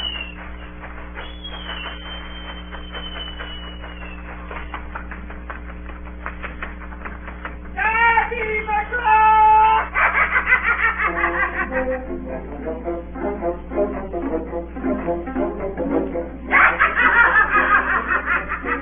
I looked up the side of a hill. Far above me, I saw something leap behind the trunk of a tree. It seemed dark and shaggy. I turned and began to run. Suddenly, the thing appeared in front of me, and running forward, threw itself on its knees before me, and held out its clasped hands in supplication. Who are you? I'm poor Ben Dunn, I am. I haven't smoked with Christian these 3 years. 3 years? Were you shipwrecked? No, mate, marooned. 3 years. Lived on gold since then, and berries and oysters. Mate, my heart is sore for Christian diet. You mightn't happen to have a piece of cheese about you now? No? Well, many's a night I've dreamed of cheese, toasted mostly, and woke up again, and here I was. What'd you call yourself, mate? Jim. Jim? Jim. Yeah.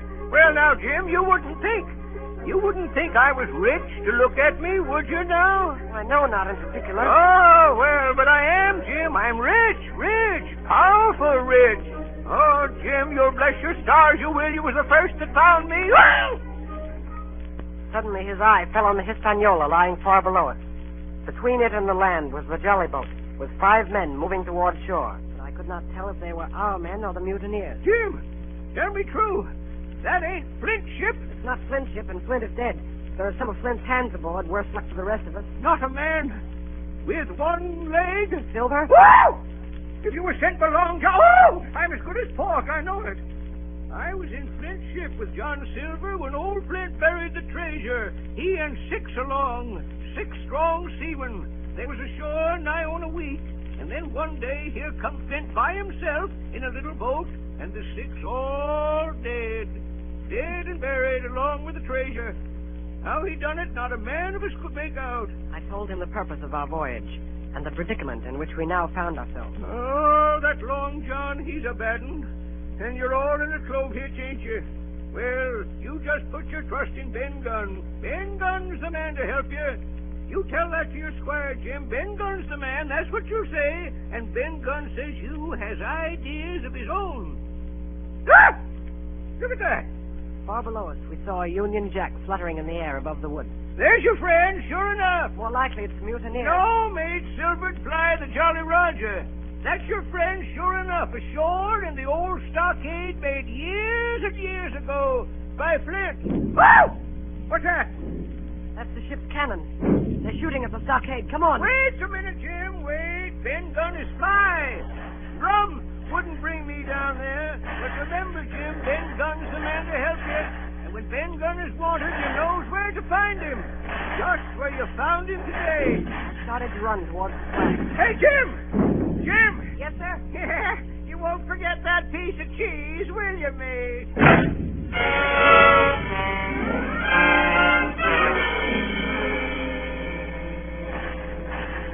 It was less than a mile to the stockade. It was heavy running through the woods. The shooting was getting louder.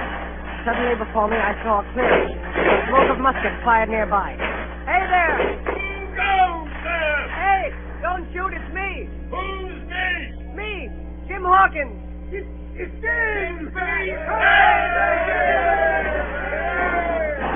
A moment later, I was over the stockade among my friends. And soon afterwards, the firing ceased. The mutineers were saving their powder. The stockade was a good place, with a paling 6 feet high all around it. We could have held it against the regiment. And here Captain Smollett decided to stay and await our enemy's next move. I told Dr. Livesey and the squire about Ben Gunn. Hey! Flag a truce! Flag a truce! Who's that? It's Silver. Keep indoors, men. 10 to 1, this is a trick. Who goes?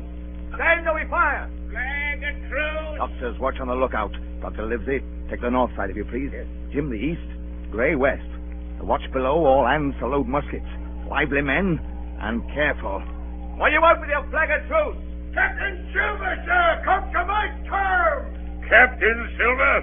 Why, you black-hearted scoundrel! Silence, sir! Silence. If you wish to talk to me, you can come, and that's all. If there's any treachery, it'll be on your side, and the Lord help you. That's enough, Captain. A word from you's enough. I know a gentleman, and you may lay to that. You'd better sit down. You ain't gonna let me inside, Captain? It's a main cold morning, to be sure, sir, to sit outside upon the sand. Oh, there's Jim, the top of the morning to you, Jim. Well, there you're all together like a happy family in a manner of speaking. If you've anything to say, my man, better say it. Right you were, Captain Smollett. Duty is duty, to be sure. Well, here it is. We want that treasure. We'll have it. That's our point. You just soon save your lives, I reckon, and that's yours. You have a chart, haven't you? That's as may be. Oh, well, you have. I know that. What I mean is, we want your chart. You give us the chart to get the treasure by, and I'll give you my affidavit upon my word of honor to clap you somewhere safe ashore. Is that all you have to say? Every last word, by thunder. Refuse that, and you've seen the last of me but musket balls. Very good. Now you lay me. If you'll come up one by one, unarmed, I'll engage to clap you all in irons and take you home to a fair trial in England. If you won't, as my name's Alexander Smollett, I've flown Miss Sovereign's colours, and I'll see you all to Davy Jones. You can't find the treasure. You can't sail the ship. And you can't fight us.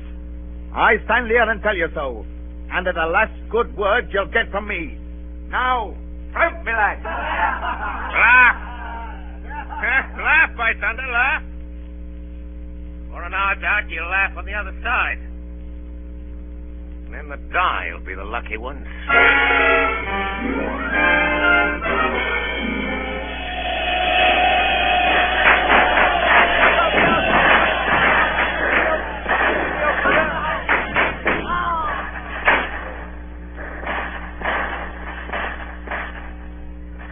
10 minutes later, nothing remained of the attacking party but the 5 who had fallen. 4 on the inside and 1 on the outside of the palisade. The mutineers did not come back that night. They had got their rations, as the captain put it. The next day was stifling hot. After dinner, Dr. Livesey sent for me.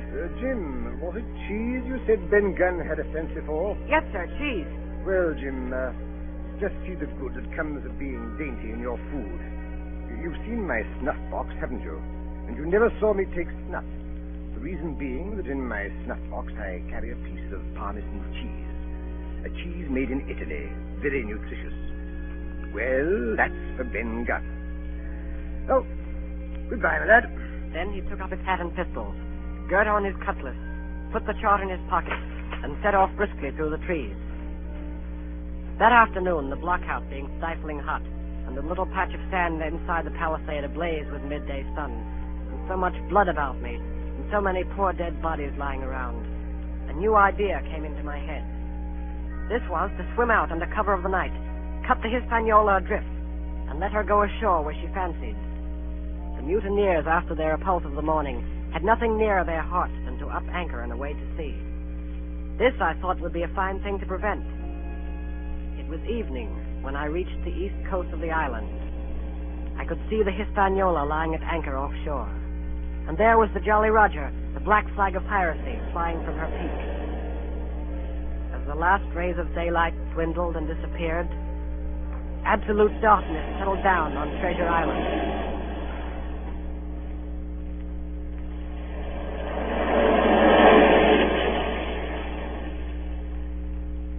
The next night, I was back on land. I was proud of myself, and with good reason. I had grounded the Hispaniola, beached her up tidily in the North Inlet with no harm done, safe from the mutineers. I had no trouble finding the stockade.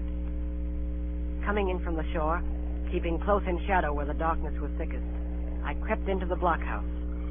I could see nothing. The doctor and the squire must have worried about me.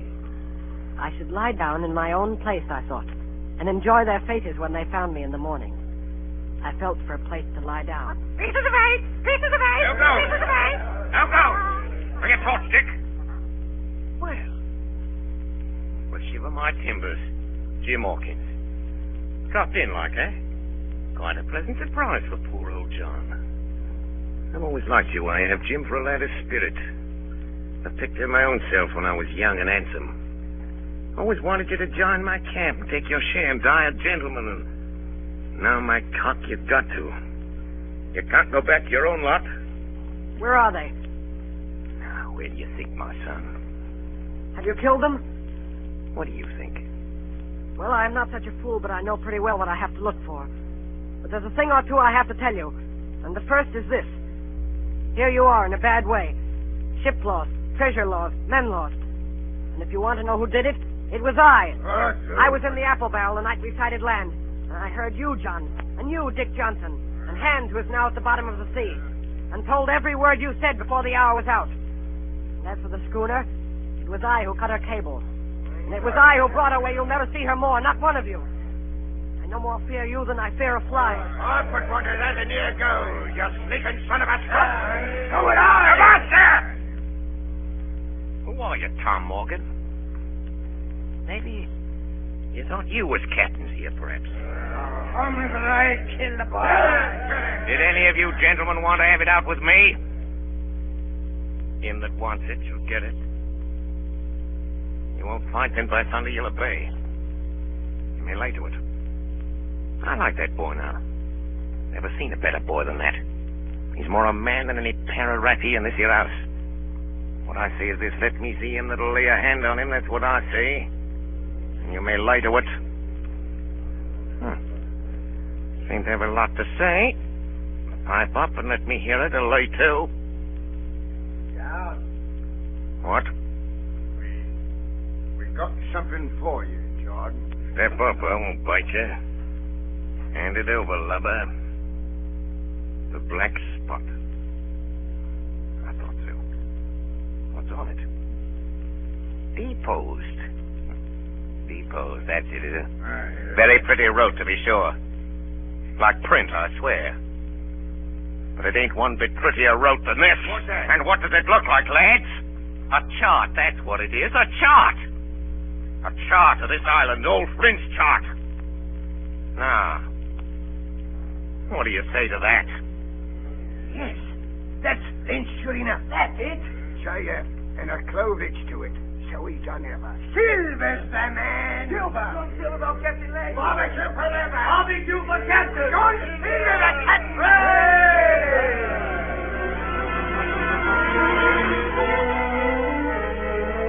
That was the end of the night's business. Only much later, I woke up suddenly and felt someone beside me. Jim, my boy. Yes, Long John? I saved your life here tonight, Jim. Now, you and me stick close, Jim, back to back like in case of trouble. And talking of trouble, Jim, why did those friends of yours leave that shot behind when they cleared out of here? They did, though. I came in here this morning and found the place empty and the chart lying there on the table where I couldn't miss it. And there's something under that. Something under that. Good or bad. The next morning we set out after the treasure. Tall tree, spyglass shoulder, bearing a point to the north and northeast. Skeleton Island, east, southeast, and by east, 10 east. Hey, over there! Come quick! At the foot of a pine, half covered with green creeper, a human skeleton lay on the ground. A skeleton, by God! It lay perfectly straight, the feet pointing in one direction, the hands raised above its head like a diver's, pointing directly in the opposite. It ain't natural. It ain't natural, but you know, lads, I've a notion in my old numbskull. Now, here's the compass. There's the tip-top point of Skeleton Island sticking out like a tooth. Just take a bearing, will you, along the line of them bones?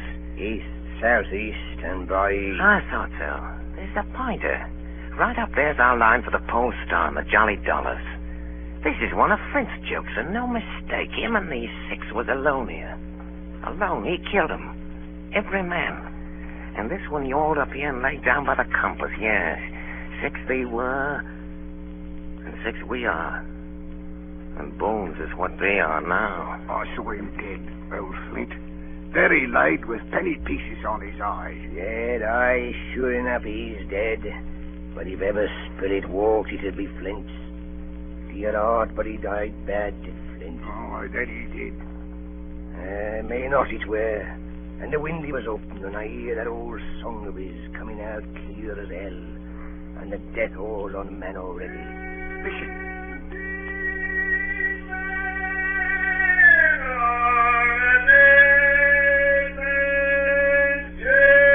Do you hear what I hear?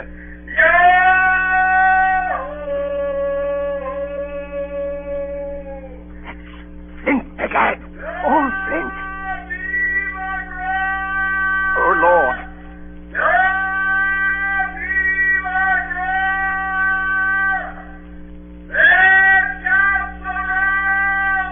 It was his last words.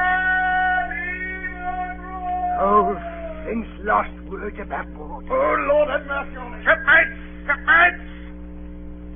They're 750,000 pound, not a quarter of a mile from here.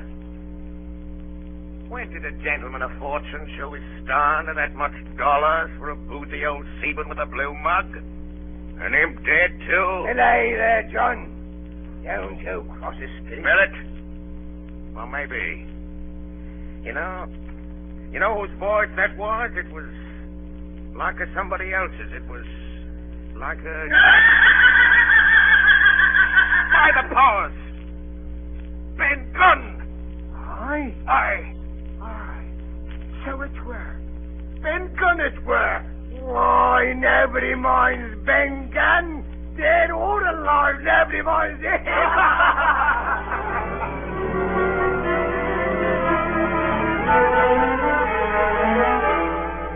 Spyglass shoulder, bearing a point to the northeast, Skeleton Island, southeast and by east. 10 feet. Hey, mate, here's the tall tree. The first of the tall trees was reached, and by bearing proved the wrong one. So did the second. So the third. Here it is! Hey! From God! Betty! Here it is! Before us was a great excavation. In this was the shaft of a pick broken in two, and the boards of several packing cases strewn around, all branded with the name Walrus, the name of Flint's ship. The treasure had been found and rifled. The 700,000 pounds were gone. turned and saw above us on the edge of the pit Ben Gunn, Dr. Livesey, Gray, and the squire, all with muskets. The doctor's plan had worked. The pirates had fallen into his trap.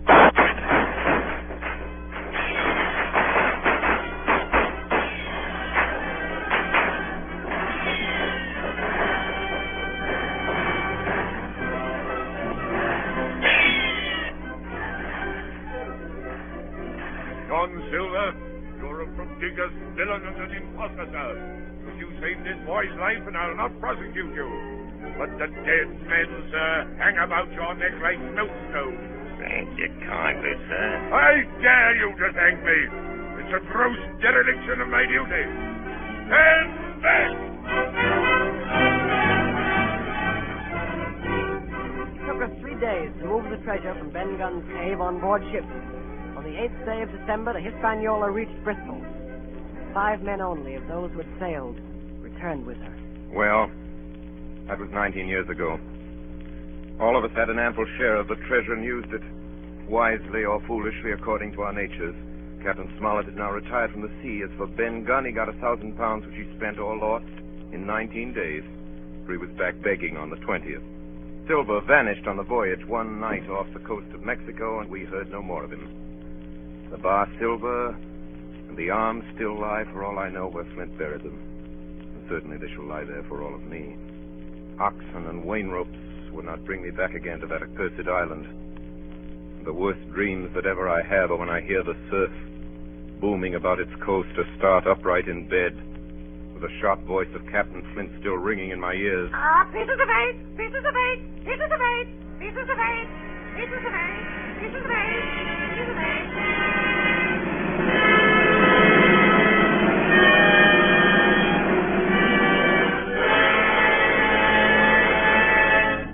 You have been listening to Treasure Island, starring Orson Welles as Long John Silver in his own radio version of Stevenson's great adventure story.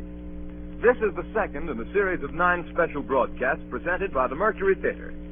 And here is Orson Welles himself, writer, director, and star of these programs, to tell you about next week's production. Orson Welles. First of all, I'd like you to meet Jim Hawkins, Jr. Our leading man is 14 years old. Last season, he made a really startling contribution to the stage history of Shakespeare's plays. This was during the course of some experiments with the Mercury Theater sprinkler system. As a consequence of what must certainly have been extensive research in that field, he caused it to rain, actually to rain, and copiously to rain, where in more than 300 years it has never rained in Julius Caesar before. It rained on Brutus. It rained all over Brutus. In the Forum, I was Brutus, and I ought to know. Now, as dramatic criticism, I found this telling and even final. There's a surprise item in the funeral scene. I can assure you that the unexpected appearance on the stage of so many gallons of real water created in us all an impression that was almost overwhelming. Our popular leading man says that he did it all with a match. I don't dare think what he'll do. He's old enough to run for president. But meanwhile, no matter what happens to the plumbing, he can always work for the Mercury. As you've probably discovered, he's something more than a very gifted performer. And as I told you, he's something less than 15. His name shall not be withheld. I refer to that fine old actor Arthur Anderson. Mr. Anderson is not new to the microphone nor the Mercury. He was prominent in Shoemaker's Holiday and in Julius Caesar as Brutus's boy Jeeves, the sleepy-eyed, silver-throated Lucius in brass buttons. He was at least unforgettable.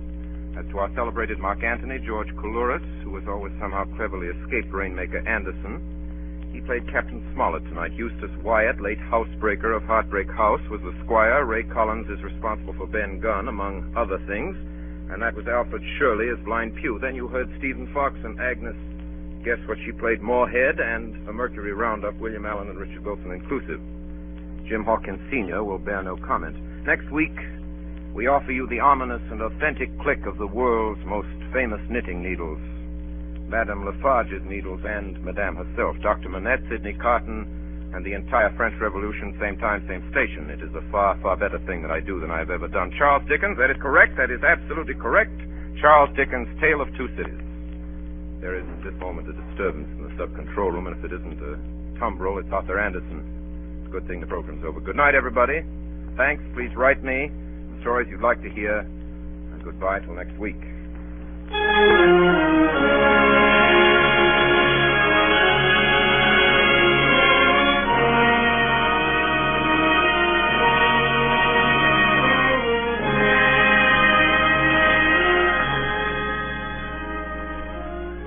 Remember, 9 o'clock Eastern Daylight Saving Time next Monday night for the Mercury Theater on the Air with A Tale of Two Cities by Charles Dickens.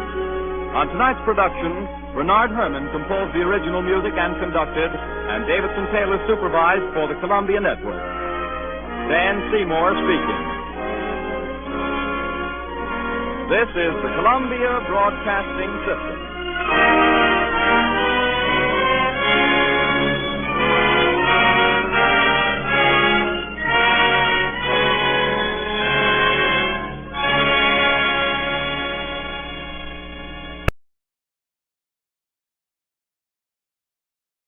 Being a Lux girl, Jean depended on a quick beauty pickup. A refreshing Lux soap beauty bath did the trick, she told me. Now that their beauty soap is in big new bath size, a Lux soap bath is more luxurious than ever. Well, I can't imagine a nicer bath soap, John. Wonderful creamy lather, even in hard water.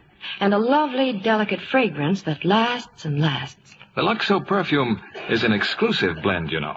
It combines lily of the valley, lilac, carnation, and other delicate flower fragrances. I'm sure every woman who tries the big new bath-size Lux toilet soap will love it.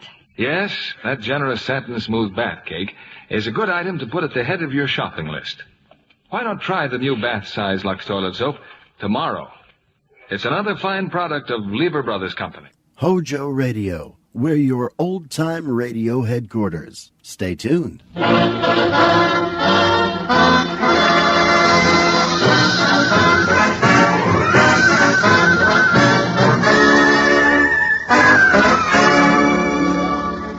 This is the NBC University Theater, presenting the second in a series of 5 radio plays based on great American stories. Tonight, it's A Farewell to Arms by Ernest Hemingway, starring John Lund as Fred Henry and Lorene Tuttle as Catherine.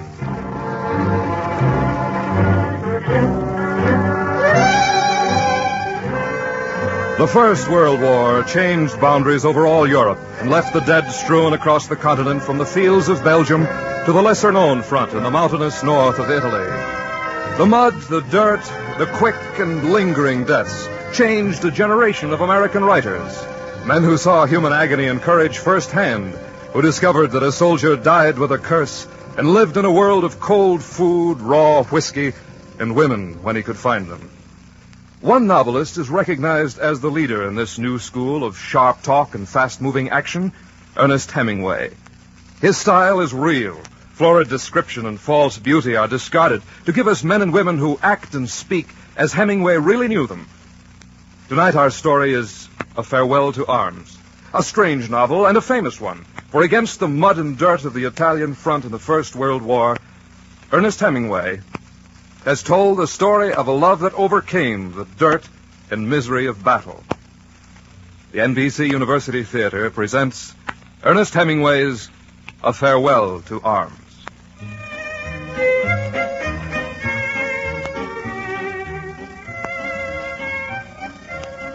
In the summer of 1916, the Italian front wasn't so bad. We had Austrians across the line. They weren't looking for any trouble, and neither were we. Every once in a while, some brass would show up from the general staff, and then there'd be a few artillery shells tossed back and forth, but not much. At night, there was some fighting in the hills. We could see the flashes from the big guns. The company was quartered in a small village at the foot of the big mountain. The wine wasn't bad, and the roof didn't leak, so we were satisfied. We were an ambulance company, but there wasn't much doing. Every once in a while, they'd bring in a peasant from the south who'd shot off a toe to get out of the army. We'd patch him up and shove him back in the line.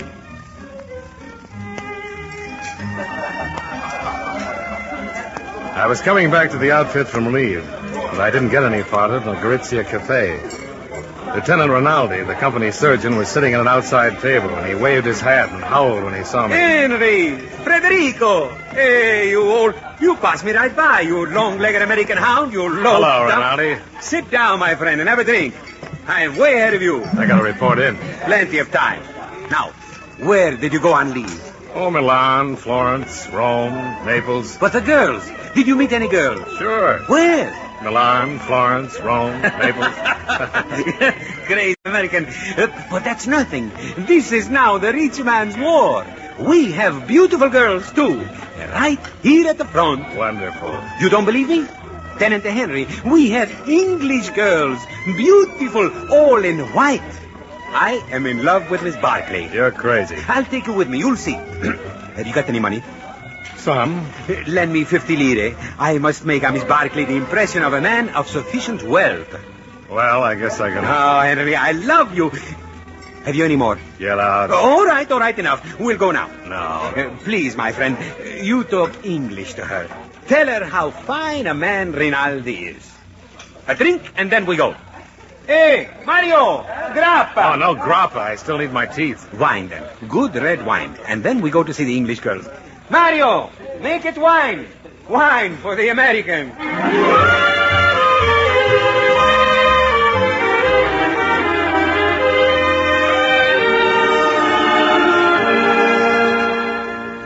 You're not an Italian, are you, Mr. Henry?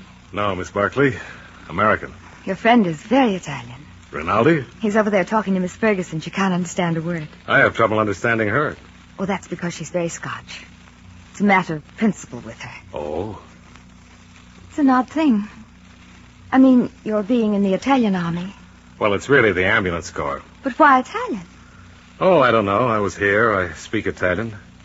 That riding crop part of the nurse's uniform? No. Belonged to a boy who was killed last year. France. Oh, I'm sorry. He was a very nice boy. He was going to marry me. Were you engaged long? We grew up together. I should have married him before. I thought it wouldn't be right. I was a fool. Well, you couldn't tell before. Have you ever loved anyone? No. Here, sit down. Thank you. You've got beautiful hair. Oh. I was going to cut it off when he died. No. I wanted to do something for him. I hadn't given him anything else, and then, of course, he was killed. And that was the end of it. You, been at nursing long? A year. I had some silly idea he'd come to the hospital with a saber cut, I suppose, and a picturesque bandage around the head. They blew him all to bits, you know. We haven't had nurses here before. Oh, we're all on special behavior. We don't go out. I can come here, though. Oh, yes, we're not cloistered. The Army doesn't... Let's drop the war. Well, it's hard. There's no place to drop it. Your hair is beautiful. Very. No. What's the matter? Your arm. Please, no. Catherine, Please, no. Oh. Oh, I'm so sorry. Well, I suppose I shouldn't have kissed you. I hate scenes. I just couldn't stand the nurse's evening off aspect. I didn't hurt you. Oh, no. You know, I've been leading a funny life, and I never talk English, and you are very beautiful. Well, that's all right. You needn't... Well, anyway, we dropped the war. You are sweet. No, I'm not. Yes, you are. You're a dear. I'd be glad to kiss you. If you don't mind.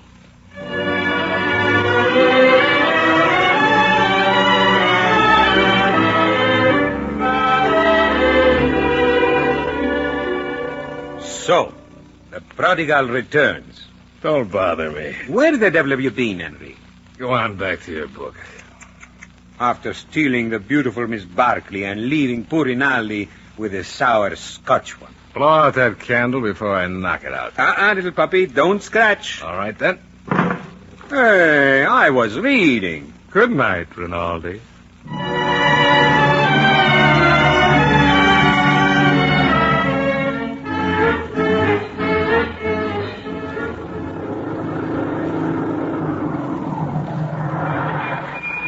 What's up, Tenente? We go up. The front. Oh, of all right, get those blasted ambulances rolling. Helmets and gas masks. But, Tenente, the helmets come down over our ears, and those gas masks couldn't save you from a bad cheese. Look, I don't make the regulations. As far as I'm concerned, you can take those helmets... All right, Tenente. Helmets and gas masks. You'd think there was a war.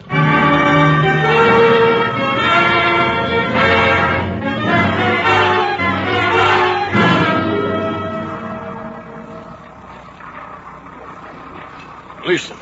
Minerwerfer. You're crazy. They don't have any guns that big in the mountains. 420s.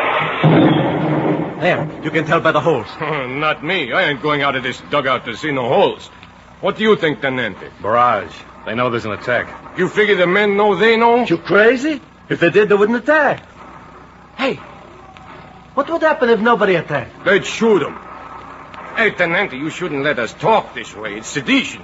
Viva Italia! I don't care how you talk.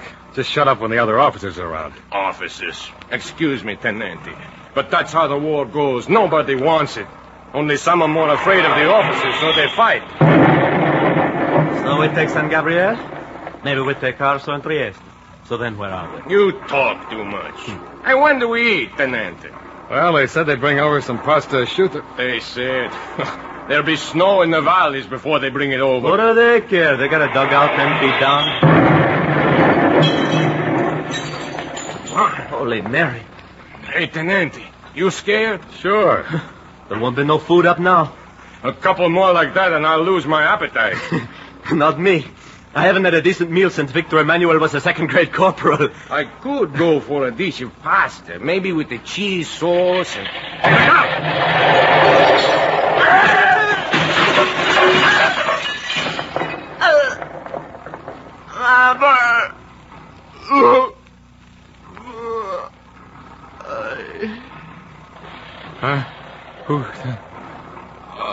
I can't. What is it? Oh! Stop it. Stand still. I'm going around. Stop it. He's bleeding. Stop it.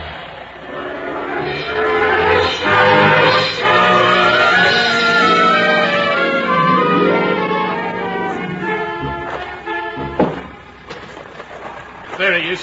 Get that beam out of the way. Tenente. Tourniquet.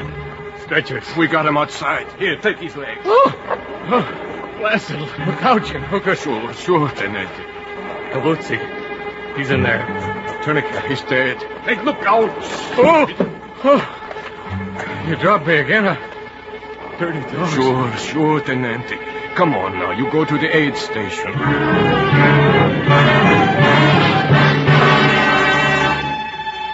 Multiple wounds of the left and right thigh, right knee, right foot. Lacerations of the scalp. Does that hurt? What the devil do you think? Anti-tetanus. That's all we can do here. Give him a shot of brandy and ship him back to the field hospital.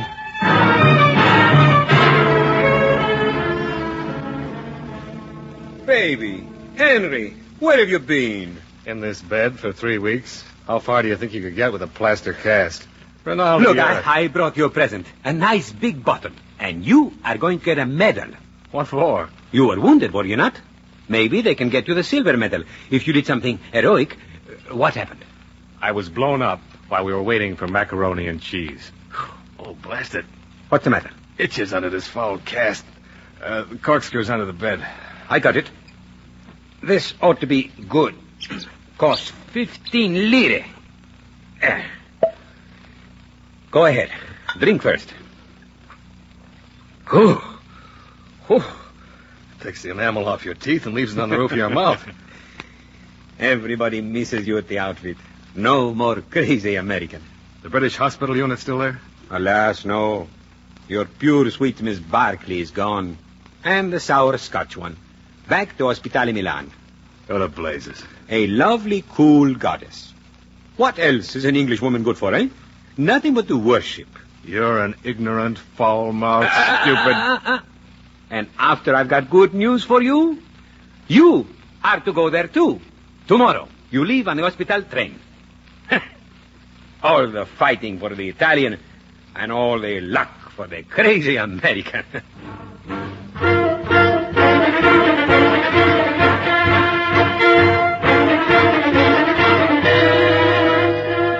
Lieutenant Henry, we weren't expecting any patients yet. Look, Miss Ferguson, I came all the way down to Milan by train last night, and I don't intend to lie out here on a stretcher till this butcher shop of a hospital gets organized. Well, Now, where do you want the porters to carry my stretcher? But they weren't expecting... We haven't any patients yet. You got one now. Aye. Well, I suppose you've got to be put somewhere. Carry on this way. Yes, Sorella. I don't know what to do with you. The doctor isn't here yet. I'll settle for dinner. No. Aye. Can I get a bottle of Chianti with it? You cannot. Not unless the doctor orders it. And the doctor... Doctor isn't here yet. I know. Miss Barkley here? Yes. Does she know I'm here? I'll tell her. All right, in this room. I'll put him on the bed. Careful. Ooh, straighten those legs out, you crummy dog. Sure, Teniente, sure. There now. I'll get you something to eat. Hospital wasn't open and that's when it's... Hey, Porter. Yes, Teniente? If you look in my jacket pocket, you'll find 50 lira. I've got it, Teniente. You go out and bring a bottle of vermouth and a bottle of Chianti. You got that? Vermouth and Chianti. Certainly, Teniente. Buy yourself a drink with the rest. Oh, thank you, Teniente. Thank you.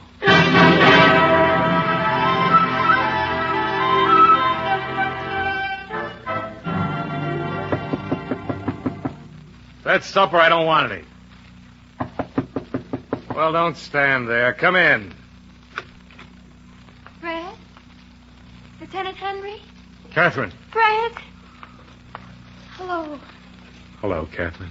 Now, don't sit up. You're not well enough. Oh, that's all right. This pillow. I know. There.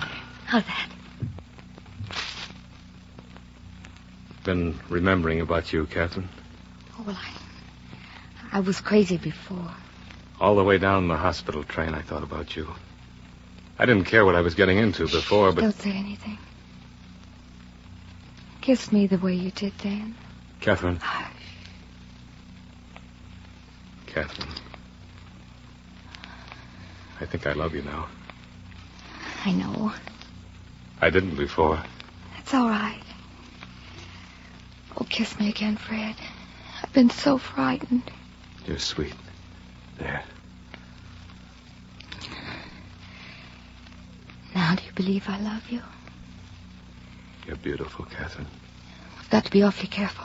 The other nurses. Well, the other nurses... No, really, we'll have to be careful in front of other people. I will. You do love me, don't you? Don't say that again.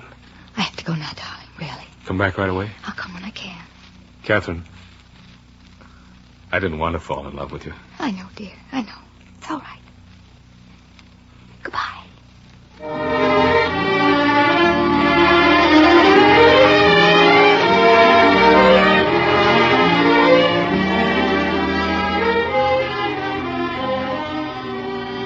There, 97.8. You've been nearly normal for a whole week. I don't feel normal. Don't be silly.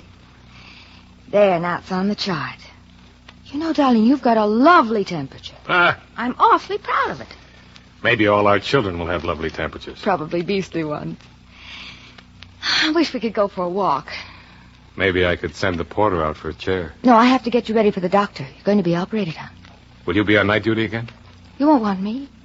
You've never been operated on. You'll be sick. And I won't mean anything to you. No, I won't. Now, don't be silly, darling. Now, lift your foot. You know, sweet, I'm actually jealous. I get furious when any of the others touch you. Even Ferguson? Especially Ferguson. Fred, when you're going under the ether, just think about something else. Not us. Why? Oh, people get awfully babbly under ether. Think about some other girl. No. Well, then say your prayers. That ought to make a good impression. Oh, I'm so proud of you. You sleep like a little boy with your arm around the pillow. Are you dreaming about me? I bet it's some other girl. How many people have you ever loved? Nobody. Not even me? Oh, yes. You. Now I've got to rub your back. Here, Albert. Ooh, that's cold. Never really loved another girl? No. You're lying to me. Yes. Keep on lying to me. Was she pretty? Oh, I love you, darling. I love you. Does a man always say he loves a girl? If she wants. Well, that's terribly important. I'll say just what you wish. And then you'll never want another girl. Will you? You're crazy. I want just what you want. There isn't any me anymore. Just you. You're sweet. You don't want any other girl, do you? No. There isn't any me anymore. Just you.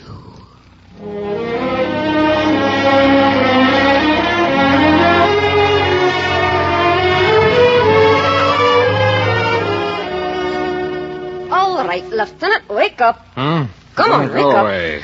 I got to fix your bandage. Fergie, go away. I'm asleep. No, you're not. Now wake before I roll you out of bed. All right. Now, let me see that wound. Oh, take it easy. Not bad for 3 days post-operative. Why don't you do your sleeping at night?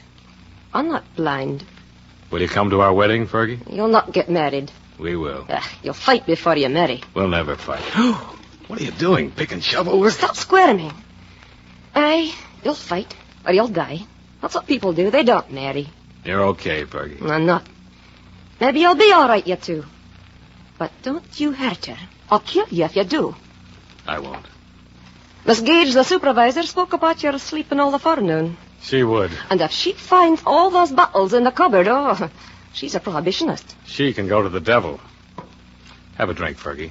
It'll warm that Scotch heart. Never mind. You just watch out. You hurt that girl, and I'll swear I'll kill you.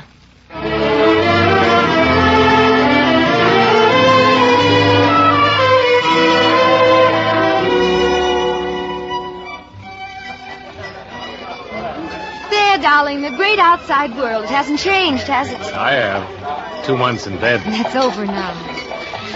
Buy me a drink, sweet. I was just thinking that. You know, sometimes I try to put thoughts in your head when we're in different rooms. It works. That's probably because we're thinking the same thing. Senor Tenente. A bottle of Barbera. Yes, Tenente. Oh, it's been a lovely summer. I get awfully tired of hiding all the time. We should get married. But it takes so long under Italian law, and they'd send me away. Back to Scotland. Maybe they wouldn't. I wouldn't see you till after the war. I only wanted it for you. There isn't any me. I'm you. Don't make up a separate me. I thought girls always wanted to get married. But, darling, I am married. Don't I make you a good wife? You're a lovely wife. Nothing worries you? Only being sent away from you. All right. But I'll marry you the day you say. Oh, don't talk as if you had to make an honest woman of me, please. You won't ever leave me. Oh. Barbera, Senor Tenente. Thank you. You won't ever leave me for someone else. I love you. I love you. You'll be sick of me. I'll be so faithful. Oh, darling, I'm so happy, and we do have a lovely time. Don't question. Let's just be happy and love each other. Let's.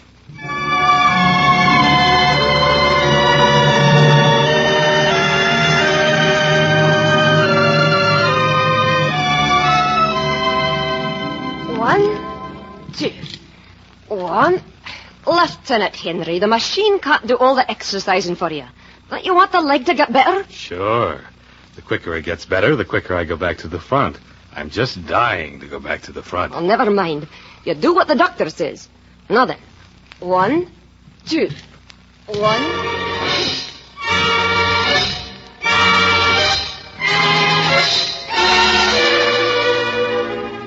Here, Tenente, I brought the brandy like you said. Oh, thanks, Edre. The head nurse, she won't like all those bottles, Tenente. The head nurse? Sure, Tenente, sure.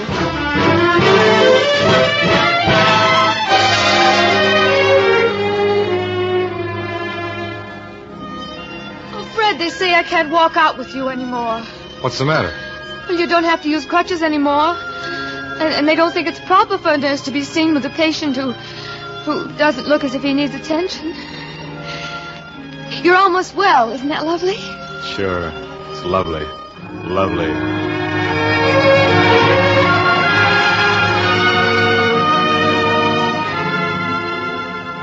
There now, your back is all properly rubbed and powdered. Like it. Sure. Cat, I've got to leave. 3 weeks. Then I go back to the front. Well, that's fine. Where do you want to go? Can you get off? I'll manage somehow. What's the matter, Catherine? Nothing. Nothing's the matter. Tell me. You can tell me. I don't want to. I'm afraid to worry you. Do I have to? Yes. I'm going to have a baby, darling. Oh, You're not worried, are you?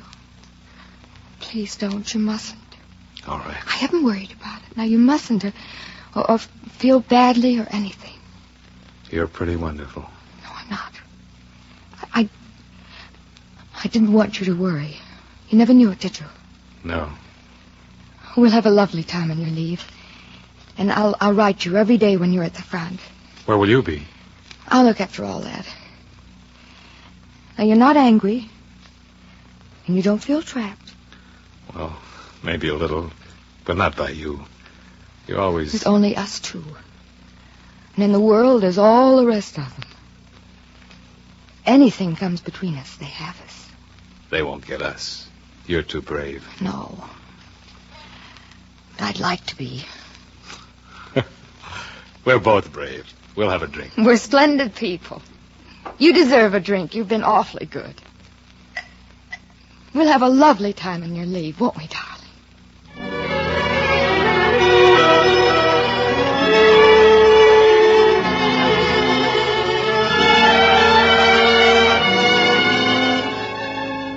You've got jaundice, Lieutenant. That's what's wrong with you. Yellow jaundice. What? I can tell by the whites of your eyes. They aren't white. And that isn't the only trouble you've got. Fergie, have you ever heard of Job's Comforters? The head nurse found the porter taking those empty bottles out of your room. She's after you, Lieutenant, and she's a tartar.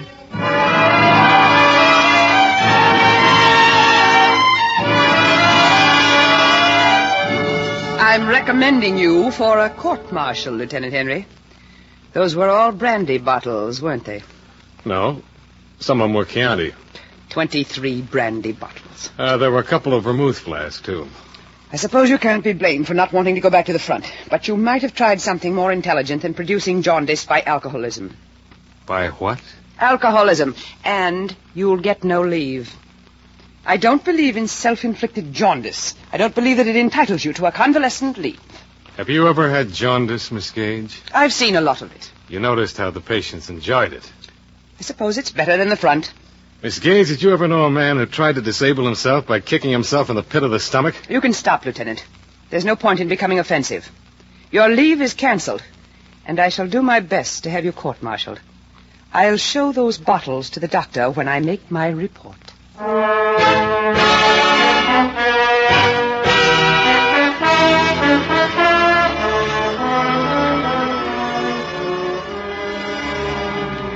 What did you say to Miss Gage, darling? She's furious. We were comparing sensations. I've lost my leave. But it doesn't matter. I'll have to go back to the front as soon as I'm over the jaundice. Well, there's lots of time, darling. You won't go for weeks. Not for weeks.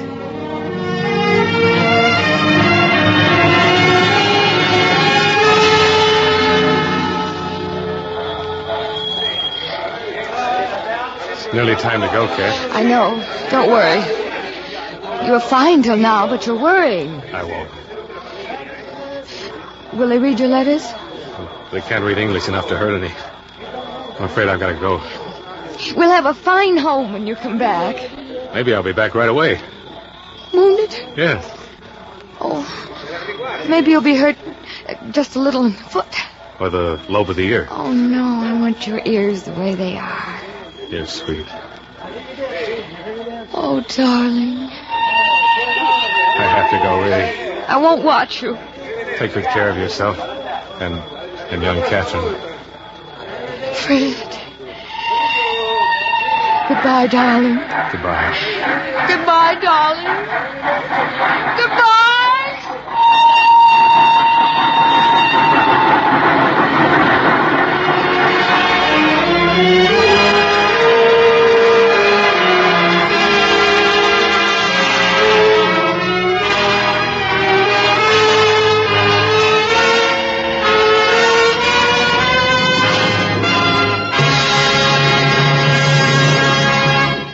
You are listening to the NBC University Theater, starring John Lund and Lorene Tuttle, in a 1-hour dramatization of the Ernest Hemingway story, A Farewell to Arms.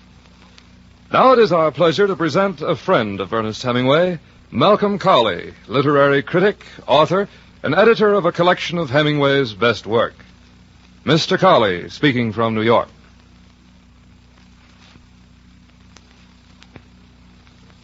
Just out of high school, he drove an ambulance on the Italian front like Frederick Henry, the hero of A Farewell to Arms. Like Henry, he was badly wounded and spent the summer being patched together in various hospitals, including one where he met a charming English nurse much like Catherine Barclay. Unlike his hero, he did not take part in some of the events to which you will listen in the next half hour. He did not witness the retreat from Caporetto, nor did he ever desert from the Italian army and flee with his beloved into Switzerland.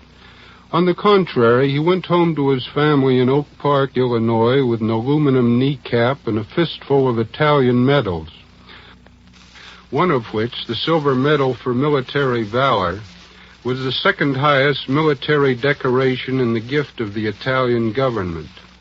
A Farewell to Arms was written many years later in a fifth-story corner room of the Hotel Ambos Mundos in Havana. It was his second novel, and he found it much harder to finish than the first had been. In fact, he rewrote the conclusion 70 times before he was satisfied. His readers were satisfied, too, when the book was published in September 1929. Mature, honest, and deeply felt, it is the best novel in the English language about the First World War, and I am not sure that it isn't the best in any language. But there is more to be said about A Farewell to Arms from the standpoint of Hemingway. Hemingway's work as a whole. If you think of his 4 novels as telling a connected story, a legend of war and peace, then this would be the first volume of the legend, even though it was written 3 years after The Sun Also Rises. You might say that the author goes back here to explain how Lady Brett Ashley and Jake Barnes, in the earlier written novel, became the sort of persons they were. Brett had served as a nurse at the Italian front, like Catherine Barclay, and she might be Catherine's sister, or her ghost. Jake Barnes, the hero of The Sun Also Rises, is what Frederick Henry might have become in the wasteland of the post-war world. The truth is that all of Hemingway's novels have the same hero. He is called Harry Morgan in To Have and Have Not, and Robert Jordan in For Whom the Bell Tolls. The real story of A Farewell to Arms is how this hero first lost his faith in organized society, then lost his beloved and became a sort of outlaw, completely alone. But the story would have a sequel in For Whom the Bell Tolls. If you have read that novel, and it must be read, you have learned how the hero regained his faith in society and died for a common cause. Thank you, Mr. Cowley.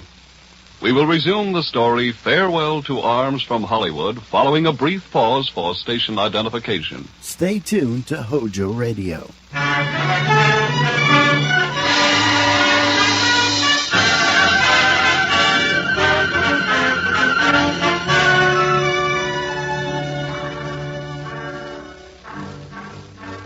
You are listening to A Farewell to Arms by Ernest Hemingway, brought to you by the NBC University Theater. I didn't see Catherine on the platform as the train dragged out of the Milan station. There were no seats, and I spent the night in the aisle, sitting on my musette bag. Men were sleeping on the floor all down the corridor. That train to the front was always crowded.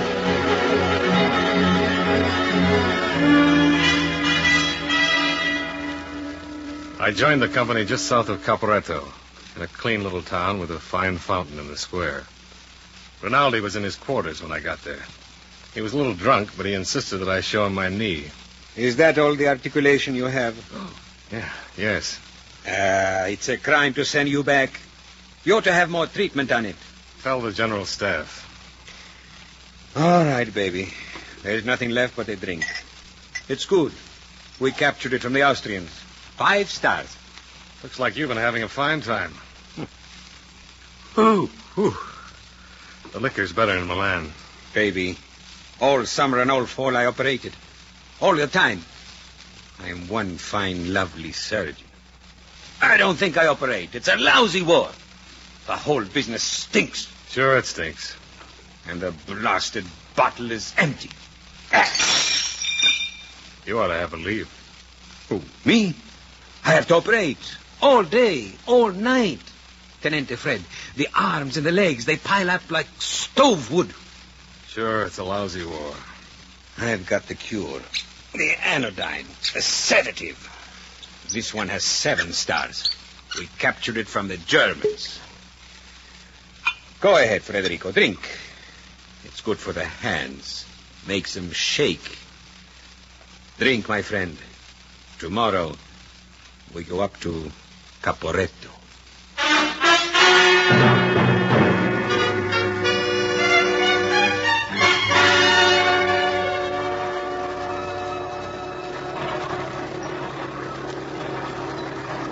Glad to be back, Tenente? Piana, you're still crazy. That's me, Tenente, crazy. Down, Tenente, down. What's them? Get down. What the devil was that? Naval guns. The Austrians have them up above Caporetto. They make a lot of noise. Hey, Bonallo, you still back on there? Feel that, Tenente. Rain. Oh, that's all we needed. Oh, here we are. Pull up. We pick up a load for the base hospital.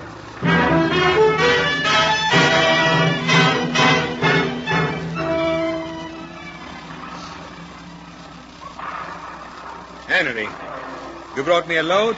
3 ambulances full. You can operate till your fingers fall off. A drink? Sure, this rain, I'm wet as a duck's bottom. Don't worry. You won't have many more trips. Why? The Germans, they broke through at Caporetto. If they get all the way, we are cooked. Where'd you get that? Division. They ordered a retreat. Well, what do? Evacuate wounded? You leave them, baby. Get back up to the front and pack the aid station equipment. Get back fast, Federico. This retreat is going to be like a flood. A flood. So, a drink before you go.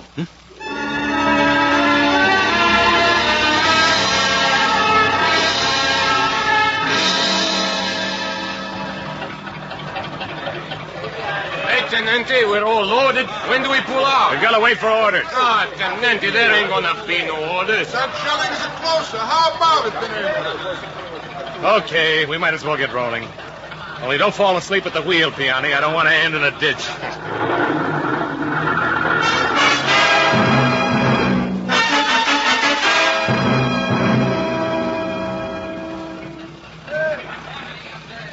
Huh? What's the matter? Why do we stop, Piani? Go on back to sleep, Tenente. The road's blocked. Probably clear to Gorizia. You can wake me when they start moving. I'm so tired I could sleep hanging by my ear.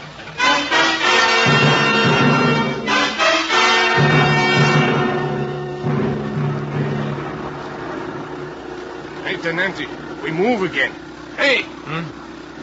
Oh, I was having a dream in English. See, you talk out loud. Lucky I don't understand. Mamma mia, blasted. What's the matter? Mud. The wheels won't hold. You're just digging it in deeper. Of all the times. Hey, Piani, what's up? Mud. Get some brush, shove it under the wheels. There's a couple of planks in the road. Shove them under, to the right. I put my cape on the Tenente, eh? Okay, try it, Piani. Right. No good, no good. No good, huh? Dug in too deep. Anything in the car you want, Piani? See, a wine bottle. Do we leave the car, Tenente? Yeah. Let's get going. You got the canteens? Sure. I fill them with wine. Well, let's get walking.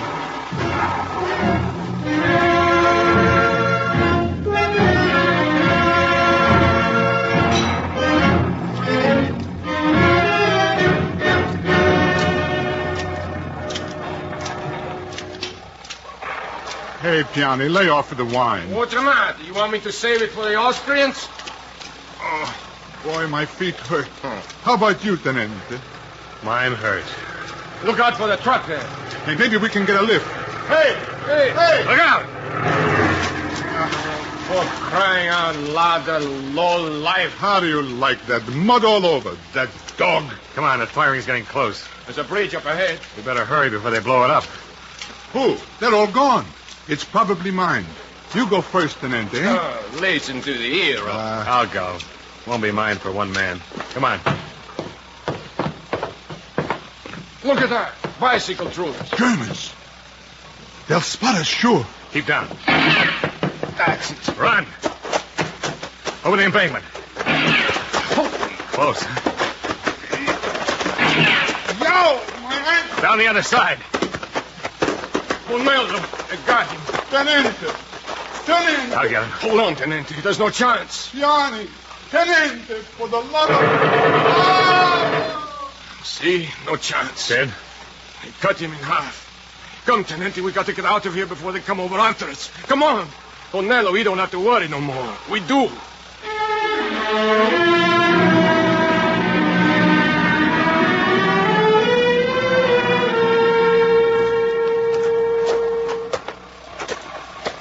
Watch out for the holes in the road, Tenente. Not even a blasted star on it. You wet, Piani? I'm no duck. You tired of walking? Yeah, I'm retired, Tenente. Tenente! What's the Tenente? Let the officers rot. No more war, blast the officers. I better call you by your name. Already they shot some officers. What's that? MPs. Hey, they got a lieutenant colonel. We better get out of here. There's no way. Here they come, Piani. You! Tenente! Let go of my arm. Come on, come on! What the devil's the meaning of this? Let go, you slimy scum. Shoot him if you resist. Come on! Shoot him if you want to come. I got him, Signor Maggiore. Line him up with the others. What the devil's going on? Who in blazes are you? Battle police, shut up. Why didn't you ask me to come over instead of sending that gorilla? Shut up. We'll take the lieutenant colonel first. You, get up. Yes? Where's your regiment? Dead. Captured. Running. Don't you know an officer should be with his troops? Yes. It is because of treachery such as yours that we have lost the fruits of victory. Have you ever been in a retreat? Italy should never retreat. If you're going to shoot me, why don't you get on with it? This is stupid. Abandon these troops. Sentenced to be shot. Come on, Sergeant. Come on, you. Avanti. I'm coming. Our Father, which art in heaven, hallowed be thy name. Thy kingdom.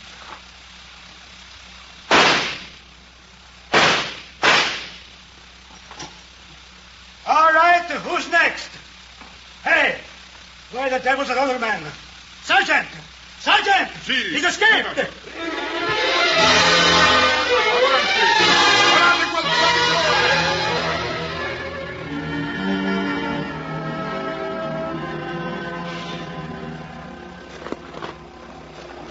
Tenente, is that you? Piani? Over here, by the water. There they are. You stay, Piani. They won't bother you. See, you better grab one of those timbers. That water's too cold to swim. Right. You better cut those stars off your sleeve so they can't spot you for an officer. Yeah. Well, goodbye, Piani. Goodbye, Tenente. Good luck. I'll need it. Oh, it's cold. Goodbye, Piani.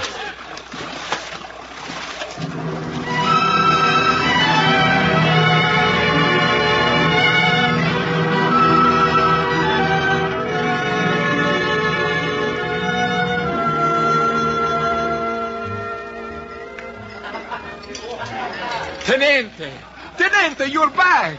Ettore. Oh, we missed you at the hospital. How are things at the front? Here, have a drink. Sure. You're in trouble? Yes. The retreat? Yes. Look, I do not mean to say anything wrong. Go ahead. It is not impossible to get out of the country now. The right people, the right papers. All right. Getting out of the country. How is that done? Switzerland. You are an American. If you still have your passport, all you have to do is throw away the uniform and walk over the border. Almost. I haven't got any clothes. I have. You are a good friend, Tenente. You come back to the hospital with me, and we fix you up. Miss Barclay still there? The English nurse? Your girl? Alas, no. She is at Stresa. You sure? Sure. On the lake across from Switzerland. She left the address.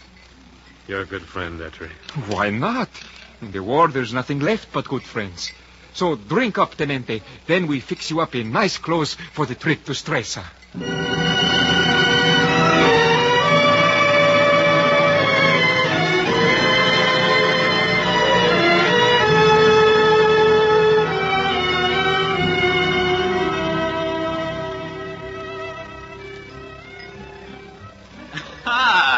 Senor Henry. Hello, Emilio. Whiskey. Scotch all right? Fine. Yeah. What are you doing in Stresa and without your uniform? I'm on leave. Convalescent leave. That's nice to see you. What with the war, there's almost nobody here. The water? Oh, thanks. Are there 2 nurses here? English? I've seen 2 nurses. They're at the hotel. One of them's my wife. Uh-huh. I'm not joking. I'm sorry.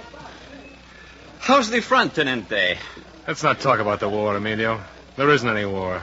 Not for me. Oh, Tenente, those 2 nurses. They just went by into the dining room. Here, this enough? Thank you. Thank you, Tenente. Catherine! Catherine! Good heavens. Hello. It's you. It's really... Hello. You're a fine miss. What are you doing here? What are you doing out of your uniform? I'm in the cabinet. You're in some mess. Cheer up, Fergie. I'm not cheered by seeing you. Another mess you gotten this girl into. Oh, I can take care of myself, Fergie. Hush now. I can't stand him. He's done nothing but make trouble with his sneaking American tricks. Scotch is such a moral people. Am I really sneaky, Fergie? You are. And where is your uniform? Just another example of your sneakiness. You've had a love affair all summer. Now I suppose you'll sneak off and leave her. We'll both sneak off. I'm ashamed of you, Catherine Barkley. You have no shame and no honor. Don't, Fergie, don't denounce me. You know you like me. You've no shame and no feelings. And you're all smiles just because he's come back. I think it's dreadful. There now, Fergie, don't cry. Don't cry. I'm not crying. Don't you smile at him with your arm around me. You're unreasonable, Fergie. I know. I want you to be happy, both of you. But I hate him.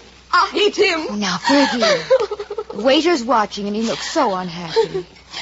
Do stop crying so as to cheer him up. Please.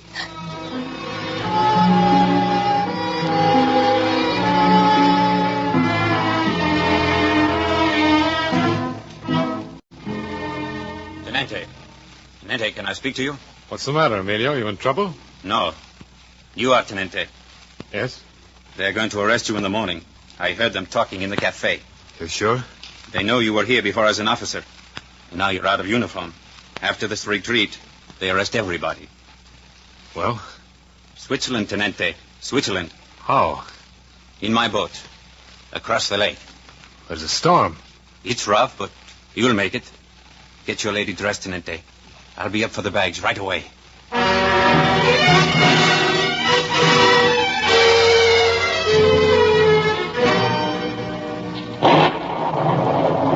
Tenente, over here. Emilio. Careful, Cat. Oh, it's a lovely night to go to Switzerland, darling. If you row all night, you'll be there by morning. You'll see the lights. Thanks, Emilio. Thank you many times. You won't thank me if you get drowned. Go ahead. You can't waste time. Thanks, Emilio. Come on. Good luck, Tenente.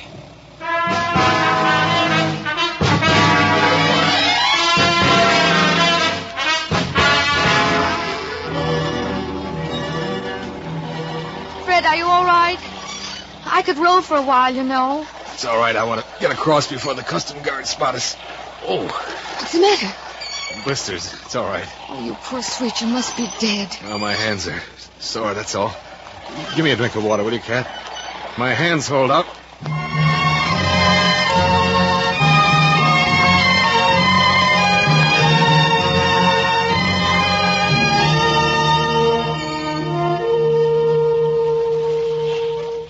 Switzerland, Cat. Oh. What? Switzerland. There, that village. The sun's just hitting it. Oh, it's a lovely country. We'll have breakfast, darling. Rolls and jam and coffee. And you'll have 4 eggs. Oh, Oh, darling, your hands. Oh, they'll be all right. We're out of that bloody mess, Cat. But it is true, isn't it? We're really not back at that hospital in the lab. No. Watch out. I'll try to come along that pier. You're a lovely boatman, darling. Hold on. Switzerland.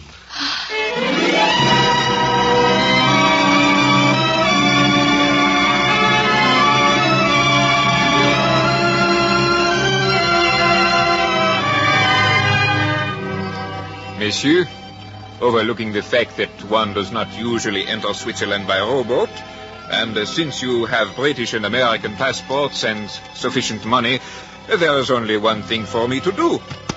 Here you are, your provisional visas. Enjoy yourselves in Switzerland. And may I suggest, my father runs a small hotel in the mountains.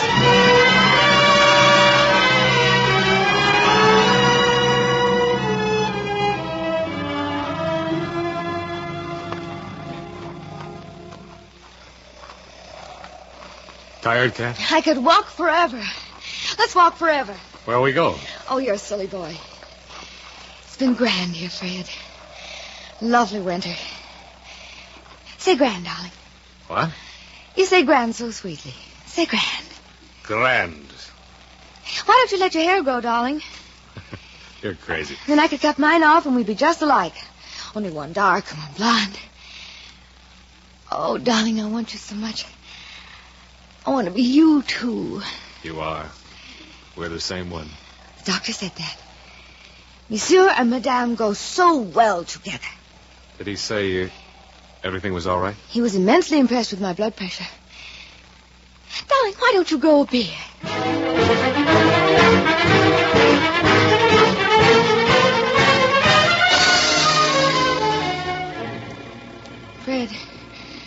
Fred.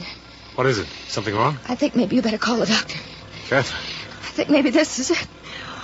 Oh, Fred, hurry.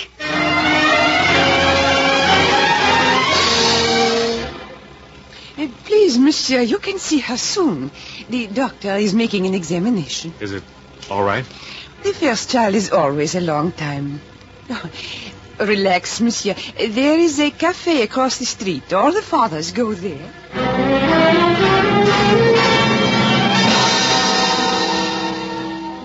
How does it go, Doctor? Doctor! Huh? Oh, it does not. What do you mean? There are two things. I should advise the operation. Oh, what if you didn't? Well, you should have to do something eventually. Madame Henry is losing her strength rapidly. You advise it? If it were my own wife, it will take an hour to get ready. You can see her now if you like. Nurse, get Monsieur Henry a sterile gown.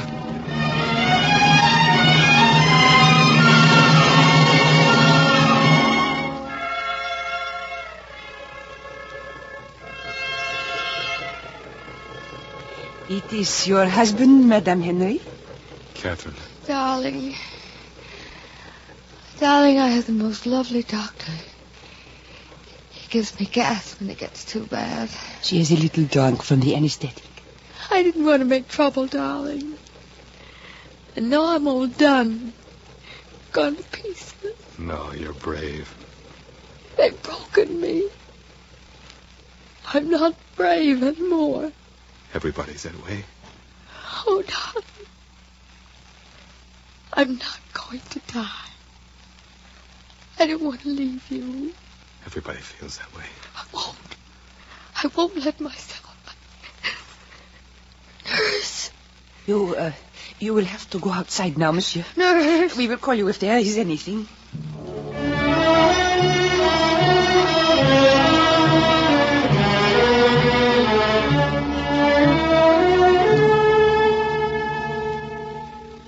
All right, Monsieur Henry. It is all over.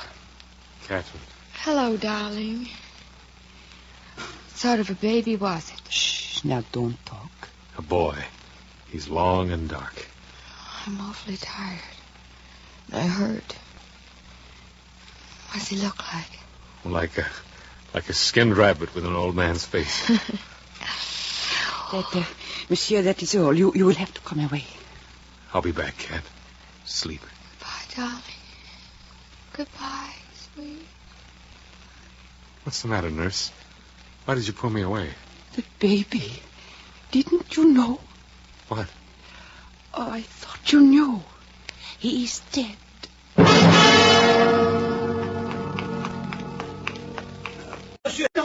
Monsieur Henry, you must come back. What's wrong? Oh, Madame Henry, a hemorrhage. Oh, can I go in?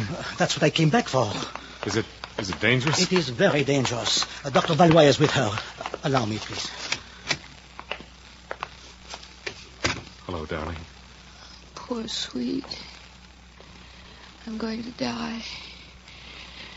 I hate it. You'll be all right, Catherine. I know you'll be all right. I meant to write you a letter to have. But I didn't do it. Do you want me to get you a priest or anything? Oh, just you. I'm not afraid. I just hate it. She must not talk now. I think it would be better if we would leave her. Don't Please, worry, darling. Don't worry.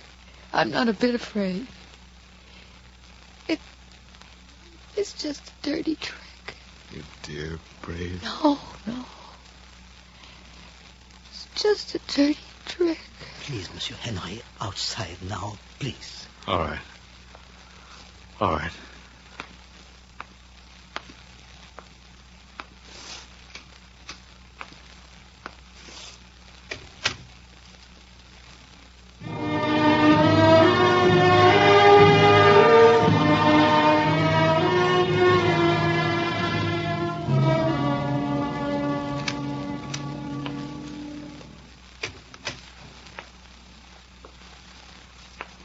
Doctor? Monsieur Henry. Doctor?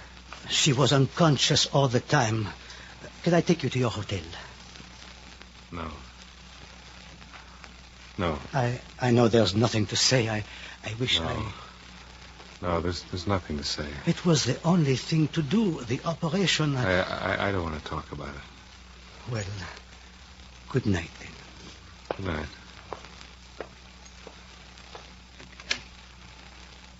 Monsieur Henry, you cannot come in now. Yes, I can. No, but you cannot. I mean, not yet. You get out. Go ahead. Get out. Well,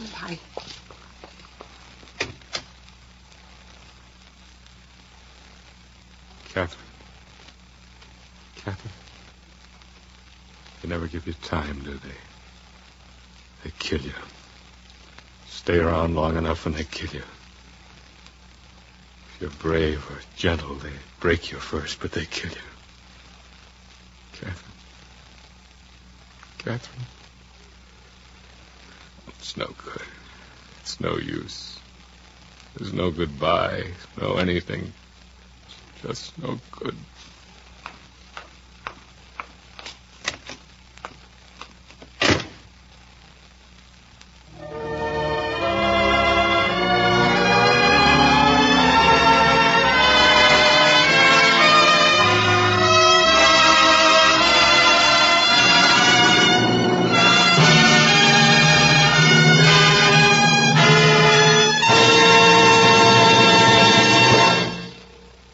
So the curtain falls on the second of 5 programs in which the NBC University Theater will bring you radio plays based on great American stories.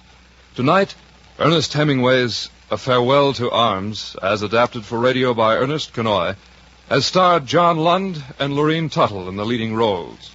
John Lund can currently be seen in the Paramount picture A Foreign Affair with Marlene Dietrich and Jean Arthur. Tonight's cast included Donald Morrison, Marion Richmond, Georgia Bacchus, Paul Marion, John Beale, Byron Kane, Joseph Vitale, Jack Edwards Jr., Sidney Miller, and Ralph Sedan. Our thanks to Mr. Malcolm Cowley, author and critic, for his comments on our novel.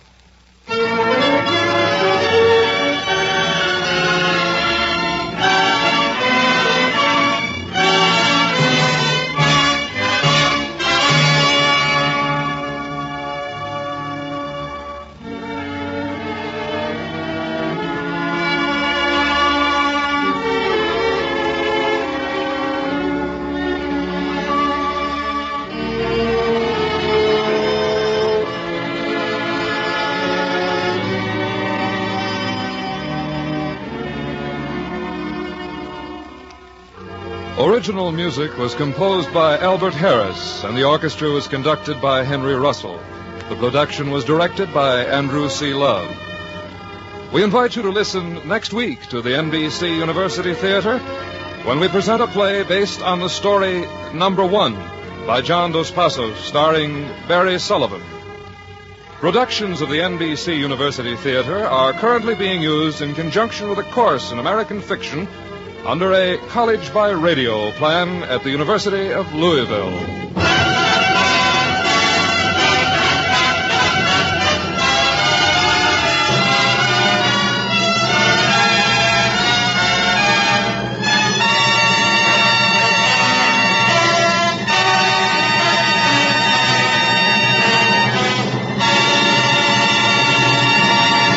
Dentists know what cleans teeth best. And over 4,000 dentists say Colgate tooth powder with a 2-minute routine gets teeth sparkling and super clean.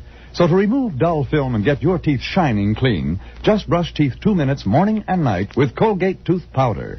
Brush inside, outside, and biting surface. HOJO Radio, where the classics come alive. The National Broadcasting Company presents Radio City Playhouse, Attraction 2.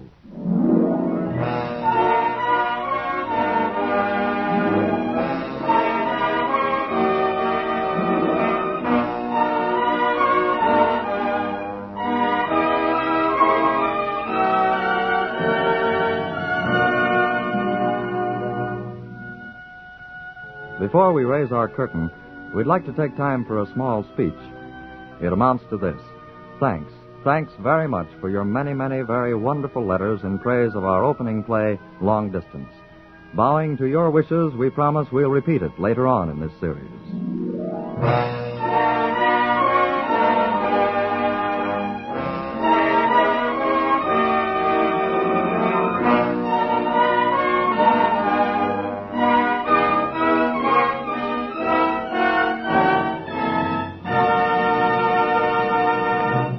Tonight's play is titled Ground Floor Window.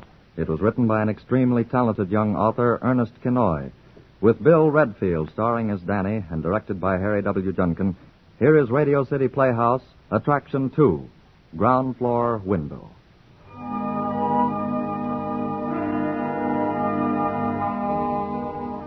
I've been sitting in this ground floor window of ours for 23 years.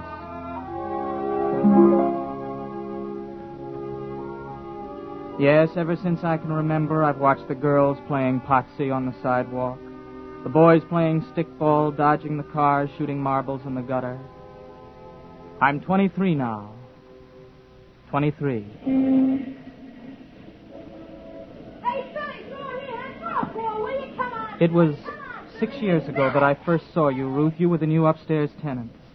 There was a big yellow moving van, the furniture, your father managing everything. I remember the first words your father ever said to me. The first words your father ever said to me were... Hey, you in the window.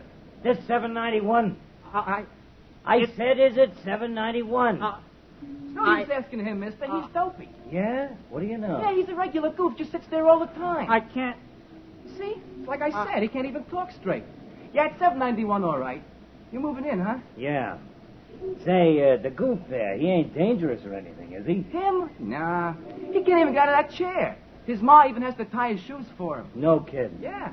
Okay, Ruthie, this is the right place. We're home. What's wrong with a kid in the window, Pop? Never mind now. Go find the super and get the key to the apartment. He looks so funny. Go on, you heard me. Find the super.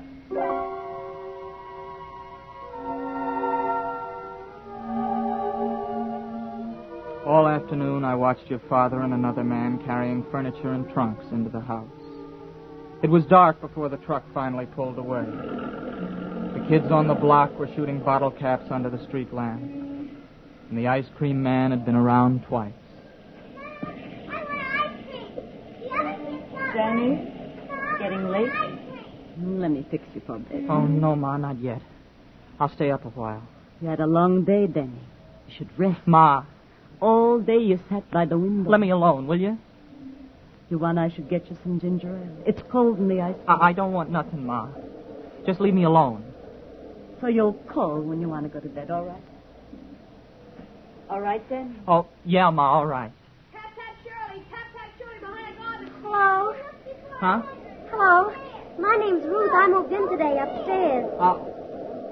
I saw. Hey, do you mind if I sit on the stoop by your window? No. What's your name?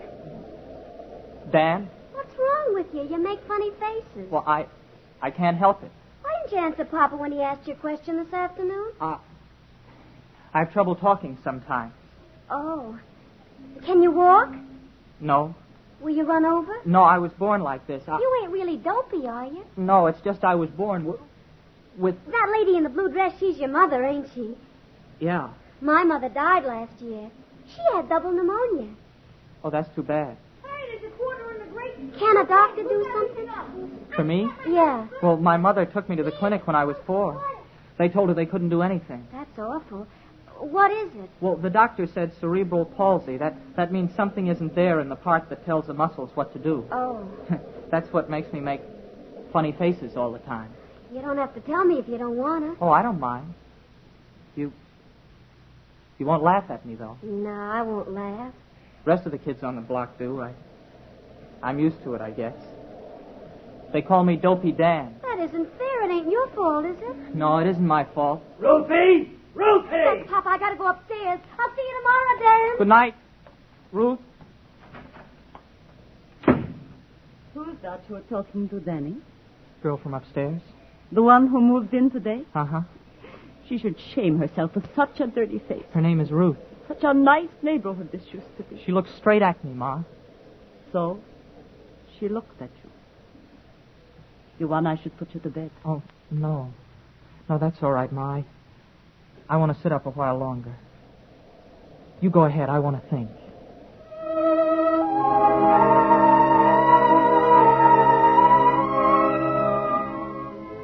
I watched you grow up, Ruth. You washed your face now, and soon those long black braids gave way to a sort of soft tangle around your face. You went to Douglas Junior High School with the kids from the block, and after school you used to sit on the high brownstone stoop just outside my window and report on the day's activities. The teacher don't like me, Dan. Right in front of the whole class, she said I didn't do my homework. Well, did you? Well, not exactly. I tried to. You went to the movies instead. I saw you go by. Well, Skip asked me to go. I don't see what good algebra does anyway. Did you have a good time with Skip? I guess so. We had a soda after. You never seen a movie, have you, Dan? Well, Ma was going to take me once, but she couldn't get anybody to carry me. It was a swell picture. I'll see one someday. What do you do when I'm in school, Danny? I don't know.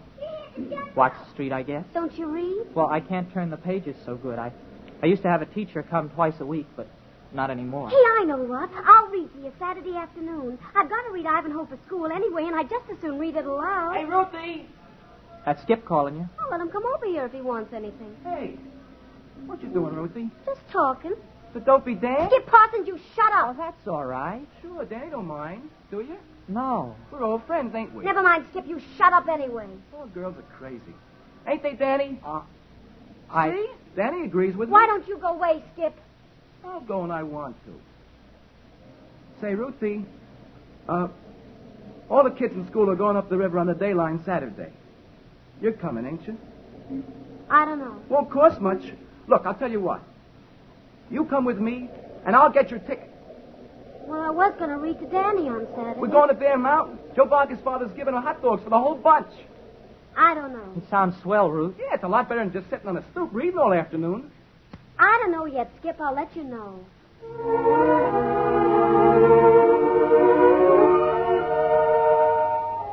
You went to Bear Mountain with Skip, Ruth. I wanted you to. Skip was supposed to be very funny. He had an imitation of the way I talk and how my face moves. I never saw it, but all the kids in the neighborhood laughed every time.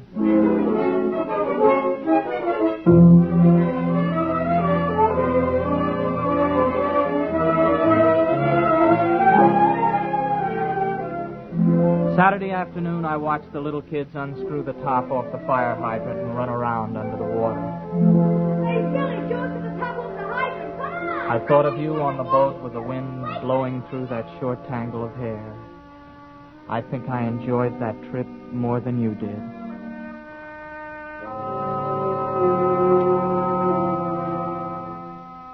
You came home way after 12, alone. The night was hot and the whole street seemed to be weighed down under a smothering blanket. You sat on the stoop, and even in the dark, I could tell you were crying. I am not crying. It's just hot. Well, I didn't mean anything, Ruth.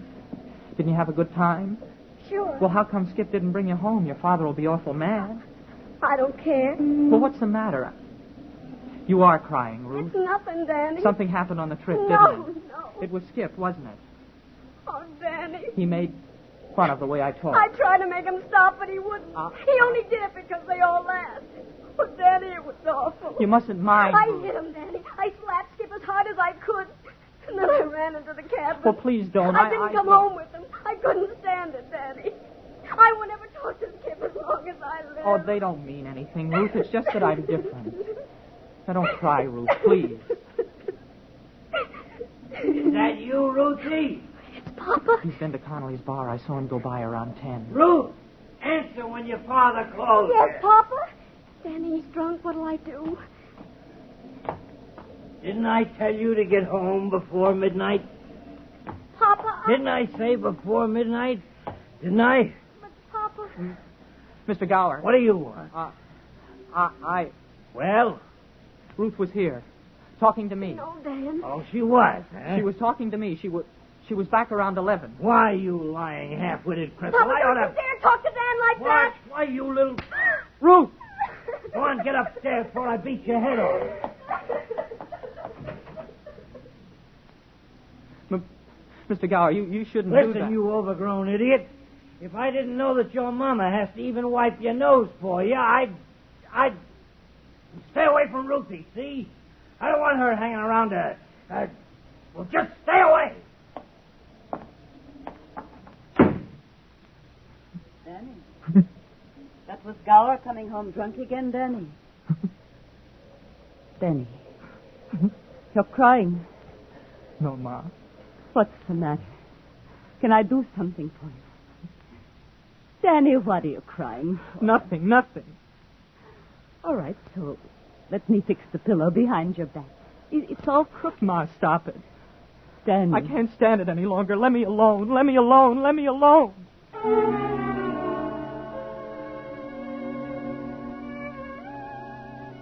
But my mother fixed my pillow and brought me a glass of water and wiped the tears out of my eyes. I sat at the window staring out at the street.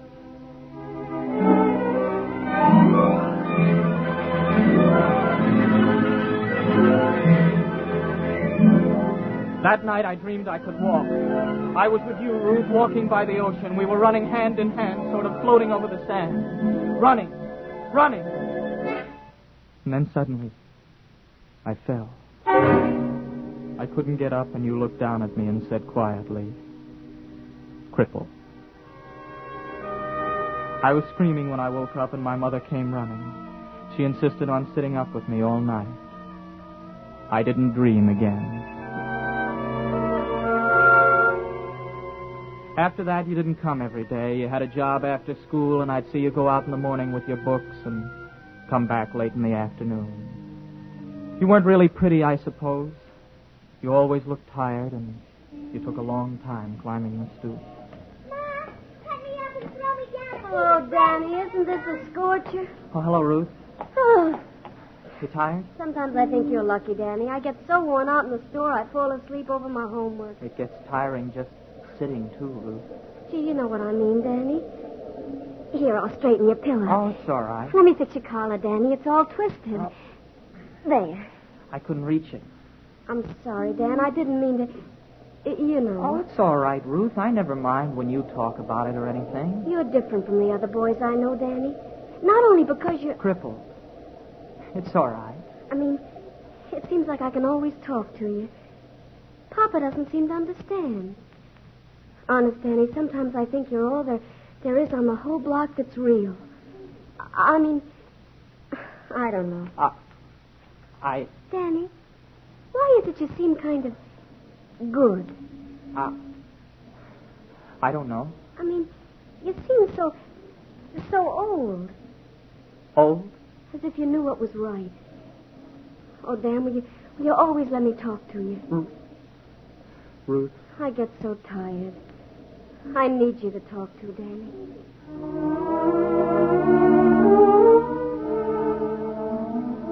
You sat on the stoop with your head in your hands, looking like all the sorrow in the world.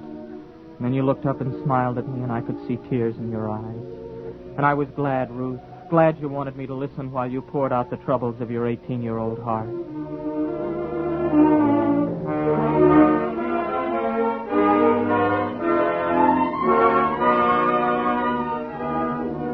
The war was over now. There was a big welcome home streamer stretching from our house across the street to 794. Dad! Danny, look who's back! Look who's back! It was Skip Parson on the sidewalk at the foot of the stoop. He stood looking up at me with his feet apart, leaning on a sort of steel cane that reached up beyond his right hand and clamped his arm by the elbow. Hi, Danny. Hello, Skip. Swell to see you. Come on up and sit down a while on the stoop. Sure, I got nowhere to go. Hello, Skip. Hiya, Ruthie. I guess I kind of joined your club, Danny. There. I'm sorry, Skip. Well, I still got the leg, even if it is all scrambled up. How you been, Danny? All the same. You look great. I mean, except for the leg. Yeah. But the surprise is Ruthie. She wasn't pretty when I went away. I'm not now. Sure you are. Isn't she, Danny? You ought to know. I leave it to you. I guess so. Never mind. What are the ribbons for, Skip? Oh, free beers, mostly. They're good for at least a quart at Connolly's. Didn't you notice me weaving? That's a combat infantry badge, isn't it? Yeah. I'll tell you a secret. It's the only one that means anything to me. The other stuff is to sweep beautiful ladies off their feet. Why didn't you write you were coming? I didn't think of it. I guess I should have. Well, you got home just in time, Skip. Ruth graduates high school tonight. Hey, that's swell. Congratulations. But you should have told me. I'd have brought you a present or something, maybe flowers. But Dan sent me flowers. Why don't you go with her tonight, Skip? Mr. Gower's working. Ruth won't have anybody there. Wasn't that? Don't be goofy. You need somebody in the audience to clap when they call my name. Oh, horny-handed Parsons, they call me. How's this? Oh, do. I gotta go get dressed now. Oh, your flowers are swell, Danny. I'm glad. In about an hour, Ruthie? Maybe a little longer. I'll try to hurry. Well, I gotta shave. See you later, Danny. Have a good time, Skip.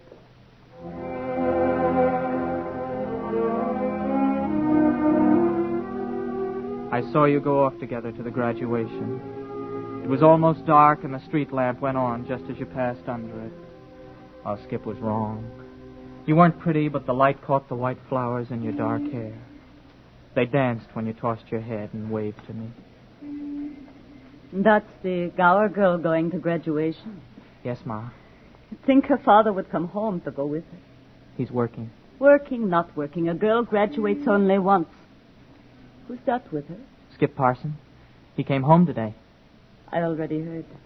It's a shame his leg's such a strong boy. Oh, she looked nice, Ma. She ought to.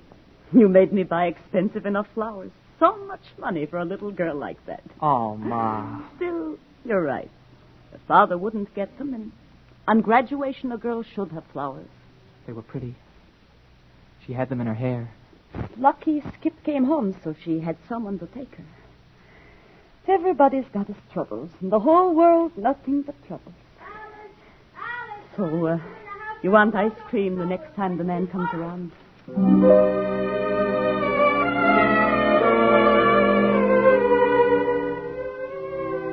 You came home late. I heard you both laughing quietly as you turned the corner. And when you passed under the street lamp, I saw the flowers in your hair, wilted and yellowing. Skip had tucked one of them under his infantry badge, like it was a buttonhole. Dan. Hey, Dan. He's probably in bed. Danny. What do you want to wake him for? I promised to tell him about graduation. Oh, give him a break. Let him sleep. But I promised. It'll keep till morning. Danny won't mind. Gee, I wish he could have been there. Why, did I clap loud enough? Don't be silly, Skip. It's a... Oh, Danny's been something sort of special to me. Oh. Skip, it isn't fair. Why should he be like that? It isn't fair. Hey, take it easy. It's graduation night. He said he was glad you went with me. Sure. Danny's okay. Say, you're not in... I mean, Danny... Oh, Skip.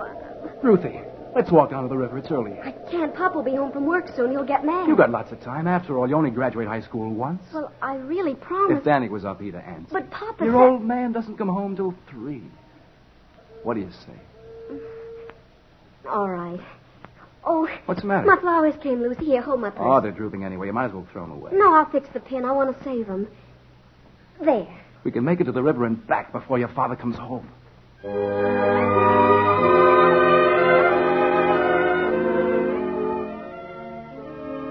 I'd heard you when you called, Ruth. I don't know why I didn't answer, but I waited up till you came back.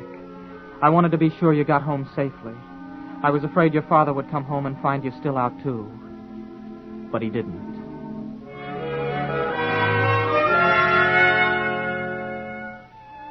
It was a week later when Skip came by again. He was wearing his old suit from before the war, but his arm was still braced against that twisted steel half-crutch. He pulled himself up the high stoop. Wow. It's quite a climb. Mind if I sit a while? No? Danny, you've got to help me. Me? I know I got a nerve. All afternoon I sat in Conley's bar, trying to figure out how I had the right. What's the trouble, Skip? Well, remember when I was a kid, I used to call you Dopey Dan? Yes, I remember. Ruthie socked me for it once. I was imitating you on the boat coming down from Bear Mountain. She hauled off and socked me. I knew about it. Well, kids are like that, Danny. You know that, don't you? I didn't mean anything special. I was just, you know, there isn't an excuse. Well, I don't mind anymore. Look, I know it isn't anything like it.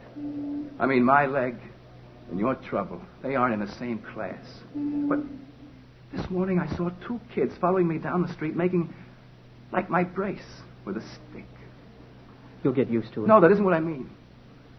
I try to figure how I come off to ask you to help. I wouldn't have had the nerve, but Ruthie told me you always were a friend. Ruth? Yeah. I need you, Danny. You're the only one who can help. What's the matter? Nothing. You see, it's her old man. He won't let her see anybody. He goes crazy every night when he's working because he can't tell where she is.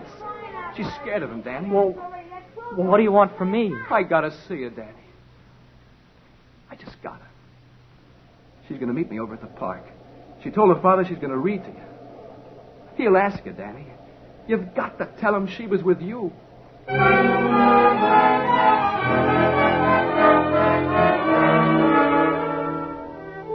I didn't know what to say to Skip, Ruth, so I stuttered like I always do when I get confused. Skip sat by the window and told me how pretty you were.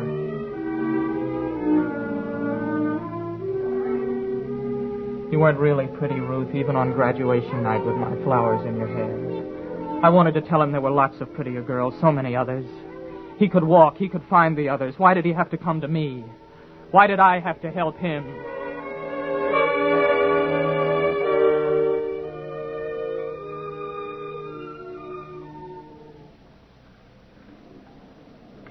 You stopped by my window before you went to meet him. You sat on the stoop the way you used to. How do I look, Danny? Oh, fine, Ruth. Just fine. I'm going over to the park to meet Skip. Yes, I know. Oh, Danny, I love him. What's the matter, Danny? Skip's a good guy. He wants to get married and go to California. He knows a job out there where his leg won't matter. Only it wasn't for Papa. Well, can't you just go anyway? Yeah, but Skip and Papa don't like each other. Danny, why is Papa like he is? He's not really bad. He worries about me. That way, you know. And Danny, he don't need to worry. Why can't he be nice, Danny? Why can't he? Ruth, You've always been a friend, Danny. I always been able to talk to you. Remember when I said I wanted to talk to you always? Ruth, I can't even talk right, hardly. Even if you couldn't walk or anything, you were my very best friend on the block. You were my best friend in the world, Danny. You could tell what I was thinking. You knew it without my saying anything. That's what I love about Skip, Danny. He's so gentle and sweet. Like you. Sometimes I think that you're the... No, Ruth. Oh, Danny, I'll write you often. You're not going tonight, are you? Tomorrow, maybe, if Skip was. I hope you'll be happy, Ruth. Bend your head up, Danny. Well, your face feels hot, Danny. Are you all right? Have you fever or something? No. No, I'm all right. Your forehead's so hot, Danny. Tomorrow I'll say goodbye like always. Just like I was going to school or something. But you'll know, Danny, that it's... Ruth, don't.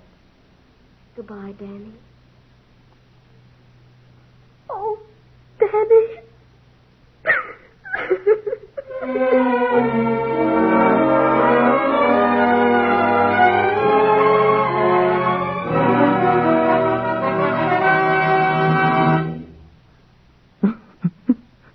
Who are you talking to, Danny? Somebody's bothering you, maybe. Danny, what's the matter? Why are you crying? That's no way for a man to act. A man? A man who can't even button his shirt or tie his shoes? What kind of a man is that? Danny. What kind of a man that drools and stammers when he talks like a baby? Danny, your mom isn't blind. You're my son. I lived in the house with you for 23 years. Oh, please, Mama. That Skip part. He went 2 years to a war. But Danny, your war went on from when you were born. I know. You're Ruth. She's going away. But you've still got to live. Oh, Ma, for heaven's sake. Oh, she goes away.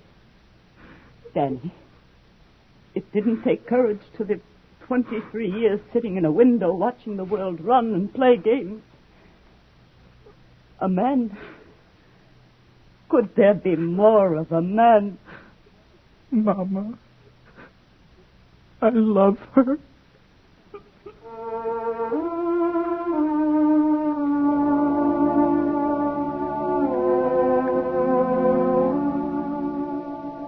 So now I sit by the window and watch the street.